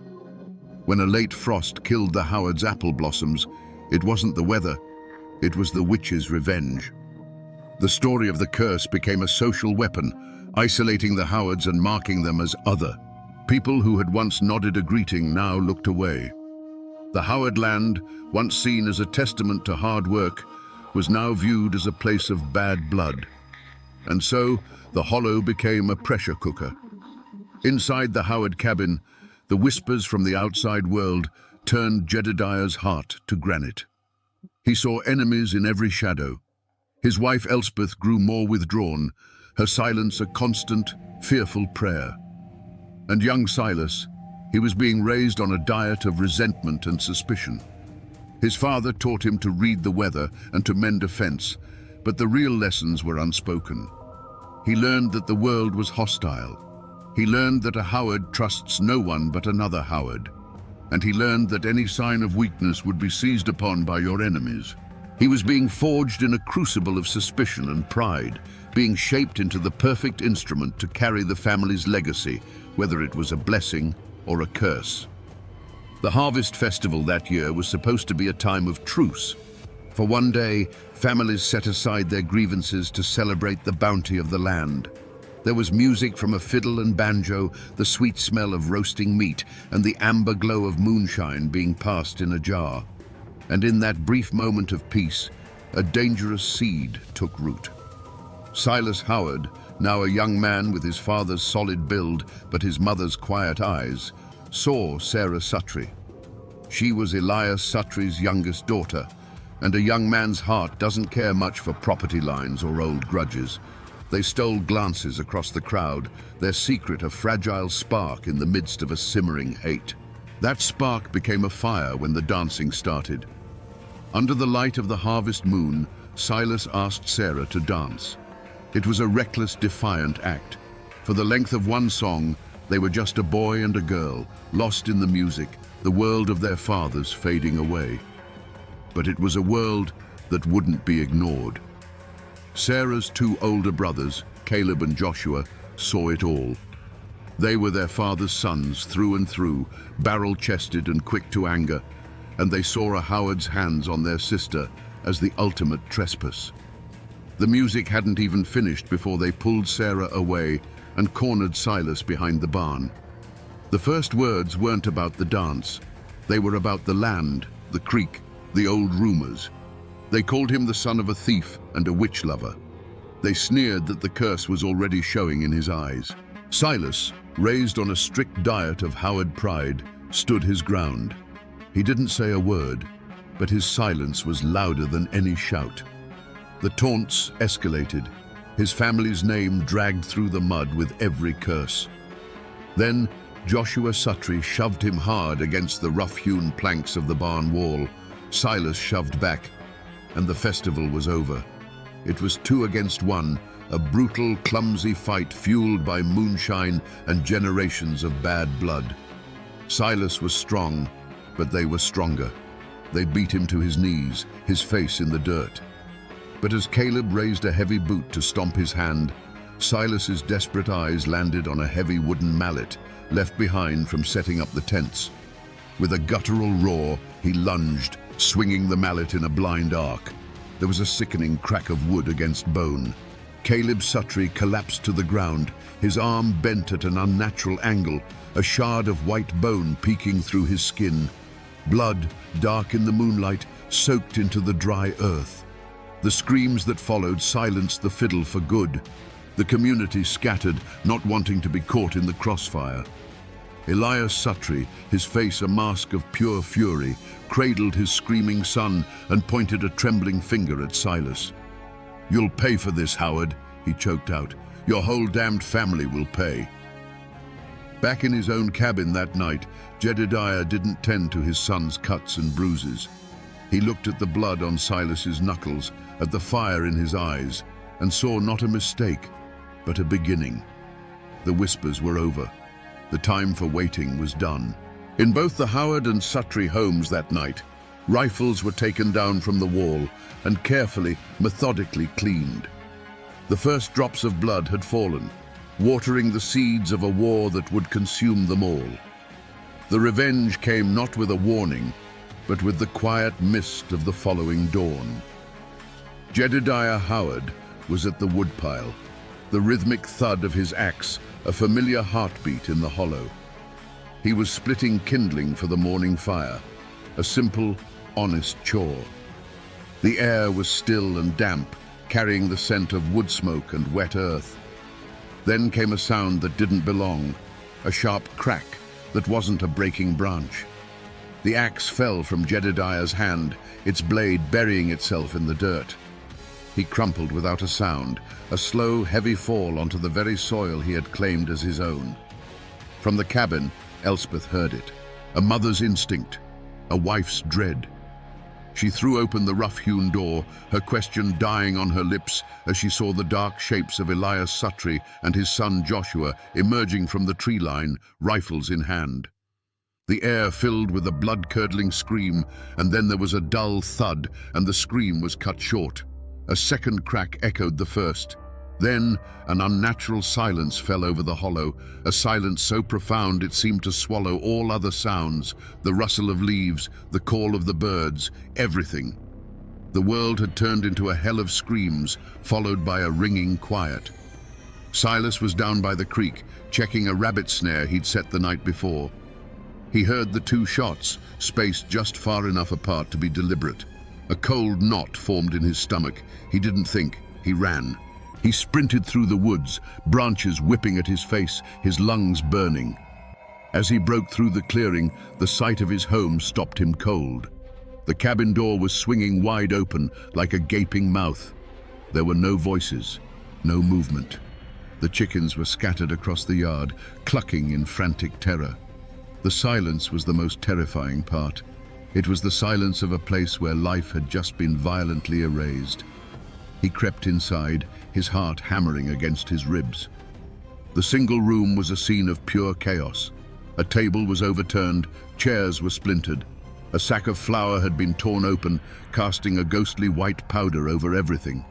And there, in the middle of the floor, a single dark boot print was pressed into the spilled flour.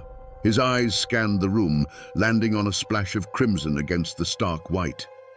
Near the cold hearth, his mother's favorite wool shawl, the one she was always mending, was cast aside in a heap. He backed out of the cabin, a silent denial screaming in his mind. And then he saw him. His father lay near the woodpile, a place of work, of life. He looked smaller somehow. His eyes were open, staring blankly at the misty sky he would never see again.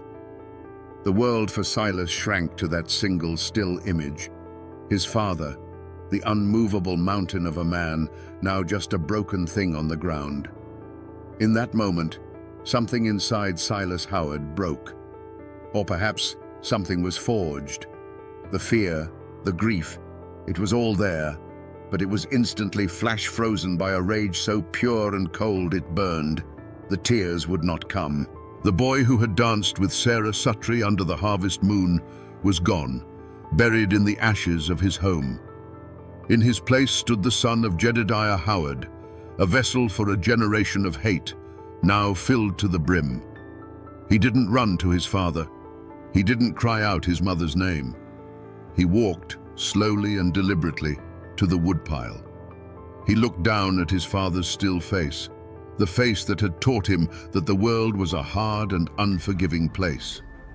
Then he bent down. His hand closed around the smooth, worn handle of the fallen axe. As he lifted it, its weight felt familiar, righteous. The curse, whether real or imagined, had found its new champion. Silas Howard stood alone in the clearing, the axe in his hand feeling less like a tool and more like a part of his own arm. He did not weep. Tears were a luxury, and the price of vengeance was paid in sweat and resolve. With a grim, mechanical determination, he went to the small barn and retrieved 2 shovels. He chose a spot under the old oak tree at the edge of the property, the one his mother had always admired. And he began to dig. For hours, the only sound in Moan Hollow was the scrape and thud of a shovel biting into the earth, a solitary, heartbreaking rhythm. He carried his parents, one by one, and laid them to rest. He filled the graves himself, tamping down the soil with the back of his shovel, his movements precise and unhurried. There were no prayers said, no final words spoken. The act itself was the only eulogy.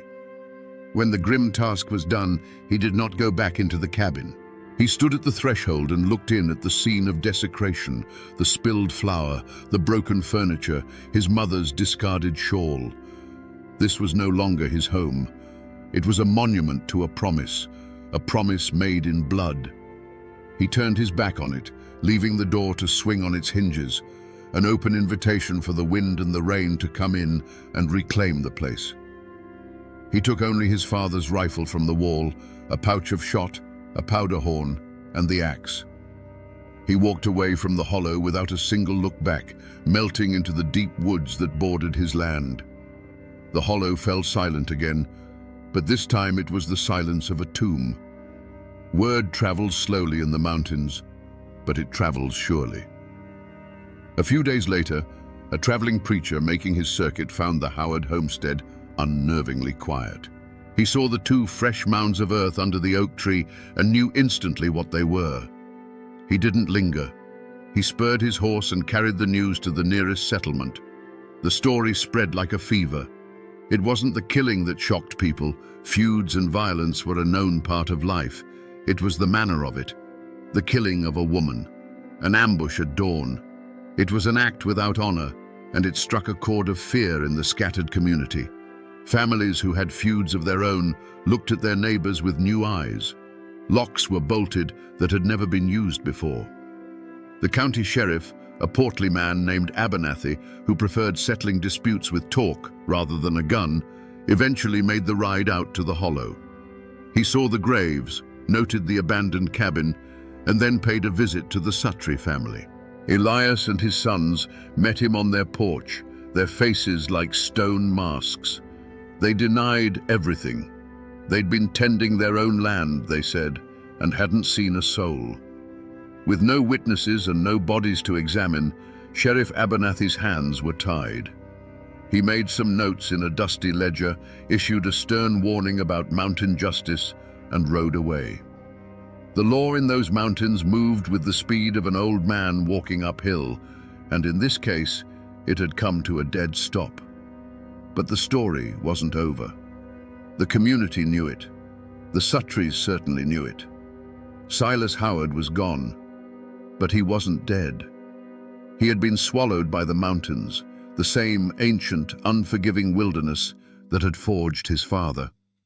He was out there, somewhere in the endless ridges and dark ravines. The manhunt had begun, but it wasn't the law that was doing the hunting.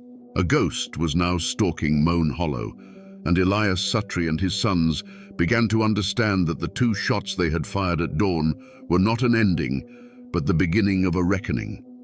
Every snapped twig in the woods, every shadow that moved at dusk, now held a terrifying new possibility. Silas Howard was no longer a name, but a whisper on the wind.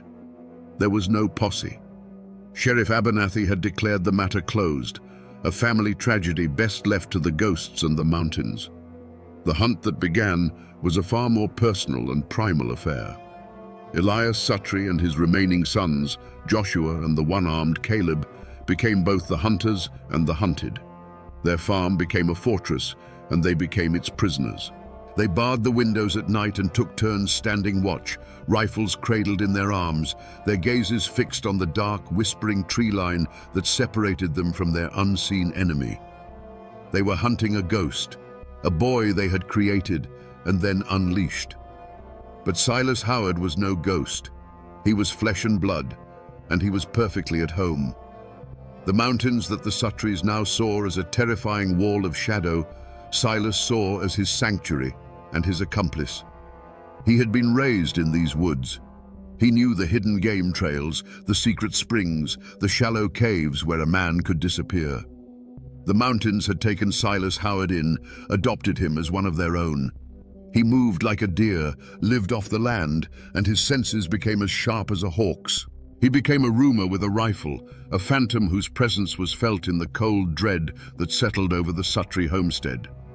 Silas did not launch a direct assault. He was waging a war not on their bodies, but on their minds. The torment began with small, deliberate cruelties. One morning, Elias found a freshly killed rabbit hanging from his porch rail, skinned with the same distinctive knife stroke his own father had taught him. A few nights later, a rock shattered the kitchen window in the dead of night, and when they rushed outside, there was nothing but the chirping of crickets. They started hearing things, the distant rhythmic sound of an axe splitting wood deep in the forest, a low whistle on the wind that sounded like a tune Silas used to favor. He was everywhere and nowhere, a constant, invisible pressure that began to fray their nerves raw.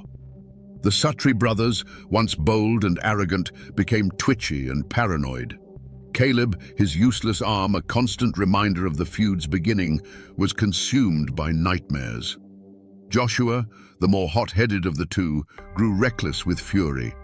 He'd fire his rifle into the shadows at the slightest sound, his shouts echoing unanswered in the night.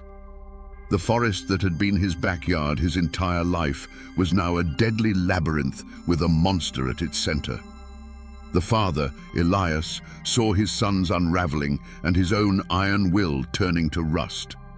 The fear was a poison, and Silas was letting it work its way deep into their souls before he delivered the final blow.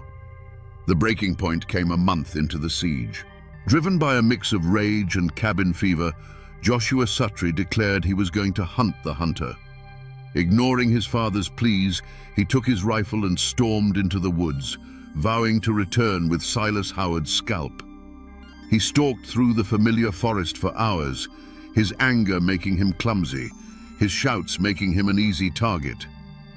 As dusk began to bleed through the canopy, he found himself in a part of the woods he didn't recognize. A sudden snap of a twig behind him made him spin around. He saw nothing. A cold dread, colder than any winter morning, washed over him. He knew in that instant that he was not the hunter. He was the prey, and he had walked right into the center of the web. They found him at dawn, not 50 yards from his own tree line. Elias Suttree, his face a pale, haggard mask, followed the trail of broken branches his son had left. He didn't find a man. He found what was left. Joshua was slumped against the base of a massive pine tree. There was no sign of a struggle, no gunshot wound. A single dark mark on his temple showed where the butt of a rifle had struck with brutal final force. But it was the other detail that made Elias's blood run cold. Lying neatly on Joshua's chest was the family axe, the one Silas had taken from his father's woodpile. Its blade was clean. It had not been used to kill, but to send a message. One Suttree was down. The ghost had a taste for blood, and his work was not yet finished. There was no trial held in the county courthouse for the death of Joshua Suttree. The only court in session was the court of public opinion, and the verdict was delivered in hushed tones and averted eyes. When Elias and Caleb carried the pine box to the small family plot on the hill behind their house, only a handful of distant cousins came to stand with them. The rest of the community stayed away, their absence a silent, damning judgment. They weren't mourning Joshua, they were watching the Suttree family be consumed by a fire of their own making. The law of men had failed, and now the older, harsher law of the mountains was handing down its sentence. The Suttree homestead became a courtroom and a prison all in one. Elias and Caleb were the accused, and Silas Howard was the unseen judge, jury, and executioner. The farm began to die around them. Fences sagged, weeds choked the cornfields, and the livestock grew thin from neglect. How could they work the fields when their eyes were constantly scanning the tree line? How could they sleep when every creak of the floorboards sounded like an intruder? Elias, the once proud patriarch who ruled his family with an iron fist, was reduced to a hollow-eyed old man, watching his world crumble one terror at a time. The legacy he had fought to build was being systematically dismantled by the ghost of a boy he had wronged. Caleb, however, was haunted by more than just fear. With his useless dangling arm, a constant aching reminder of his role in starting the feud, his spirit began to break. He started drinking heavily, seeking courage in a jar of corn liquor that only brought forth the demons of his guilt. In his drunken stupors, he would whisper his mother-in-law's name, swearing he saw her face in the shadows. He raved about a curse, not the one they had mockingly pinned on the Howards, but a real one, a curse of blood they had brought upon themselves that day at dawn.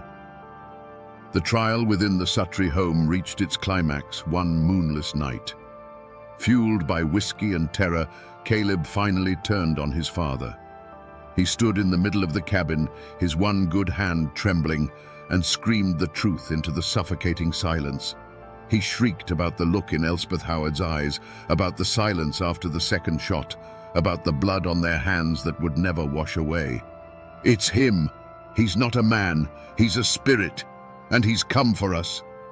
Elias tried to silence him, to slap the hysteria out of him, but the dam of denial had burst. The truth, ugly and raw, now filled the space between them. The verdict was delivered just before the next sunrise. Caleb Suttree, stripped of his bravado and his sanity, seemed to find a strange and sudden calm. He walked out onto the porch, unarmed, his face pale in the grey pre-dawn light. He took a deep breath of the cold mountain air, and then, in a voice that was not a shout, but a weary plea, he called out a single name into the mist-shrouded woods. Silas. He stood there, a man offering himself up to the inevitable. A moment passed, then another. And then, from the dark, silent wall of trees, a single shot rang out, sharp and final. It was an answer, an execution, a mercy. Was this justice? A circuit judge would have called it murder. But in the hollows and hills, where life was cheap and honor was everything, the story was told differently. They said Silas Howard was simply balancing the scales. He had taken an eye for an eye, a son for a mother, a brother for a father. Elias Suttree was now utterly alone, a king of a dead and haunted kingdom, left to live with the ghosts he had created. The law of men had never laid a hand on him, but the justice of the mountains had delivered a sentence far worse than a hangman's noose. It had taken everything. Elias Suttree didn't die from a bullet. He died from silence. He lived out his remaining years in that hollow, a ghost in his own home, surrounded by the ghosts of his sons. His land went fallow, and his name withered on the vine. When he finally passed, no one was there to mark the occasion. The Suttree line, once a source of pride, ended in a weedy, forgotten grave on a lonely hillside. Their story became a cautionary tale about the price of hate. And Silas Howard, the avenging angel of the hollow, walked out of the mountains and into a bigger, bloodier war. When the nation split apart, he joined the Union Army, perhaps seeing in the chaos of the Civil War a place where a man with his particular skills could belong. He saw the horrors of Gettysburg, a slaughter that made his family feud look like a schoolyard scuffle. But the war didn't wash away his sins. It just baptized him in a new kind of hell.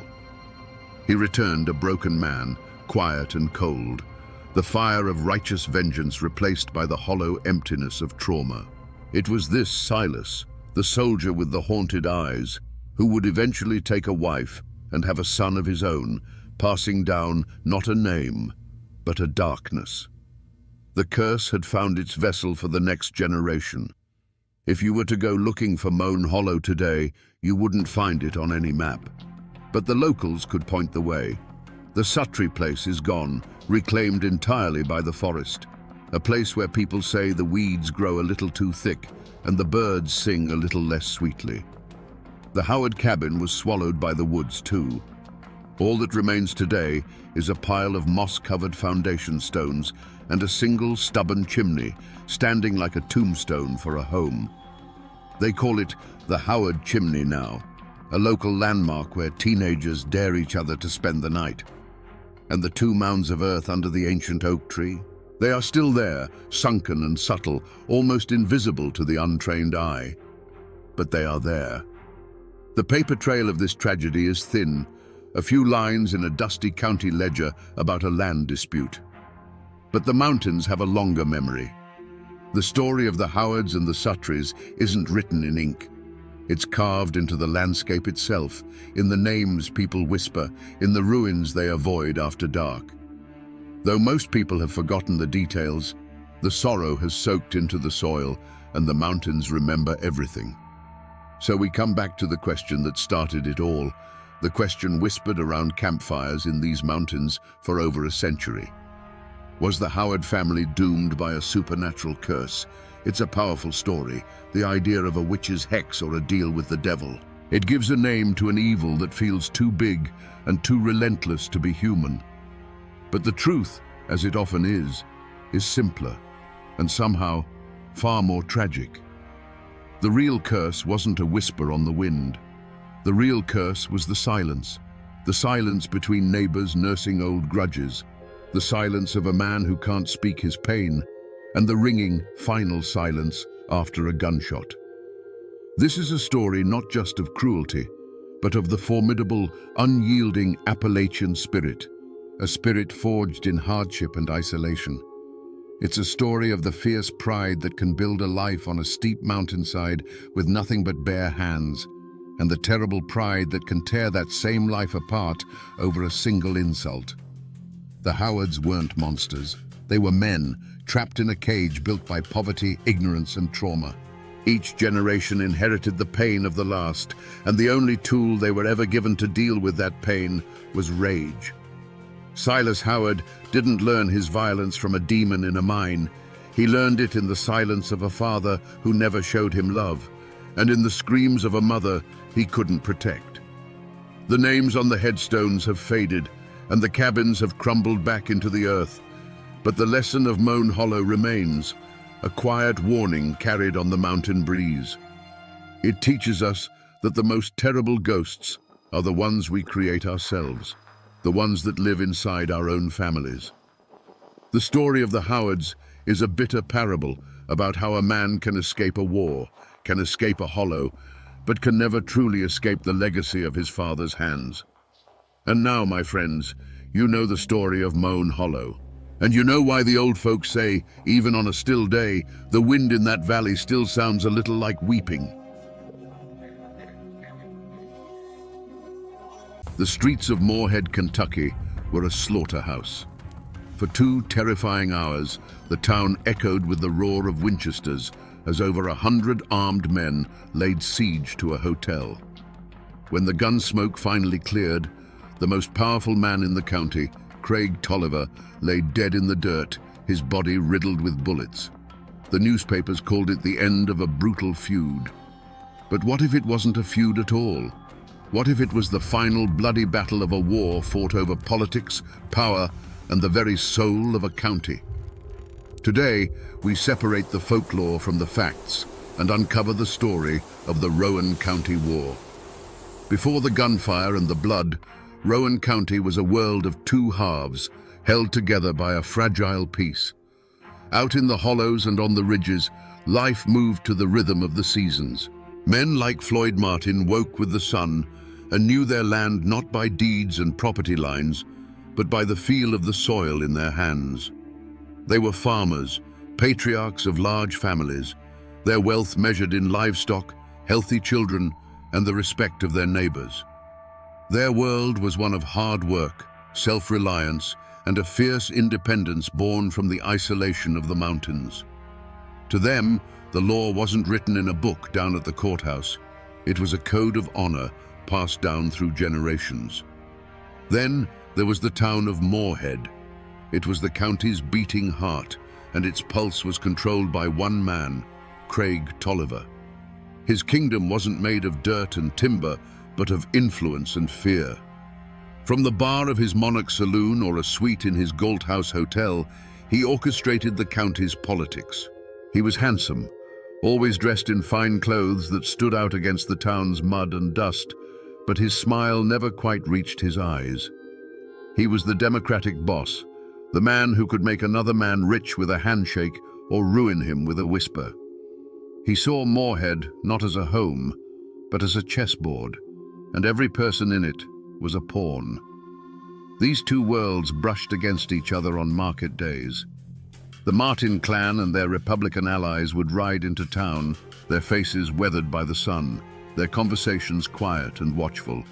They'd trade their crops, buy supplies, and endure the smirks of Tolliver's men who ran the town. In the saloons, Democrats and Republicans drank at separate tables, the air thick with an unspoken history. Everyone knew who had worn the blue and who had worn the gray, or whose father had. It was a peace, but it was the kind of quiet you get in the woods just before a storm breaks. Every handshake was a calculation. Every glance held a question. The people of Rowan County were living on a fault line, a deep crack in the earth left by the Civil War, and everyone could feel the ground trembling beneath their feet. They were proud people, both in the town and in the hills, and pride in Appalachia is a dangerous thing. It can build a home, but it can also burn one to the ground with everyone still inside it.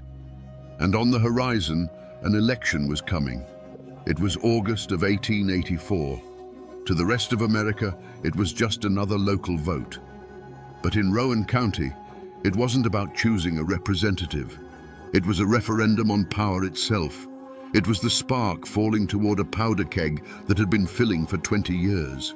Little did they know, this day of voting would not be settled with ballots, but with blood, and the world they knew was about to be lost forever in a haze of gun smoke. The hatred that fueled the Rowan County War wasn't born in a saloon brawl in 1884. Its seeds were sown 20 years earlier in the blood and fire of the Civil War.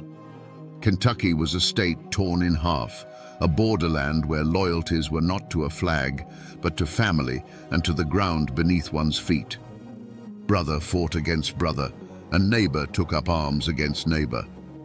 When the war ended, the soldiers returned to their farms and towns, but they brought the conflict back with them. They laid down their rifles, but they never truly laid down the fight. In the rugged hills of Rowan County, these old battle lines hardened into political identities. To be a Republican, like the Martins, was to align with the Union, with the federal government that had preserved the nation.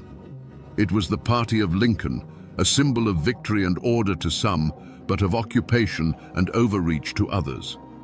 To be a Democrat, like Craig Tolliver and his faction, was to carry the banner of the old Confederacy, of states' rights and resistance to that same federal power. It was a politics of pride and grievance, a burning resentment that the world had been turned upside down. This wasn't about policy debates, it was about memory.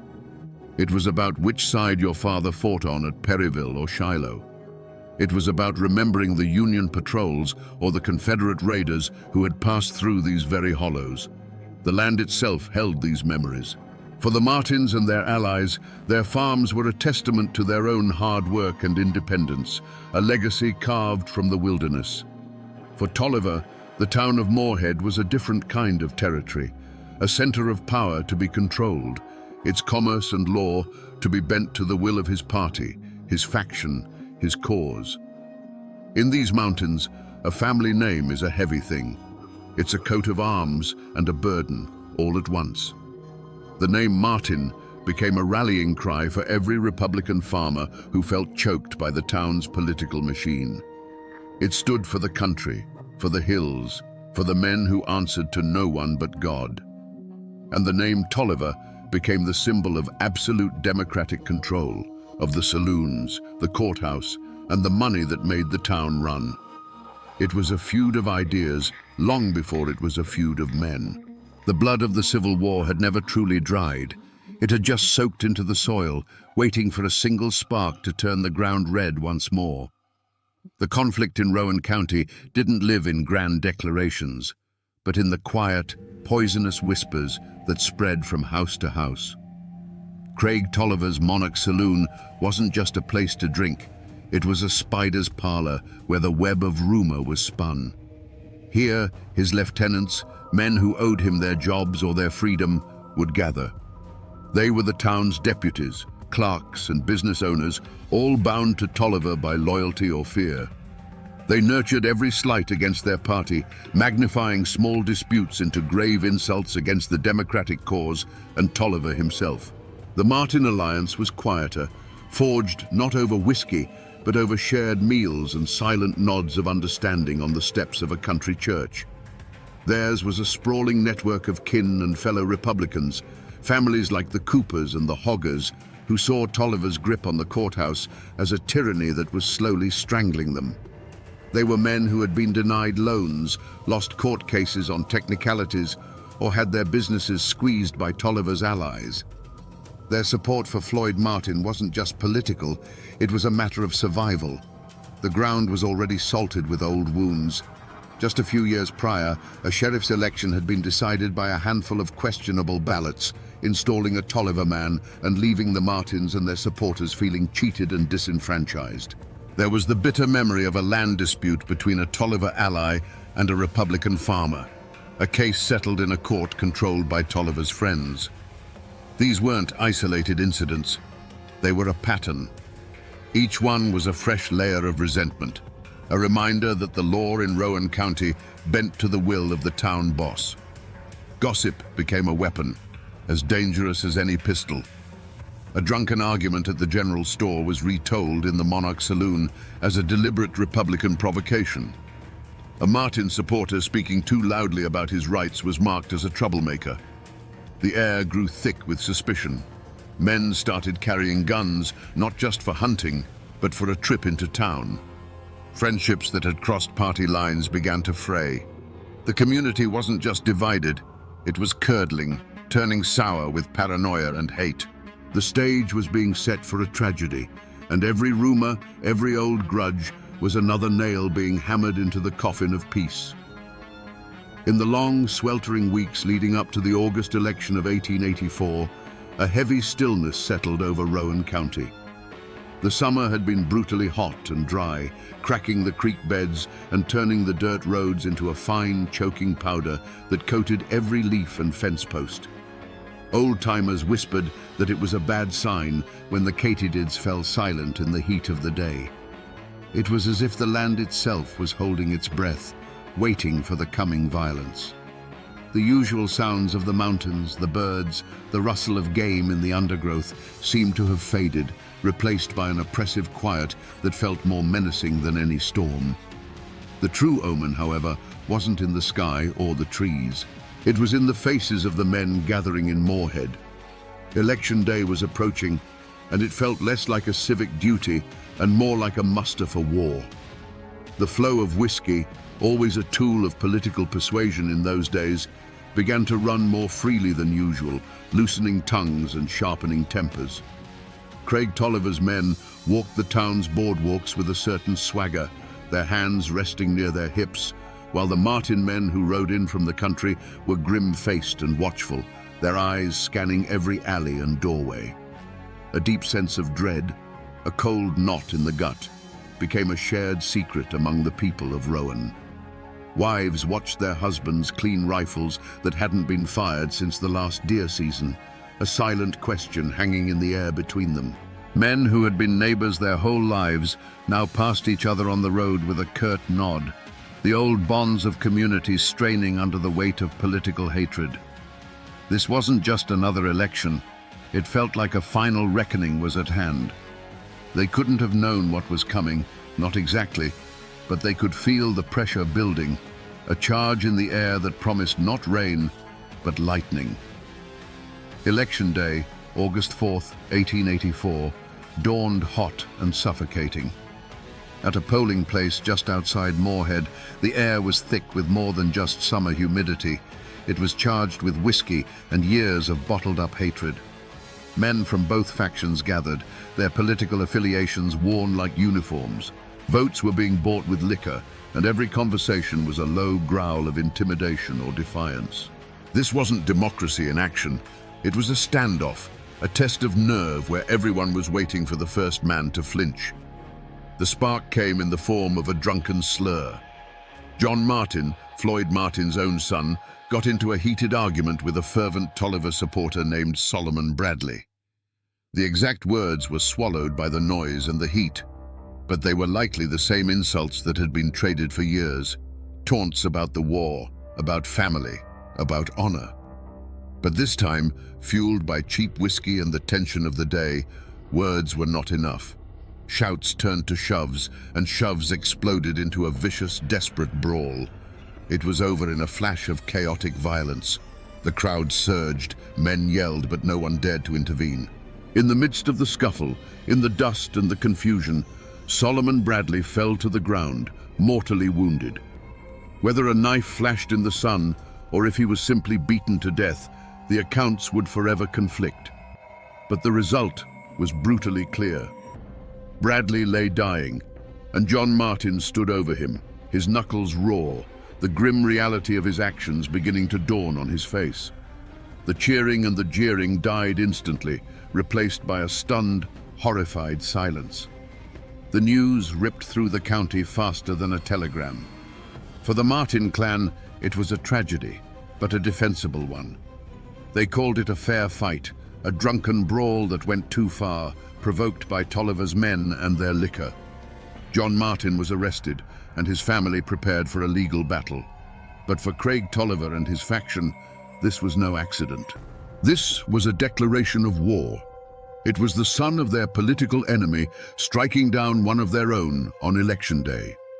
They saw it as a calculated act of aggression, an assassination meant to send a message. The law might have had John Martin in a cell, but the code of the mountains now demanded a different kind of justice. The political quarrel had been baptized in blood. It was no longer about who would control the courthouse, it was about vengeance. The first drop of blood had hit the dry Kentucky dirt, and a war was about to bloom from it. There was no going back now. What followed was not an open war, but a slow, creeping plague of violence that lasted for 3 years. The law of the gun replaced the law of the land, and Rowan County became a place of shadows and fear. Death could come from anywhere, at any time. A man might be ploughing his field, the only sound the harness creaking and the birds singing, when the tree line would suddenly erupt with a volley of gunfire. He would simply fall, another life erased without a word. A riderless horse returning to a barn at dusk became a common and dreaded sight, a silent messenger of another ambush. The first major act of retribution was aimed directly at the head of the Martin clan.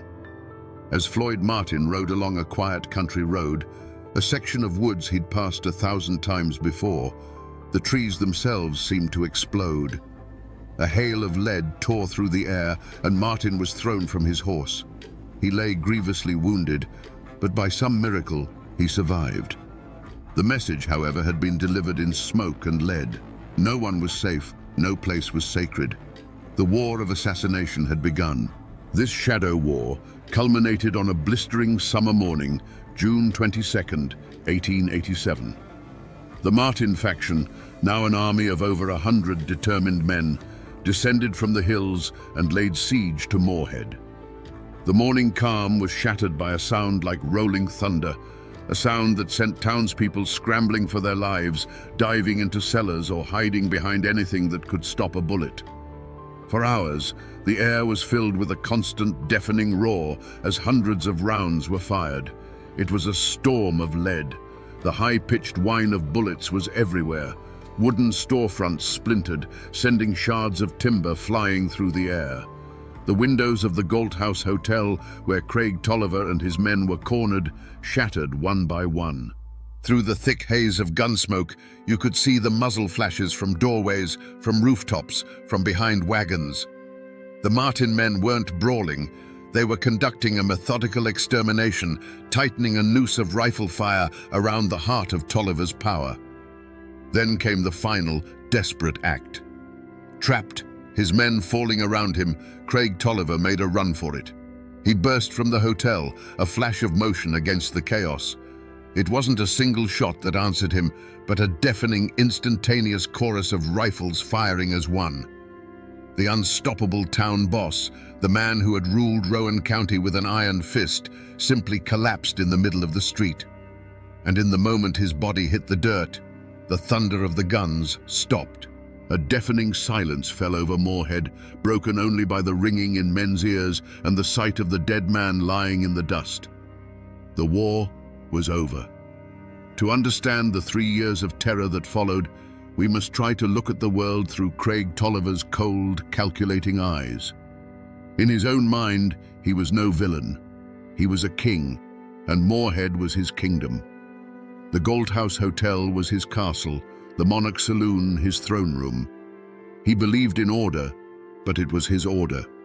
He provided jobs, settled disputes, and kept the peace, all so long as his authority was never questioned. He didn't see the Martins and their allies as a political opposition. He saw them as rebels, as a disease threatening the body of his carefully controlled world.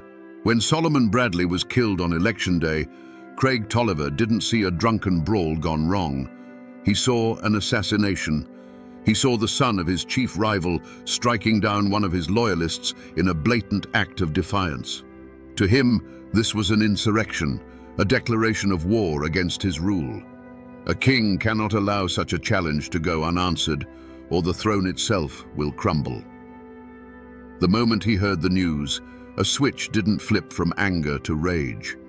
It flipped from political maneuvering to calculated extermination.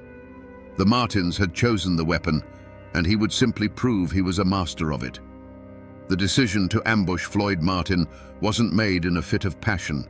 It was a cold, strategic move, a piece being moved on a chessboard.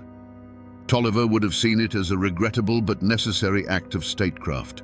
In his logic, removing the head of the rebellion would cause the movement to collapse. After the ambush failed, he wouldn't have felt frustration or panic, but a grim resolve. It was simply a problem that now required a more thorough solution.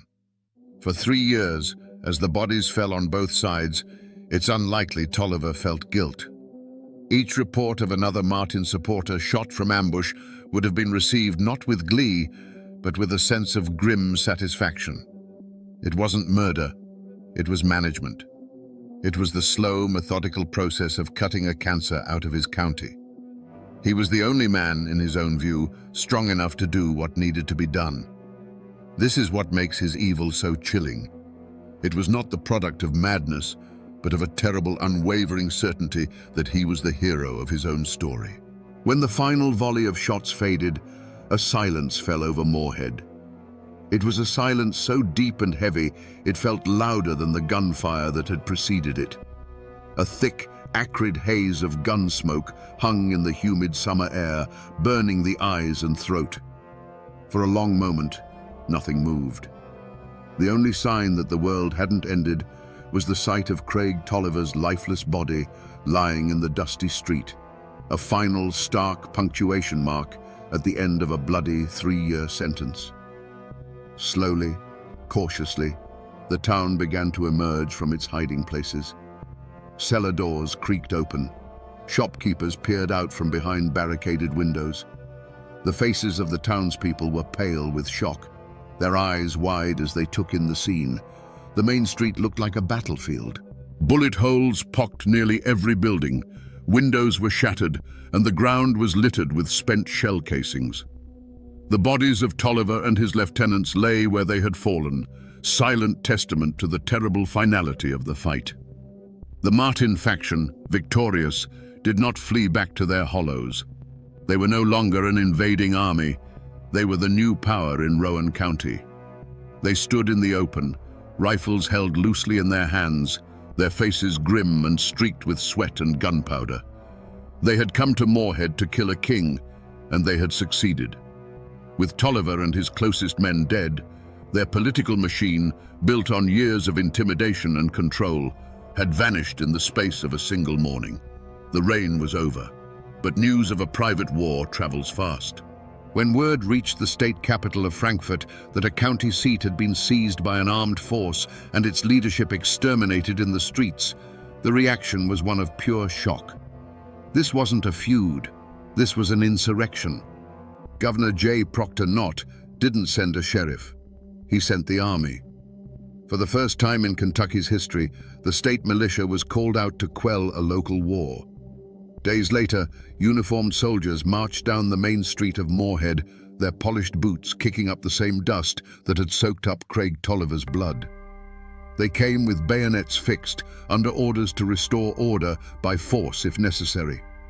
They were a foreign power, an outside authority that neither the Martins nor the Tollivers had ever answered to. Their arrival marked the true end of the war. The law of the mountains had finally been silenced by the law of the state. The arrival of the state militia did not bring peace to Rowan County. It simply put a lid on a boiling pot. The gunfire was replaced by a tense, suffocating quiet, enforced by the cold steel of soldiers' bayonets. But beneath this forced calm, the community was more fractured than ever. The war wasn't over. It had just moved indoors, into the whispers in the general store and the fearful glances exchanged over church pews. The town of Moorhead and the surrounding hollows broke into two camps, with a terrified majority caught in the middle. For the Republicans and the families of the Martin faction, it was a moment of liberation. They saw themselves not as killers, but as patriots who had overthrown a tyrant. They had stood up to Craig Tolliver's machine and won, restoring what they believed was true justice to the county.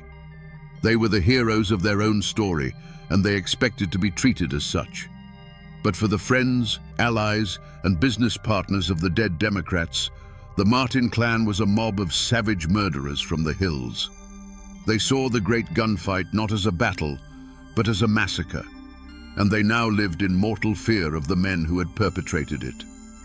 This fear gave birth to a powerful conspiracy of silence.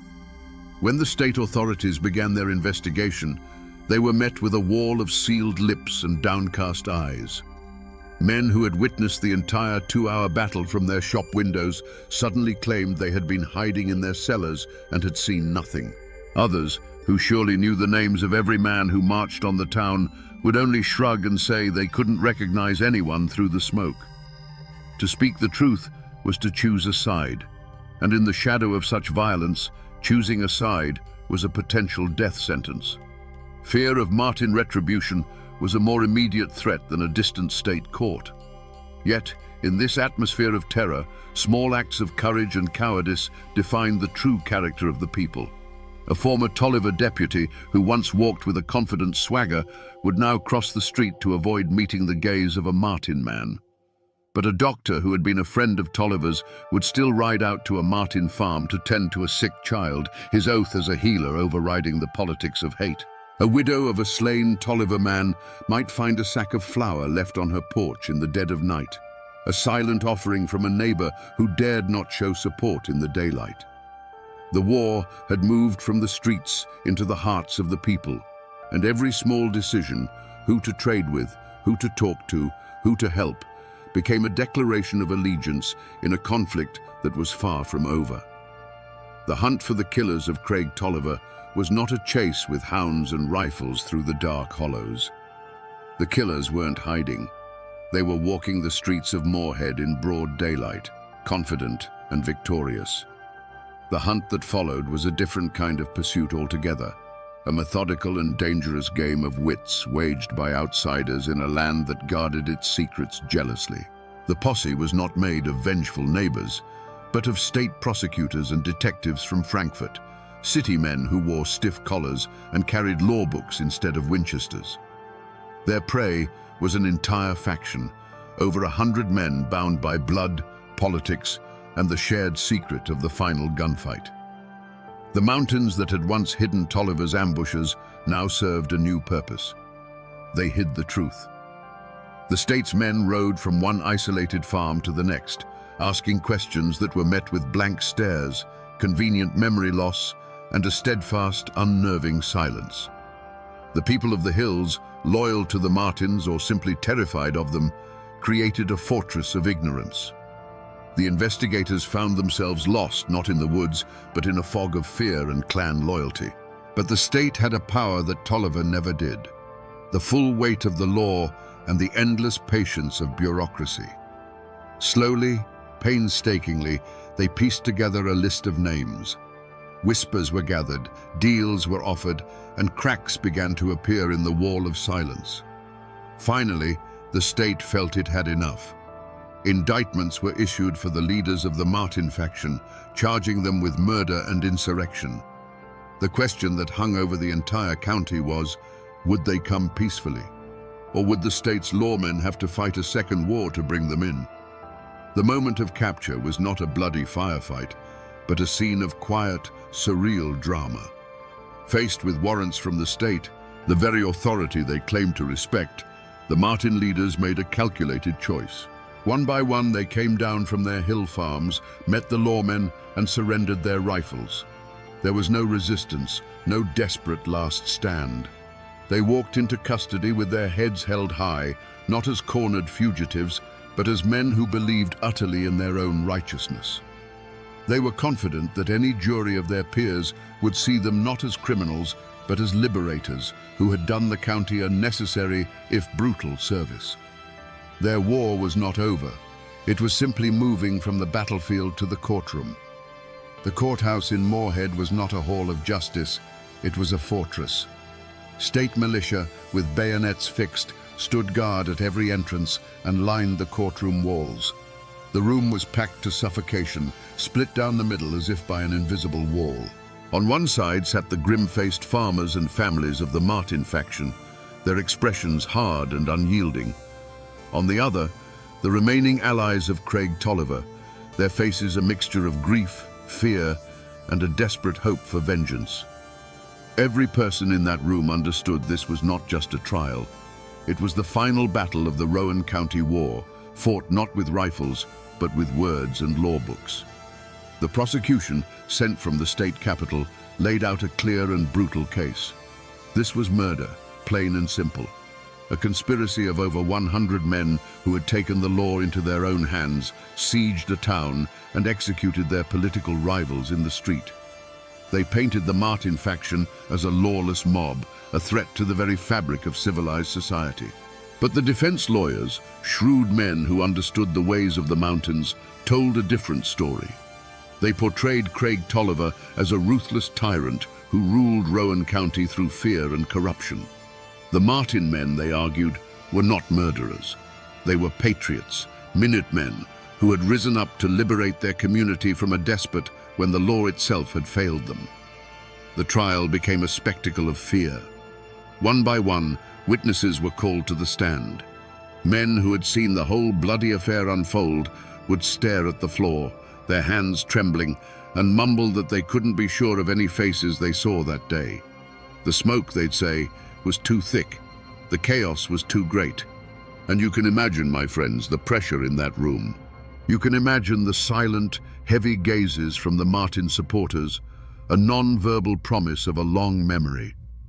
The conspiracy of silence that had protected the killers in the hills now followed them right into the courthouse. Throughout the proceedings, the accused leaders of the Martin clan sat in their chairs with a quiet, unshakable dignity. There was no remorse in their eyes, no plea for mercy. They listened to the testimony with the stoicism of men who had made their peace with their actions long ago.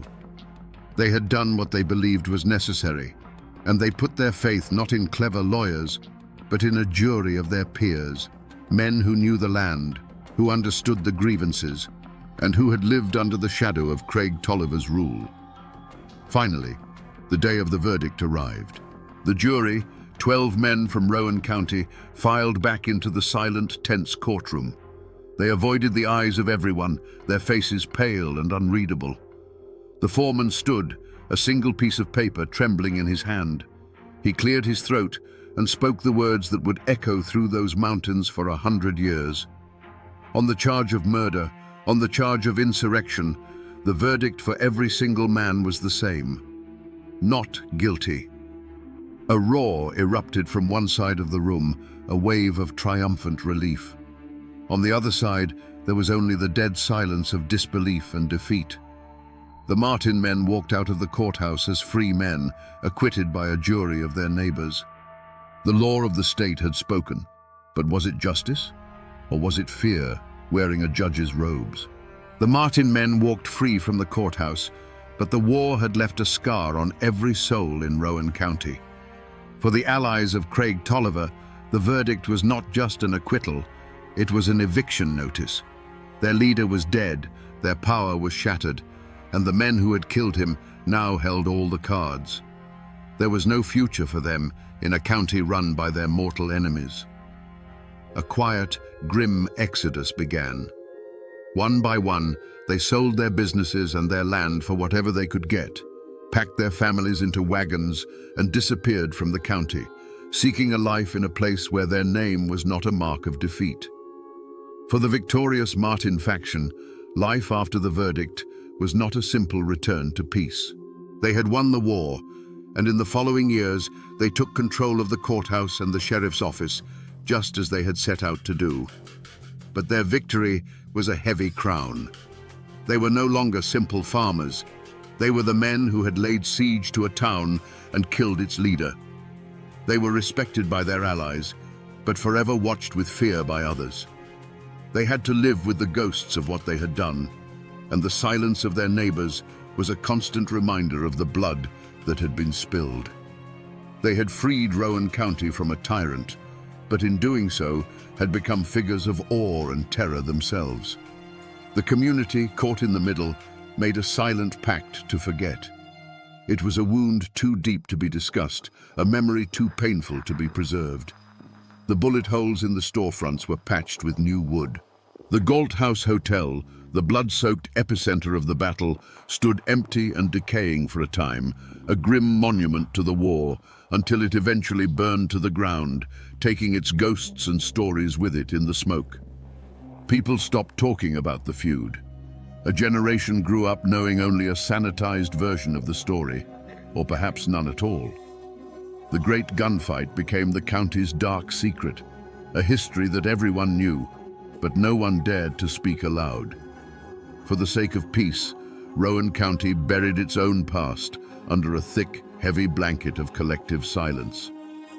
If you walk the streets of Moorhead, Kentucky today, you won't see the scars of a battlefield. You'll see the campus of a bustling university. You'll see traffic and commerce, a modern town moving at a modern pace. The old wooden storefronts are gone, replaced by brick and pavement. The thunder of the 1887 gunfight has been replaced by the everyday sounds of life. It would be easy to think that the Rowan County War was just a tall tale, a ghost story whispered by old men. But if you look in the local phone book, you will still find the names Martin and Tolliver. The descendants of the men who fought and died in that war still live on the same land, still walk the same streets. The blood has thinned, the old hatreds have cooled into a shared, complicated history. They are no longer armies, just families. A Martin and a Tolliver might work together. Their children might sit next to each other in school, most of them knowing little of the war their great-grandfathers waged for the soul of this very ground. The physical landmarks of the war are nearly all gone. The Galt House Hotel is a ghost, its location now just a spot on a modern street. But if you know where to look, you can find the final chapter. In the Old Town Cemetery, you can find the grave of Craig Tolliver.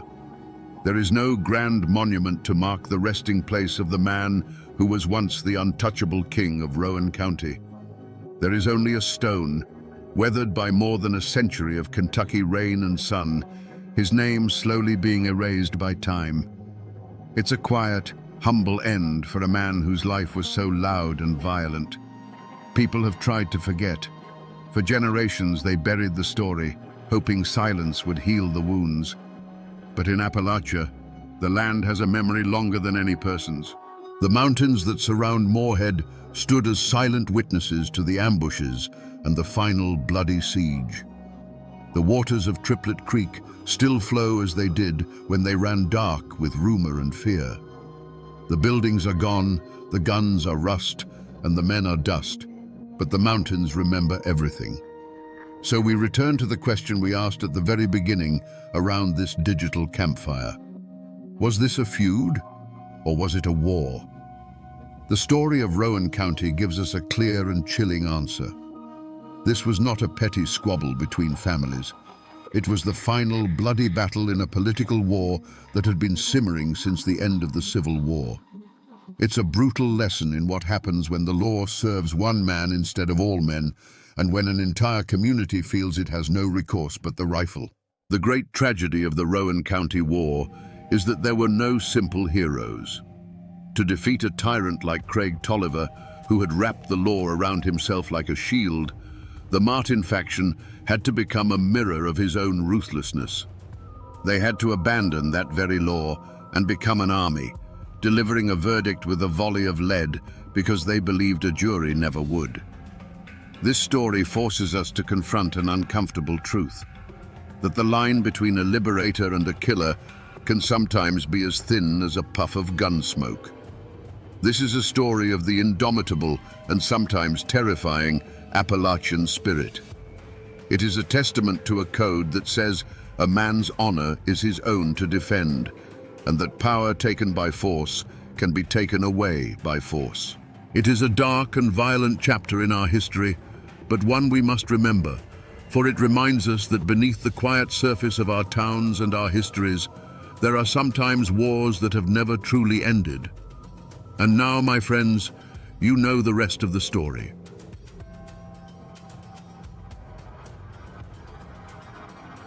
The air hung heavy and thick, cloying with the damp scent of pine and something else, something metallic, like fresh blood on cold earth. Mist, thick as a shroud, snaked through the hollows, clinging to the branches of ancient oaks, obscuring everything beyond a few feet.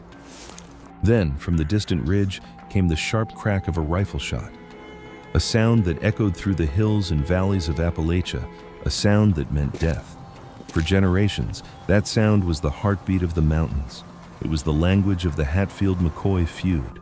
It spoke of bitter grudges, of families pitted against families, a brutal symphony of vengeance and survival.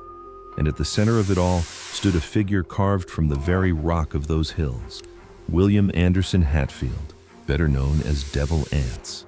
He was a patriarch, a warlord, a man whose name alone could curdle the blood in your veins. They said he was as cunning as a fox, as fierce as a bear, and as ruthless as the land itself. His power wasn't written in laws or treaties. It was etched in the fear he inspired, in the loyalty of his clan, and in the cold steel of the firearms they carried. Devil Anse ruled through sheer force, through intimidation, and by making it clear that his word was the law, enforced by lead and fire. His legend looms large, a testament to the raw, untamed power of the Appalachian frontier. He lived and died a king of the mountains, a symbol of brute strength and defiant independence. His story is one of the most famous, most violent, most American sagas ever told. But what if the most powerful Hatfield who ever lived wasn't the one holding the gun? What if he was the one counting the votes? The man who eclipsed the devil's legend was his cousin, Ephraim Hatfield. And he was a different kind of animal entirely. He wasn't a mountain warlord. He was a political boss. He rarely carried a gun, and some say he never even raised his voice. He didn't need to. Where Devil Anse's power ended at the barrel of a Winchester, Eph's was just beginning.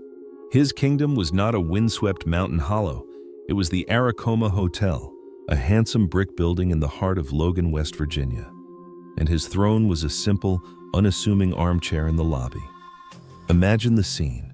Day after day, from morning until evening, Eph Hatfield would sit in that chair watching the world go by. He was a calm, almost placid figure, often dressed in a simple suit. He would read the newspaper, smoke a cigar, and greet men who approached him with a quiet nod. But don't let the stillness fool you. From that single chair, he was pulling the strings of an entire county. The men who came to see him were not weathered Klansmen seeking vengeance. They were sheriffs, judges, coal mine superintendents, and aspiring politicians. They would approach his chair, one by one, and speak in low, deferential tones. They weren't there to pass the time. They were there for a verdict. They were asking for a job for a relative. They were seeking a political endorsement. They were requesting a legal problem to disappear. Ephraim would listen patiently, his eyes missing nothing. A conversation might last minutes, or it might be just a few seconds. And then would come the decision.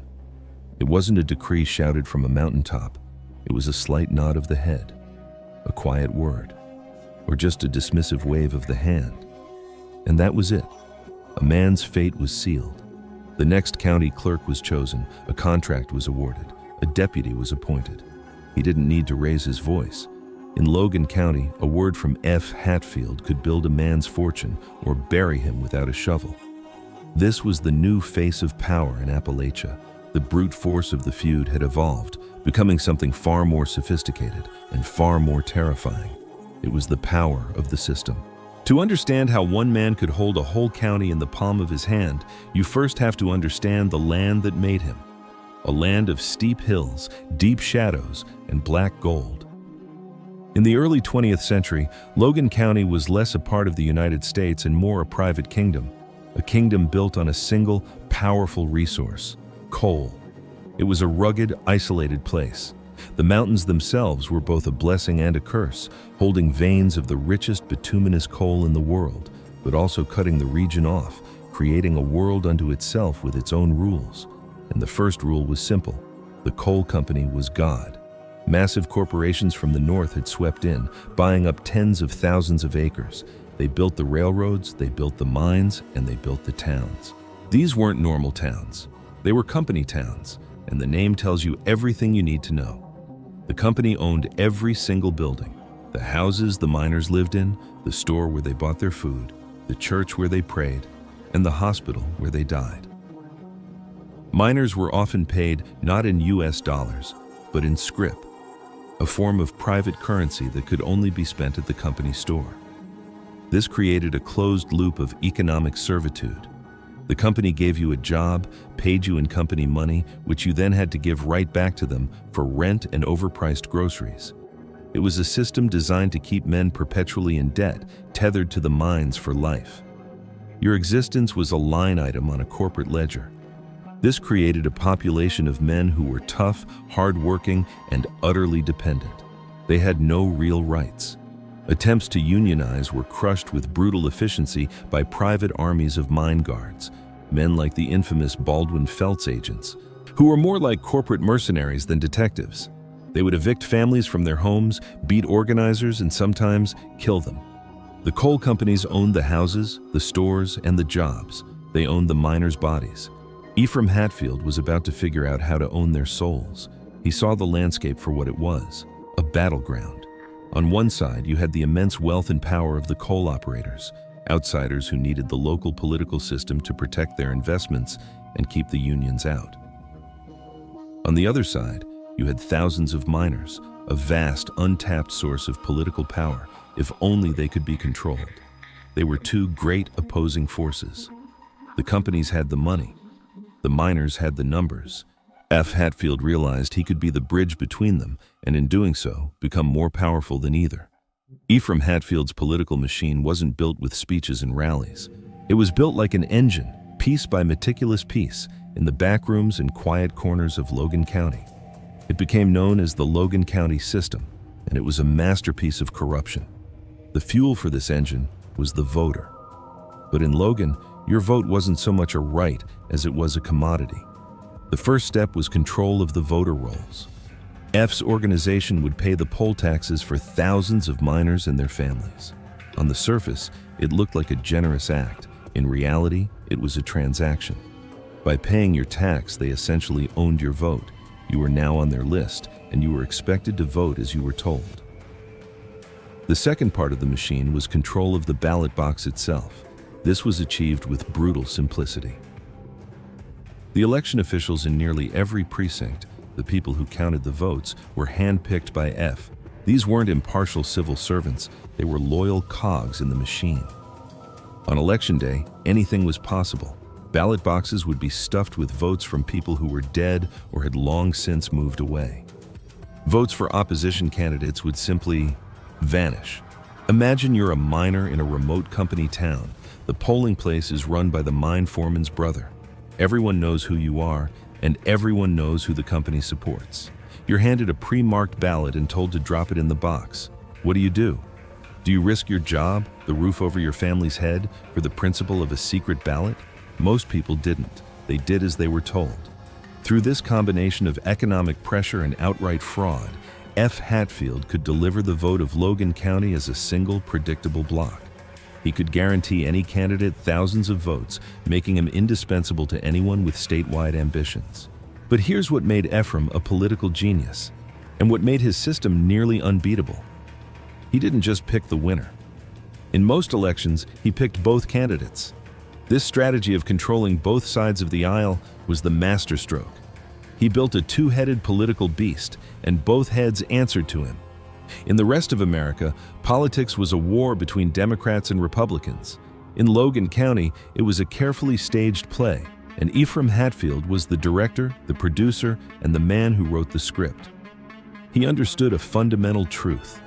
True power isn't about winning the election. It's about controlling the choices.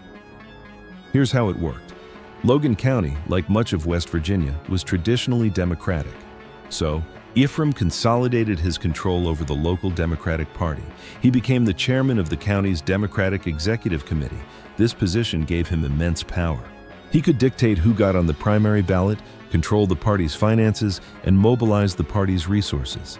He would choose a candidate for sheriff, for judge, for county clerk, men who were loyal to him and the machine. His thousands of controlled voters would ensure they won the Democratic primary with ease. This part is simple enough. It's classic political boss behavior. But this is where Eph's genius for corruption came in. He didn't stop there. He looked across the aisle at the Republican Party. In Logan County, the Republicans were a permanent minority. They had no real chance of winning a general election. So Ephraim made them an offer they couldn't refuse. He went to the leaders of the local Republican Party and essentially put them on his payroll. He would provide them with money and influence. In return, he got to pick their candidates too. In the Republican primary, Ephraim would run a candidate he secretly controlled.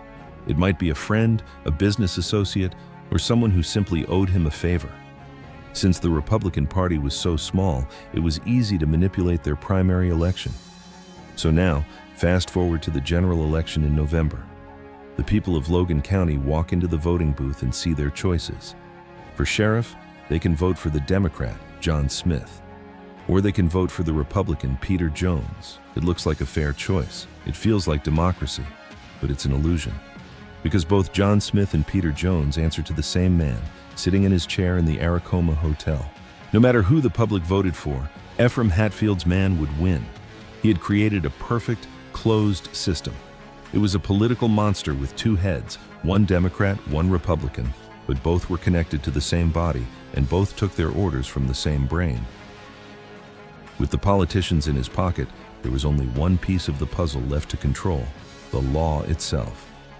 And in the mountains of West Virginia, the law had a name: the county sheriff.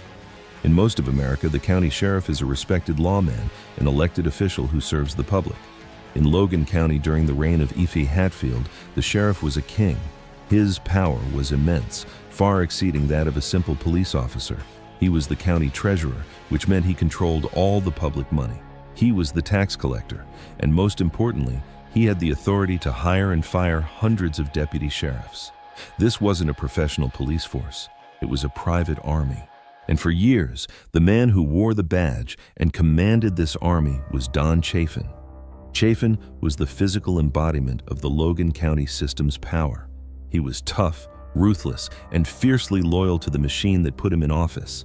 His deputies were everywhere. They weren't just patrolling the streets of Logan, they were stationed in every coal camp, on every major road, and at every railroad station. Their official job was to keep the peace. Their real job was to enforce the will of the coal companies and the political machine. They were the muscle. Their salaries were paid by the county, but their loyalty was supplemented by the coal operators. The companies paid the sheriff's office a handsome fee for each deputy stationed on their property. This created a perfect circle of corruption. The machine picked the sheriff hired the deputies, and the coal companies paid to keep them in their camps, crushing any sign of union activity. These deputies could arrest anyone, for any reason. They could beat men with impunity. They could stop and search travelers, turning away anyone they deemed an agitator or a union organizer. They created an iron curtain around Logan County, turning it into a fortress state. Fiercely resistant to any outside influence. Imagine a police force that doesn't answer to the public, but to a single man sitting in a hotel lobby. That wasn't a nightmare in Logan County. It was reality. Don Chafin and his army of deputies were the enforcers who made the system work. They were the ones who ensured voters cast their ballots correctly. They were the ones who protected the ballot boxes from prying eyes. They were the iron fist inside the machine's velvet glove. For years, this combination of political cunning and brute force seemed invincible. It was a perfect, self-sustaining ecosystem of power. For years, the machine ran unopposed. It seemed invincible. Then, in 1920, one man made the fatal mistake of believing the law was bigger than E.F. Hatfield. His name was Wallace Hounshell. In a system where every piece was bought and paid for, the courts were supposed to be the final cog in the machine. Judges, like everyone else, were typically chosen for their loyalty, not their legal brilliance. Their job was to legitimize the machine's actions, to provide a rubber stamp of judicial approval for the arrests made by Chafin's deputies and the political maneuvering of Hatfield's allies. But sometimes, a piece doesn't fit. Wallace H. Hounshell was not a product of the Logan County machine. He was an outsider, a respected lawyer from a neighboring county who, through a twist of political fate, was appointed by the governor to fill a vacant seat on the circuit court bench in Logan. He was an educated man, a man who believed in the sanctity of the law and the integrity of the courts. He was, in every way, the wrong man for the job, if you were F. Hatfield. When Judge Hounshell first arrived in Logan, he was likely prepared for a certain amount of local flavor in the justice system. What he found shocked him to his core. He saw a legal system that was a complete sham. Grand juries were packed with the sheriff's deputies. Indictments were handed down not based on evidence, but on political convenience. Men were arrested on flimsy charges, held in jail, and pressured to vote the right way in exchange for their freedom. The courtroom, which Hounshell considered a sacred space, was being used as just another tool of coercion, and he refused to be a part of it. He began to fight back, using the only weapon he had, his position as judge. He started scrutinizing the indictments brought before him. He found dozens that were legally baseless and threw them out of court, freeing the men who had been arrested. He publicly questioned the methods of the sheriff's office. He began to block the machine's moves, using the letter of the law as his shield and his sword. For the first time in years, the gears of the Logan County system began to grind, to meet resistance. A wave of hope, small but real, began to ripple through the county. It seemed that one man, armed with courage and a law book, could actually make a difference. Hounshell thought he was fighting for justice. He didn't realize he had just declared war on a king in the middle of his kingdom. And the king was about to strike back. Ephraim Hatfield and his lieutenants did not panic. Their machine was not designed to handle justice. It was designed to crush opposition. And Judge Hounshell was the most dangerous kind of opposition, an honest man in a position of power. They couldn't bribe him, they couldn't intimidate him. So, they decided to destroy him. The counterattack was not a noisy affair. It didn't happen in a dark alley. It happened in quiet, smoke-filled rooms in the state capital of Charleston. The machine's strategy was as brilliant as it was diabolical. If you can't control the judge, get rid of him. They decided to have him impeached. This was a declaration of total war. Impeaching a judge was a rare and extreme measure. It required mobilizing the machine's full influence at the state level. Ephraim Hatfield and his allies called in every favor they were owed. They leaned on the state legislators whose campaigns they had funded.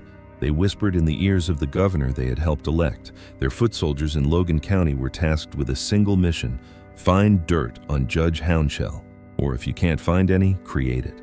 An army of sheriff's deputies and machine loyalists began to meticulously comb through every decision, every case, every aspect of Hounshell's life, looking for anything that could be twisted into an accusation. They interviewed disgruntled litigants who had lost cases in his court.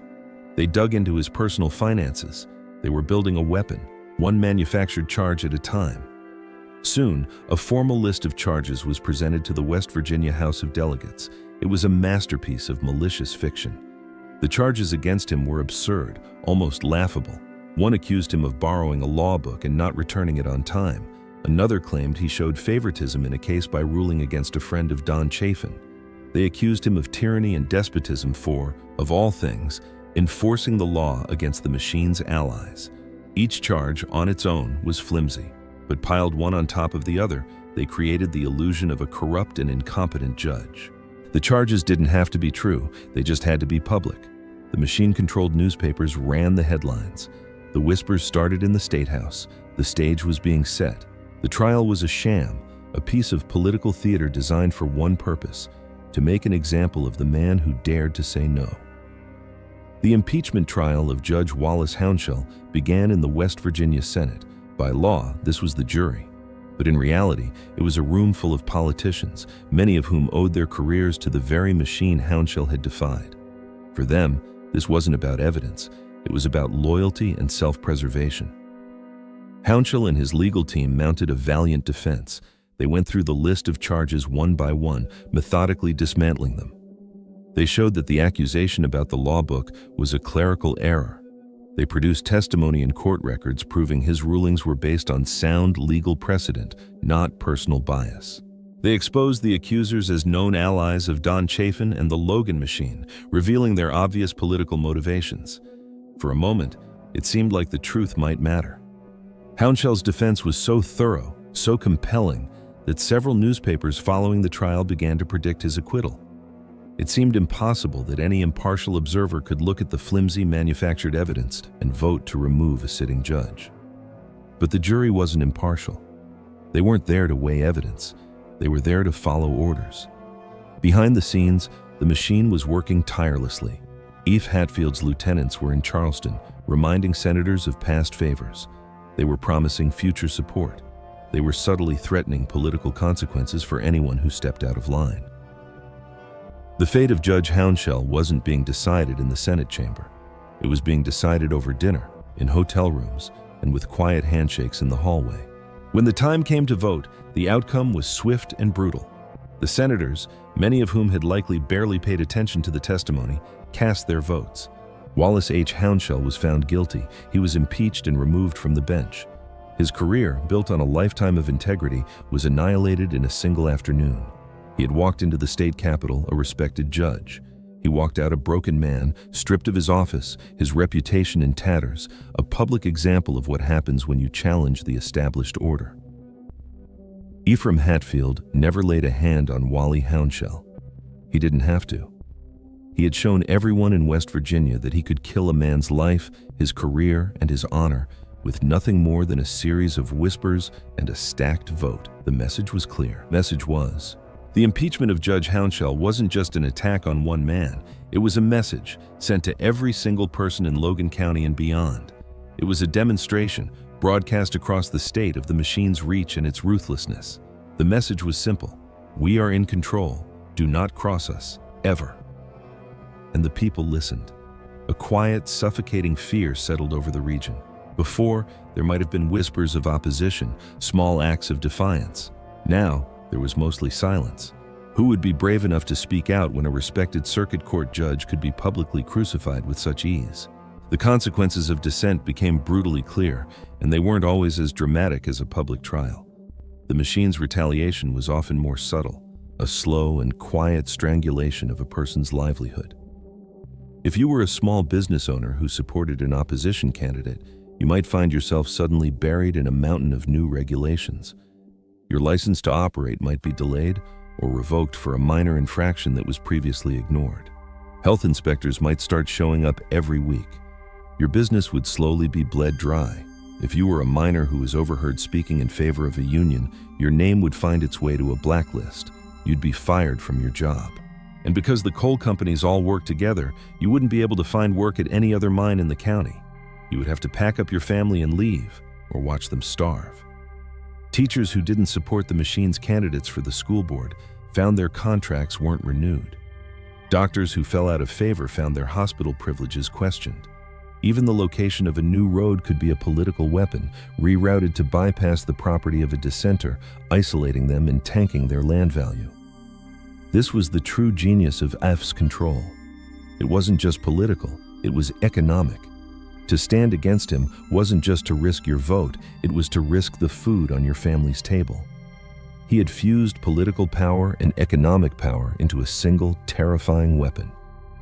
He had achieved what his cousin, Devil Anse, never could. Devil Anse controlled a clan through loyalty and fear of violence. Eve Hatfield controlled an entire society through the quiet, pervasive fear of losing everything. With the county completely subdued, Ephraim's gaze turned higher. He wasn't just content being the king of Logan County, he wanted to choose the kings of West Virginia. With Logan County locked down, Ephraim Hatfield held a unique and powerful commodity in West Virginia politics, a guaranteed block of thousands of votes.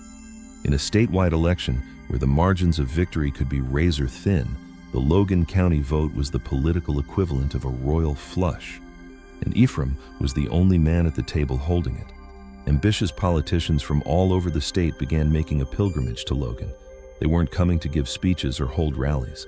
They were coming to the Aracoma Hotel to sit down with the quiet man in the lobby and ask for his blessing. They were candidates for governor, for the United States Senate, for Congress. And they knew the road to Charleston, or even to Washington, D.C., ran directly through F. Hatfield's territory. The meeting would be discreet. The deal was unspoken, but perfectly understood. If Ephraim gave his support, he would deliver the Logan County vote. He would turn out his machine, stuff the ballot boxes, and ensure a massive, lopsided victory in his county for the chosen candidate. In return, the candidate, once elected, owed him. They owed him loyalty. They owed him protection. This arrangement provided the machine with a crucial shield of armor. If a pesky state prosecutor or an ambitious attorney general ever got the idea to investigate the rampant corruption in Logan, a quiet phone call would be made. The governor, remembering the thousands of votes that put him in office, would ensure the investigation stalled. State police would be told to stand down. Funding for the investigation would mysteriously dry up.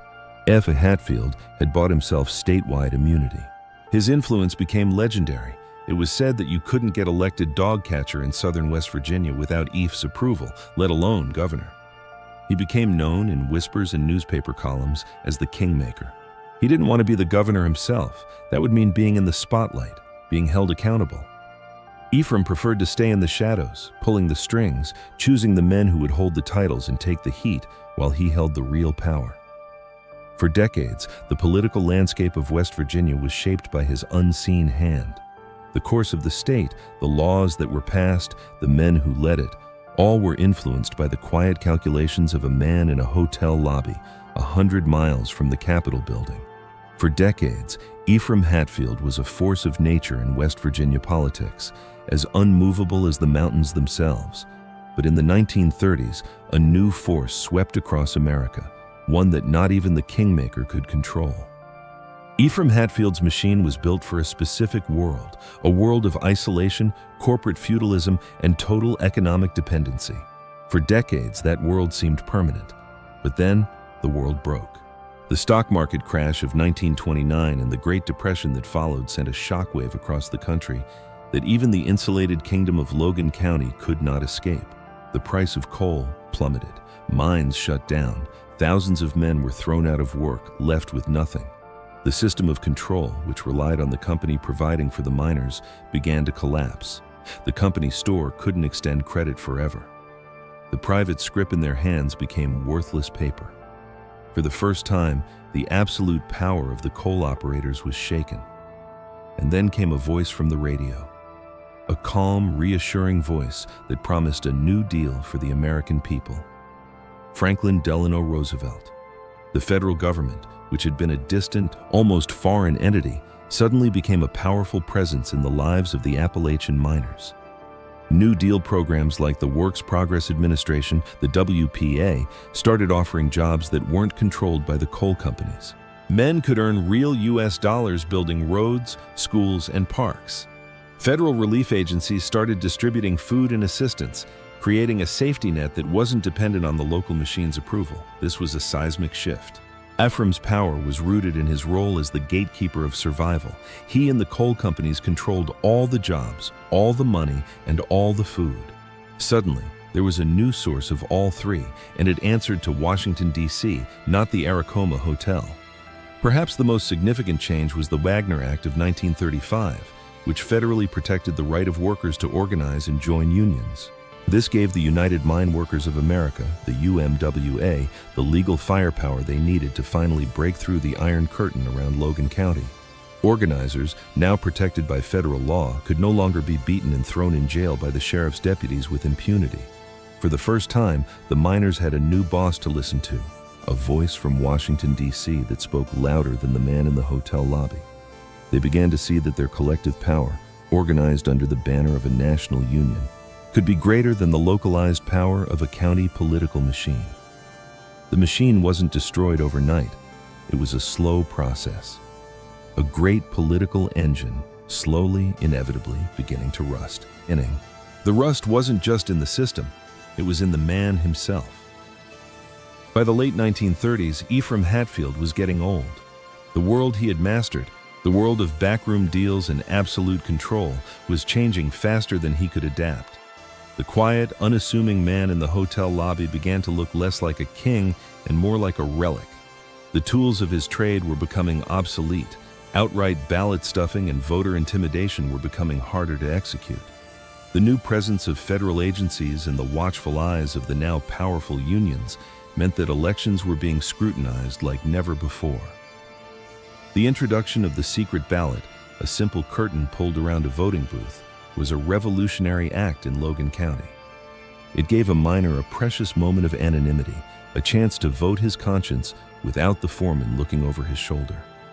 The two-headed beast he had created, his control over both the Democratic and Republican parties, began to weaken. The National Democratic Party of Franklin Roosevelt was a pro-union, populist party, a world away from the conservative, business-aligned machine Ephraim ran locally. A new generation of politicians was rising, men and women who owed their allegiance to the New Deal and the unions, not to the old county bosses. His grip on the economic lifeblood of the county was also slipping. As the UMWA grew in strength, it negotiated contracts that gave miners better wages, benefits, and a degree of job security. The Union Hall became a new center of power in the community, a place where men could gather and speak freely, away from the prying ears of the company deputies. It offered an alternative to the paternalistic control of the machine. You could feel the change in the air. The fear that had held the county in a state of paralysis for so long began to slowly recede. People started to believe that another way was possible. The kingmaker, who had once seemed like a permanent feature of the landscape, was now losing his grip. The votes he could once deliver with absolute certainty were no longer a sure thing. The man who had once moved political mountains was now watching the world change around him, becoming a relic in his own lifetime. The end for Ephraim Hatfield did not come with a bang. There was no final dramatic confrontation, no violent overthrow. It was a slow fade into irrelevance. In his final years, he still held court in the lobby of the Aracoma Hotel, but the lines of men seeking his favor grew shorter. The aura of absolute power that had once surrounded him had dissipated, replaced by the quiet dignity of an old man watching the parade pass him by. The new political landscape had no place for him. Power in West Virginia was now a complex negotiation between the unions, the federal government, and a new breed of politician. The old kingmaker's endorsement still carried some weight, but it was no longer the deciding factor. The Logan County system, his masterpiece of control, was a shadow of its former self, a creaking, rusty apparatus that could no longer dictate the future. Ephraim Hatfield died in 1943 at the age of 76. His death was not the end of a bloody feud, marked by gunfire and vengeance. It was a quiet passing, noted in the local papers as the end of an era. He died of natural causes, a man who had wielded more power than any Appalachian warlord, yet who ended his life not in a hail of bullets, but as an old man whose time had simply run out. It's a strange irony. His cousin, Devil Anse, who lived and died by the gun, became a permanent American legend. His name is synonymous with the wild, violent spirit of the frontier. He is a figure of folklore, his story told and retold in books and movies. Ephraim, on the other hand, the man who was infinitely more powerful, who controlled the lives of tens of thousands, who made governors and senators, has been largely forgotten by history. His power, for all its vastness, was ephemeral. It was the power of whispers, of backroom deals, of a system that thrived in the shadows. And when the light was finally let in, it began to fade. Ephraim Hatfield was gone. But the machine he built, the system he perfected, did it truly die with him? Or does its ghost still haunt the corridors of power? The story of Ephraim Hatfield is more than just a piece of Appalachian history. It's a chilling case study in how power works and how democracy can fail. It's a blueprint, a warning. The Logan County system was not some strange, isolated anomaly born of mountain feuds and coal dust. It was an American creation. Ephraim's genius was his understanding that you don't need a gun to control people, not when you can control their jobs. You don't need to be a dictator, not when you can handpick both candidates. And you don't need to break the law, not when you can control the men who write the laws and the men who enforce them. He perfected a quieter, more insidious form of tyranny, one that wears the mask of democracy. His methods became the template for other political machines across the country, in rural counties and in sprawling cities. The names and faces changed, but the mechanics remained the same. Control the vote, control the jobs, and wrap it all in a cloak of legitimacy. His story forces us to ask uncomfortable questions. How much has really changed? Where do these machines still exist today, hidden in plain sight? Perhaps they are no longer run by a single man in a hotel lobby. Perhaps they are run by corporations, by special interests, by faceless algorithms that manipulate the information we see. The methods are more sophisticated, the scale is grander, but the goal is the same: to control the choices, and thus, to control the outcome. The ghost of the Logan County system is the idea that our vote is just an illusion, that the game is rigged and the real decisions are made long before we ever step into the booth. It's the creeping suspicion that no matter who we choose, the same interests, the same powers, always win. Ephraim Hatfield's ultimate legacy is not a statue or a monument. It is a persistent question that echoes through the years, from the hollows of West Virginia to the halls of power today. The question is, who is really counting the votes? And more importantly, who is choosing the candidates? The answer to that is the difference between a functioning democracy and a very well-managed play.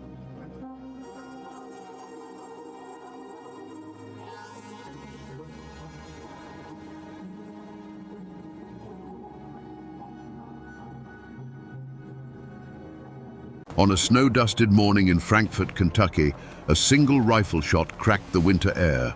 The man who fell was William Goebel, and in that moment, he became the only sitting governor in American history to be assassinated. To half the state, he was a savior, a champion of the poor fighting the crushing power of the railroads. To the other half, he was a ruthless tyrant who stole an election and deserved his fate. So, was he a martyr for the common man, or a demagogue who finally met his end? Today, we trace the path that led to that fatal shot, to understand the man behind the legend and the dark truth of his murder. William Goebel was not born to the Kentucky elite. He was an outsider from the very beginning, the son of a German immigrant woodcarver who had fought for the Union Army. Growing up in Pennsylvania and later Covington, Kentucky, a bustling city across the river from Cincinnati, Goebel knew nothing of the bluegrass aristocracy or the ancient codes of the Appalachian hills. He was forged not in a mountain hollow, but in the gritty reality of a working-class border town. His inheritance wasn't land or a family name. It was a towering intellect, a bottomless ambition, and a permanent chip on his shoulder. From a young age, it was clear his mind was his greatest weapon. While other boys played, Goebel devoured books.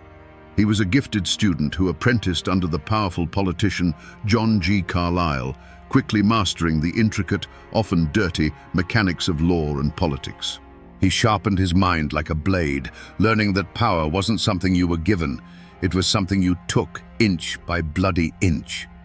His battlefield was the courtroom and the backrooms of the State House, where he built a political machine that was ruthlessly efficient and fiercely loyal only to him.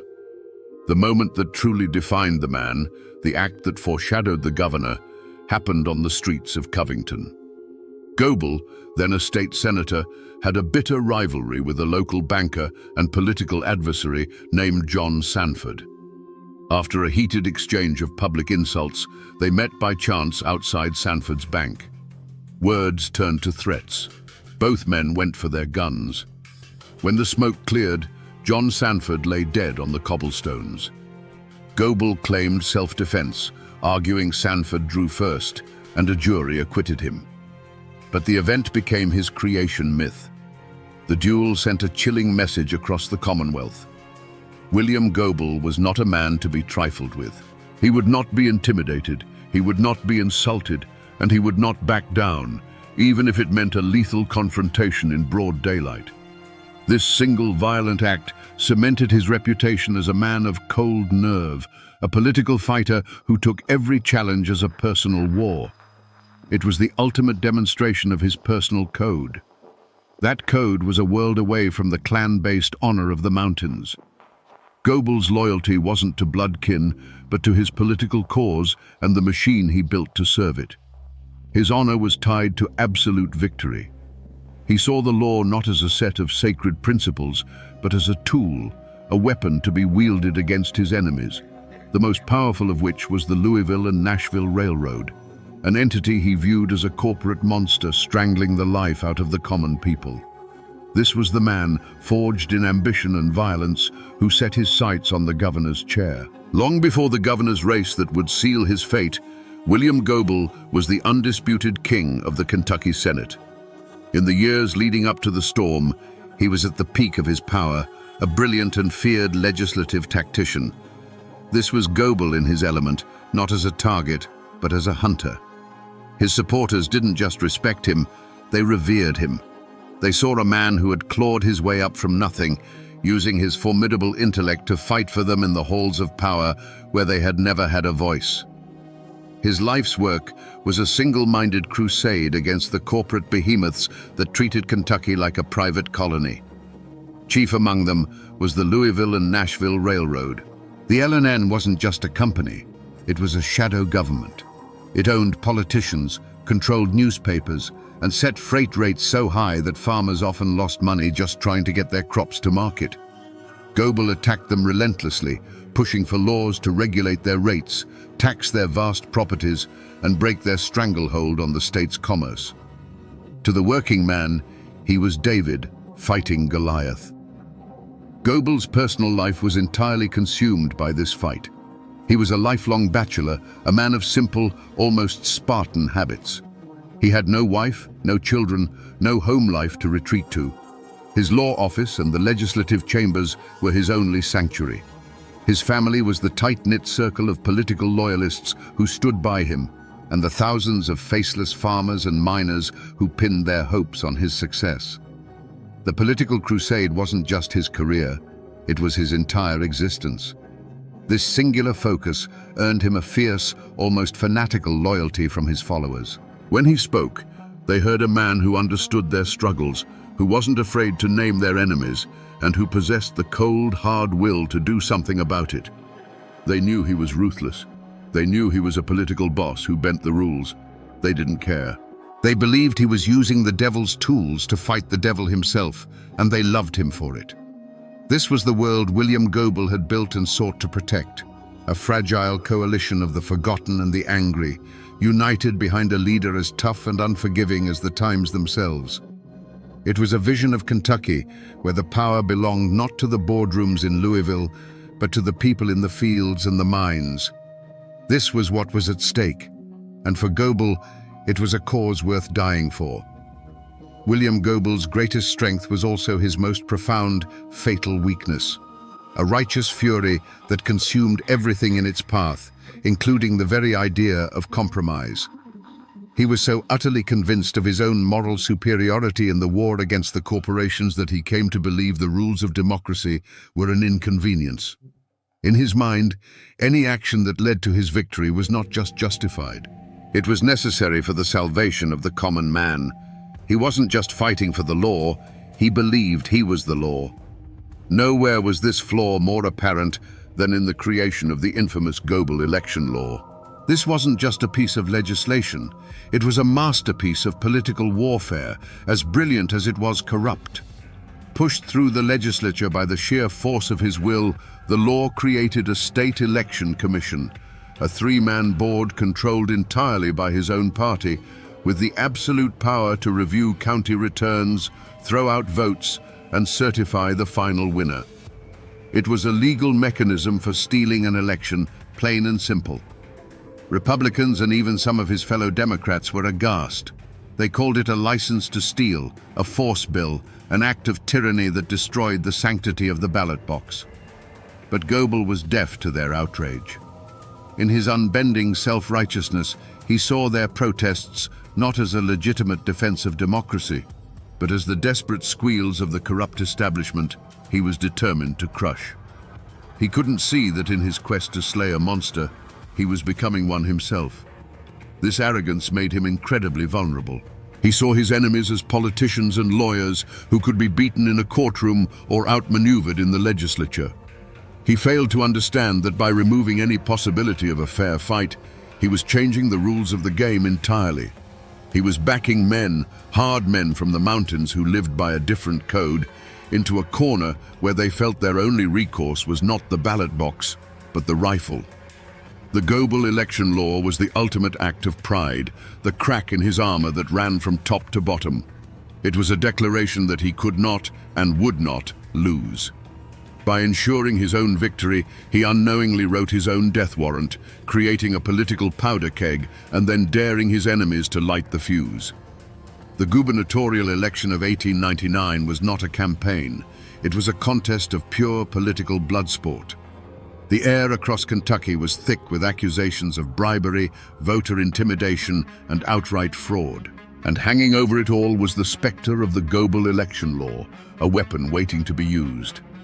On election day, the Commonwealth held its breath. When the initial counts were tallied, a collective gasp went through the state. The Republican, William S. Taylor, had won by a razor-thin margin of just over 2,000 votes. For a man like William Goebel, this was not just a political defeat. It was a personal and unforgivable insult. He believed the mountain counties, the Republican strongholds, had stolen the election from him through widespread corruption. The people, in his view, had been tricked. But more importantly, his perfect system, his guaranteed path to victory, had been defied. The verdict of the voters was an affront to his entire crusade, and he would not accept it. His reaction was immediate and absolute. He did not hesitate.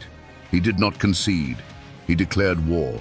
Goebel immediately filed a formal contest of the election, turning the matter over to the very commission he had created. His political machine roared to life, preparing to use the full, crushing weight of the Goebel election law to invalidate just enough votes in Republican counties to reverse the outcome. To the Republicans, this was the ultimate betrayal of democracy. They had won the fight, and now Goebel was moving to steal the prize in broad daylight. This was the moment the conflict moved from the ballot box to the barrel of a gun. Enraged by Goebel's blatant attempt to overturn the election, Republican leaders sent out a call to arms. From the mountains of eastern Kentucky, a river of angry armed men began to flow towards Frankfort. These were not politicians. They were coal miners, farmers, and feudists, men with rifles on their shoulders and generations of distrust for the bluegrass Democrats in their hearts. They came by the trainload, over 1,000 strong, to make sure their governor, William Taylor, was inaugurated and that Goebel's commission did not dare to steal their victory. Frankfort was no longer a capital, it was a tinderbox. The State House grounds became an armed camp. The local militia was called in, but their loyalties were divided. Republican mountain men, bristling with Winchesters, faced off against Goebel's Democratic enforcers. The air crackled with tension. Goebel's refusal to accept defeat, driven by his unshakable self-righteousness, was the spark. The arrival of the mountain men was the powder. All that was needed now was for someone to strike the match. The city of Frankfort was no longer governing. It was holding its breath. The sight of armed mountain men on every corner was a warning more potent than any telegram.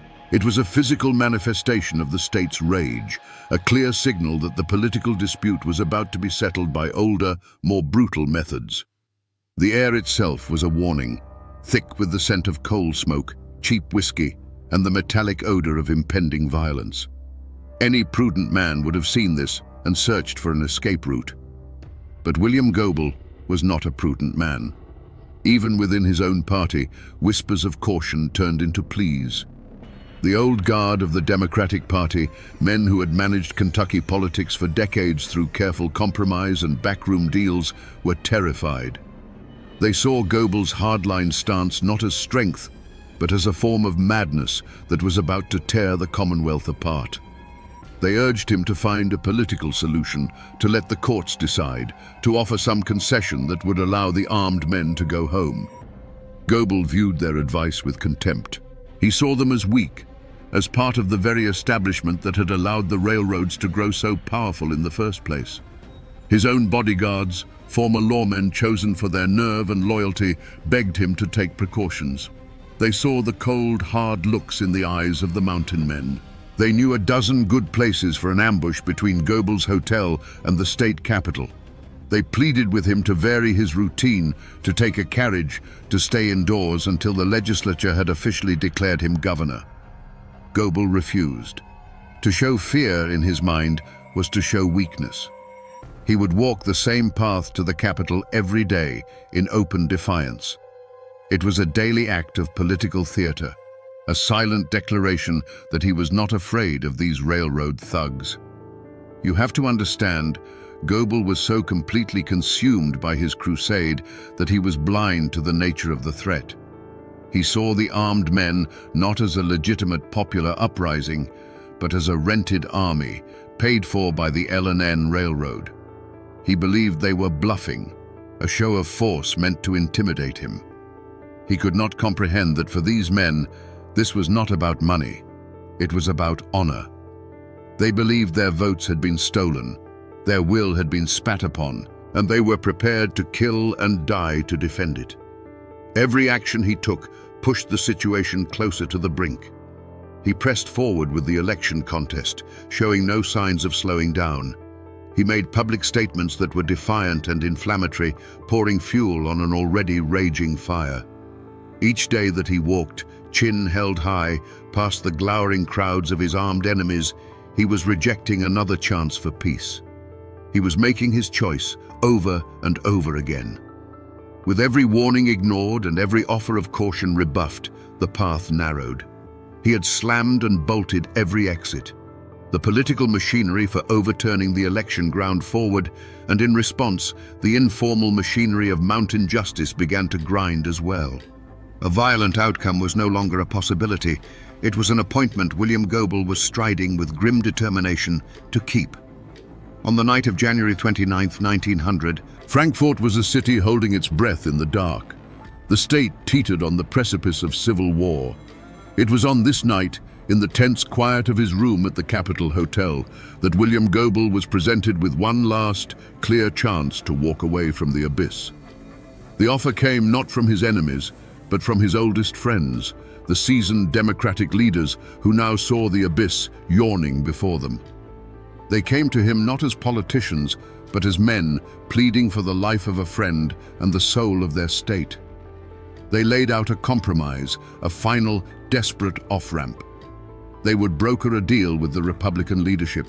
Both Goebel and Taylor would stand down, and a new, fair election would be held under the supervision of a neutral committee. It was a path back from the brink, a way to let the armed men go home and settle the matter with ballots, not bullets. It would cost Goebel the governor's chair for now, but it would save his life. For a long moment, the fate of Kentucky hung in the air of that smoke-filled room. You can just imagine the scene, the earnest, fearful faces of his allies, the muffled sounds of the armed camp outside, and William Goebel, silent, listening. This was his final crossroads. He could accept the compromise, live to fight another day, and pull his state back from the edge of chaos. He could choose life, or he could choose his crusade. But to William Goebel, compromise was just a prettier word for surrender. In his mind, to accept their offer was to admit that the L&N Railroad's army of thugs could stare down the will of the people and win. It was a betrayal of every farmer, every miner, every forgotten man who had placed his faith in him. A cold fire burned in his eyes. He cut his friends off with a sharp wave of his hand and gave them his answer. He would not back down. The election contest would proceed. He would be governor. And in that moment, in that quiet hotel room, the decision was made. He consciously and deliberately rejected the final offer of peace. His friends left his room that night with the heavy hearts of men who had just left awake.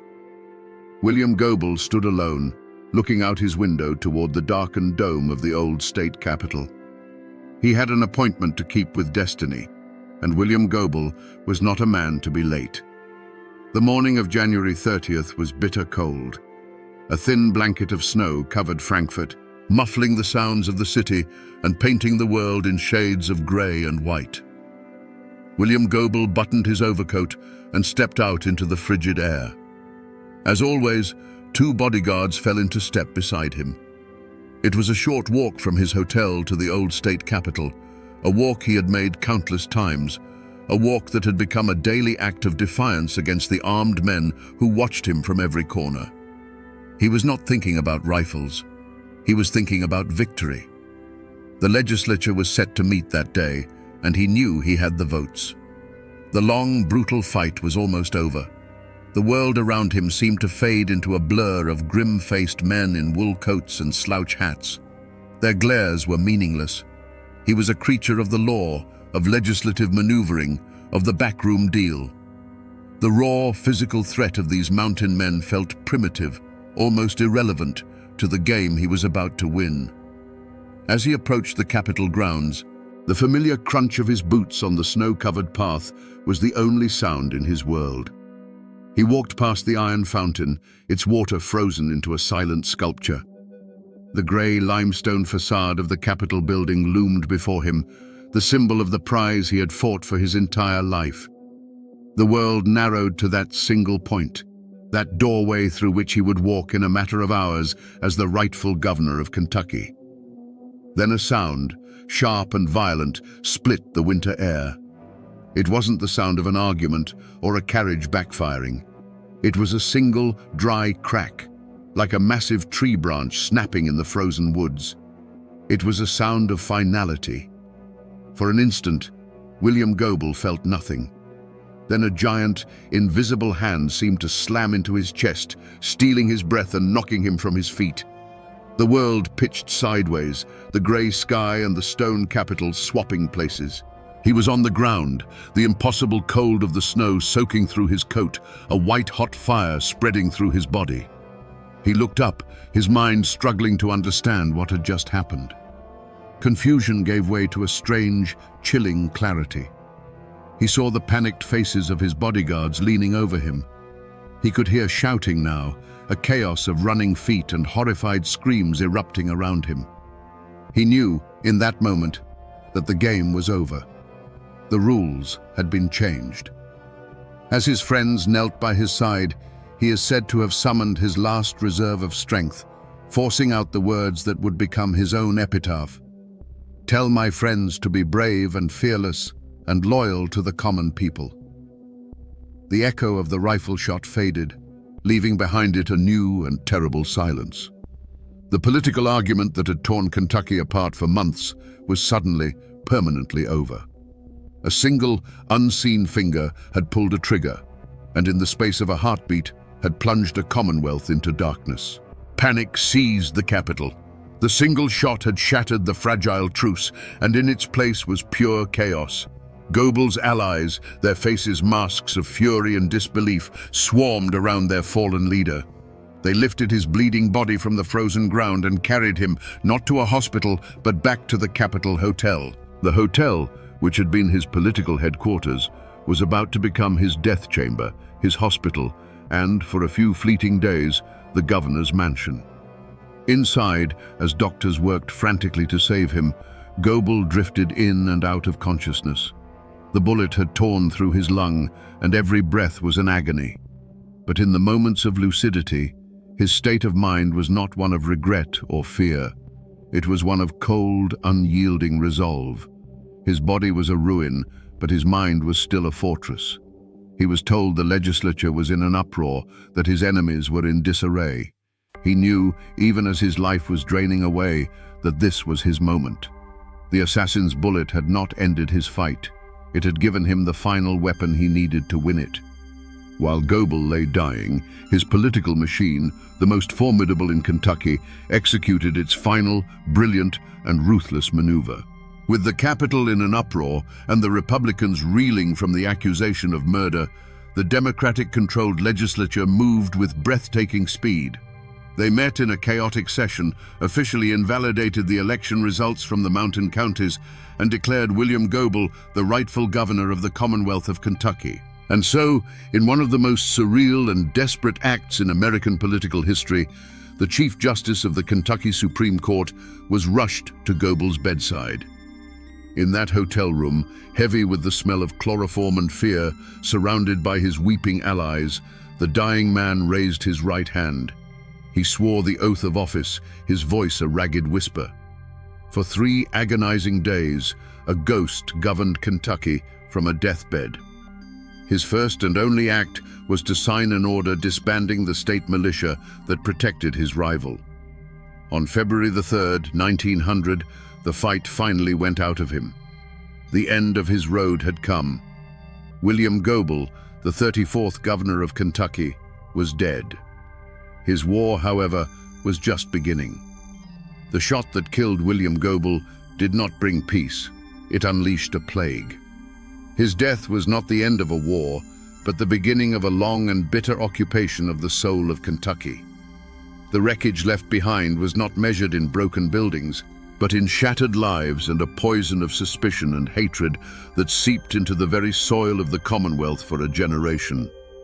His personal tragedy immediately became everyone's tragedy. For his political allies, victory was a poisoned chalice. His lieutenant governor, J.C.W. Beckham, now sat in the governor's chair, but the office was haunted. They had won power, but it was power consecrated in blood, and now they were bound by a sacred duty to avenge their fallen leader. This quest for vengeance would consume them, turning the machinery of justice into an instrument of political retribution and ensuring the wounds would never be allowed to heal. The most immediate wreckage was visited upon the men from the mountains. Overnight, Republicans became assassins in the public eye. Men like Caleb Powers, the Secretary of State, and Jim Howard, the Clay County feudist, were hunted down. Their names were transformed from political players into murderers. The lives of their families were destroyed. They faced years of imprisonment, sensational trials, and the crushing weight of being blamed for a crime that had pushed their state to the brink of anarchy. They were the first, but not the last, to be consumed by the fire Goebel's death had started. Across Kentucky, the assassination carved a line of blood between neighbors. The old political divide between the Republican mountains and the Democratic bluegrass was no longer a matter of opinion. It was a feud. Friendships ended, business partnerships dissolved, and families were torn apart by allegiance. The name Goebel became either a martyr's cry or a villain's curse, and there was no ground in between. The trust in government, in the law, in the very idea that a dispute could be settled peacefully, was utterly shattered. William Goebel, the lifelong bachelor, had no children to mourn him, but in a way he left behind thousands of orphans, the common people he championed. Their great hero was gone, and in his place was a legacy of division and a cycle of vengeance that did nothing to ease their poverty or break the power of the railroads. The bullet that struck him down had ricocheted through the entire state, and its final victims were the very people he had sworn to protect.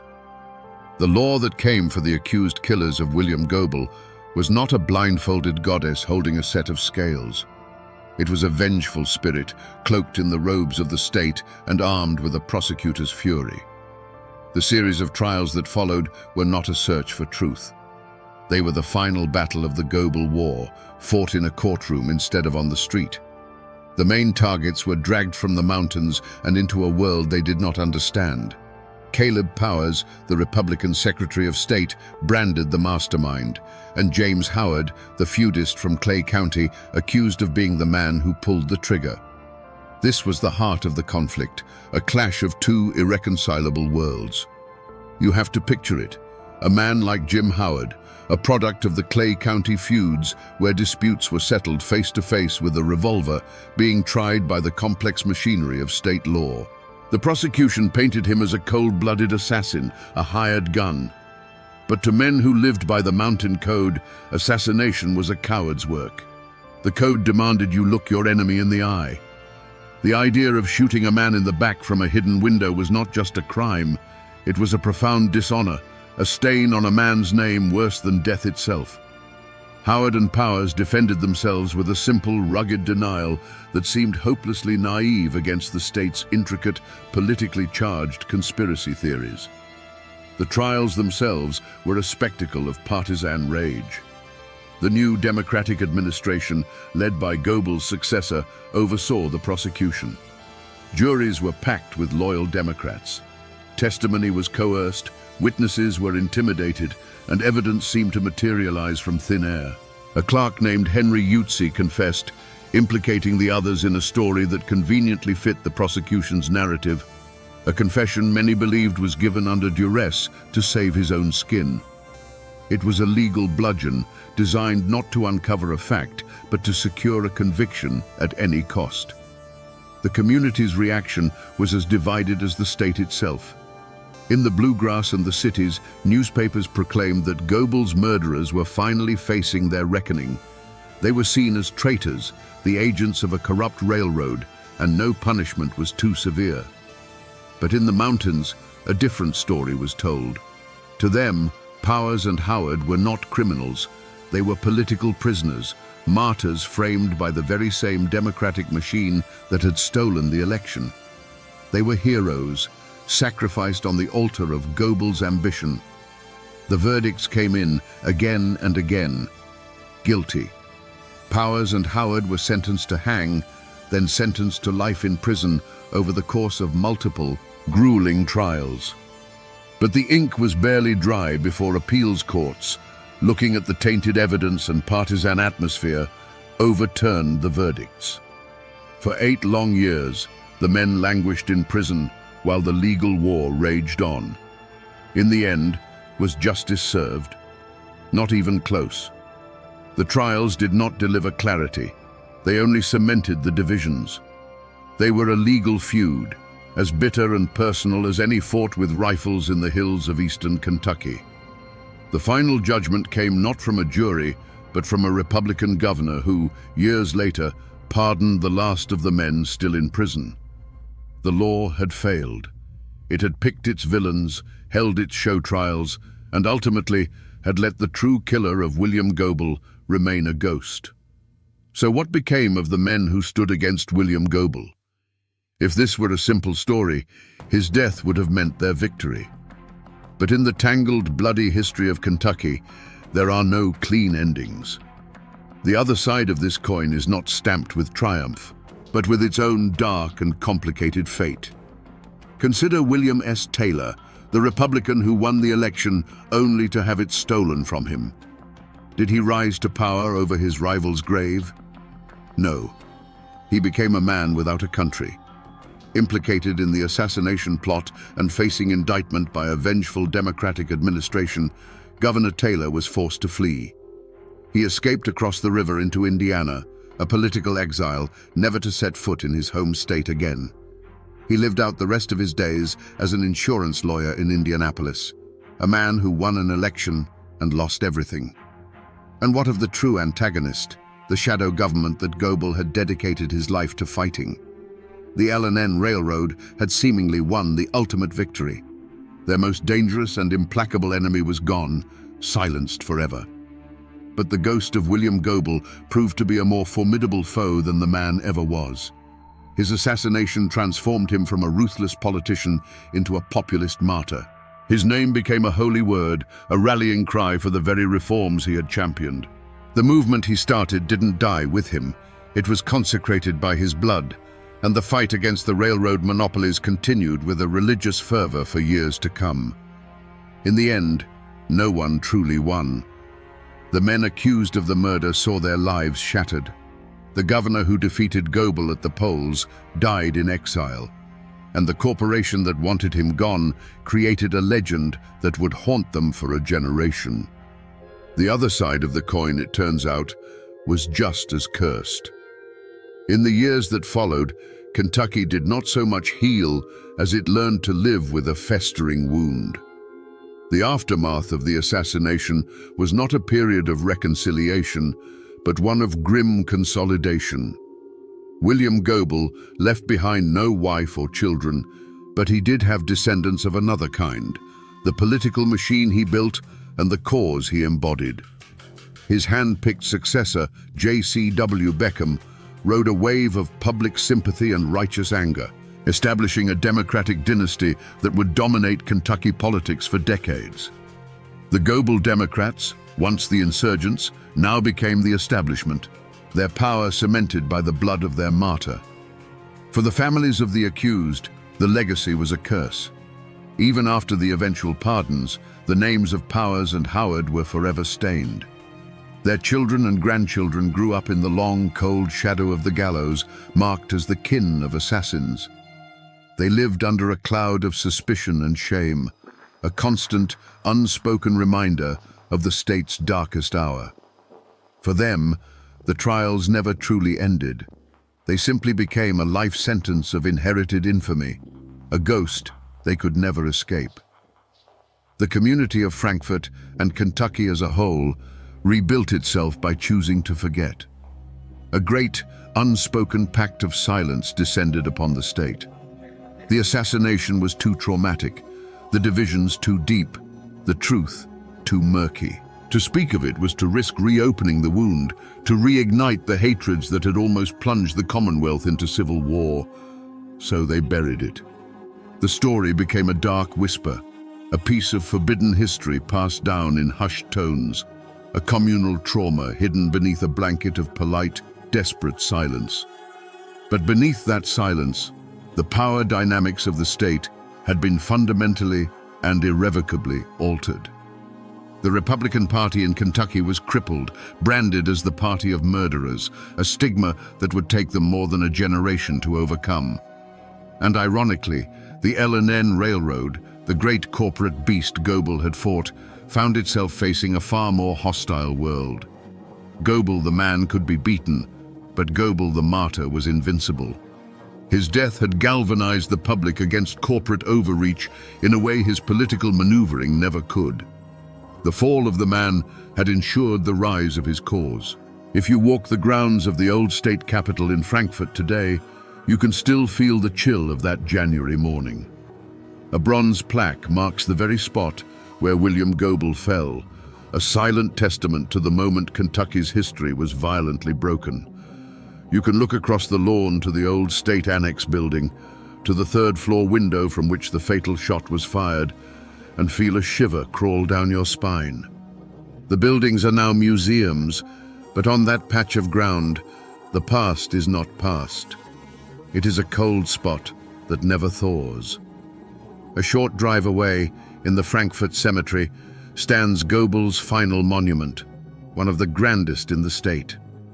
A towering obelisk pierces the sky, with a bronze statue of the man, defiant even in death, standing guard.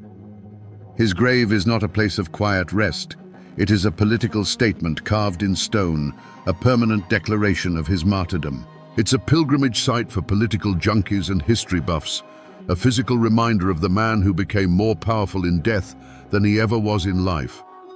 But Gobel's ghost doesn't just haunt these physical places. It lives in the stories.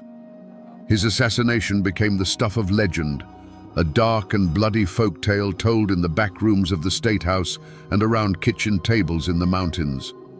Folk singers wrote ballads about the man who fought the railroad and was shot down in the snow.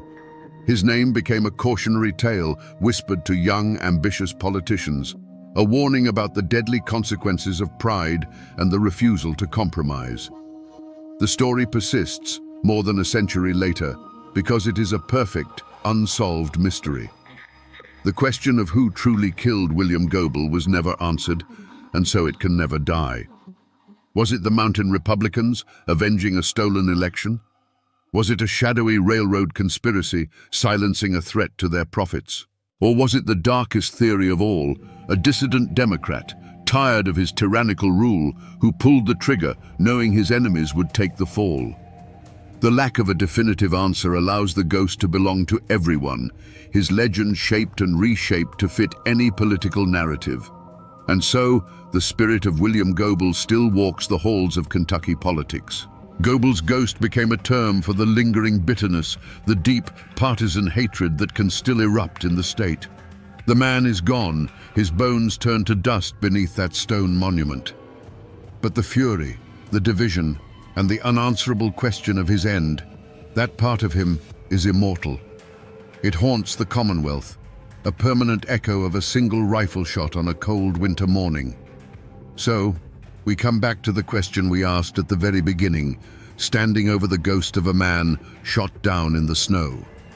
Was William Gobel a hero or a villain, a martyr or a tyrant? The hard truth, the one that a century of dust and argument has left us with, is that he was both. He was a man who saw a great evil, the unchecked power of corporations strangling the life from his state, and he chose to fight it with a fire so fierce it consumed everything, including himself and the very democratic principles he claimed to defend. In the end, this isn't just the story of a political assassination. It's a timeless Appalachian tragedy about how a man's greatest strength can become his most profound and fatal weakness. It's a chilling lesson on the poison of absolute certainty, a warning that when a man becomes so convinced he is on the side of the angels, he can't see that he's started using the devil's own tools. It is the story of a modern political machine crashing headlong into the ancient, unbending code of the mountains and the explosion that followed. The shot that killed William Gobel was an echo of 1,000 conflicts born in these hills, a brutal reminder that when you strip away the laws and the politics, some things are only settled with blood. It's a story about a war for the soul of a state, a war that left no victors, only ghosts.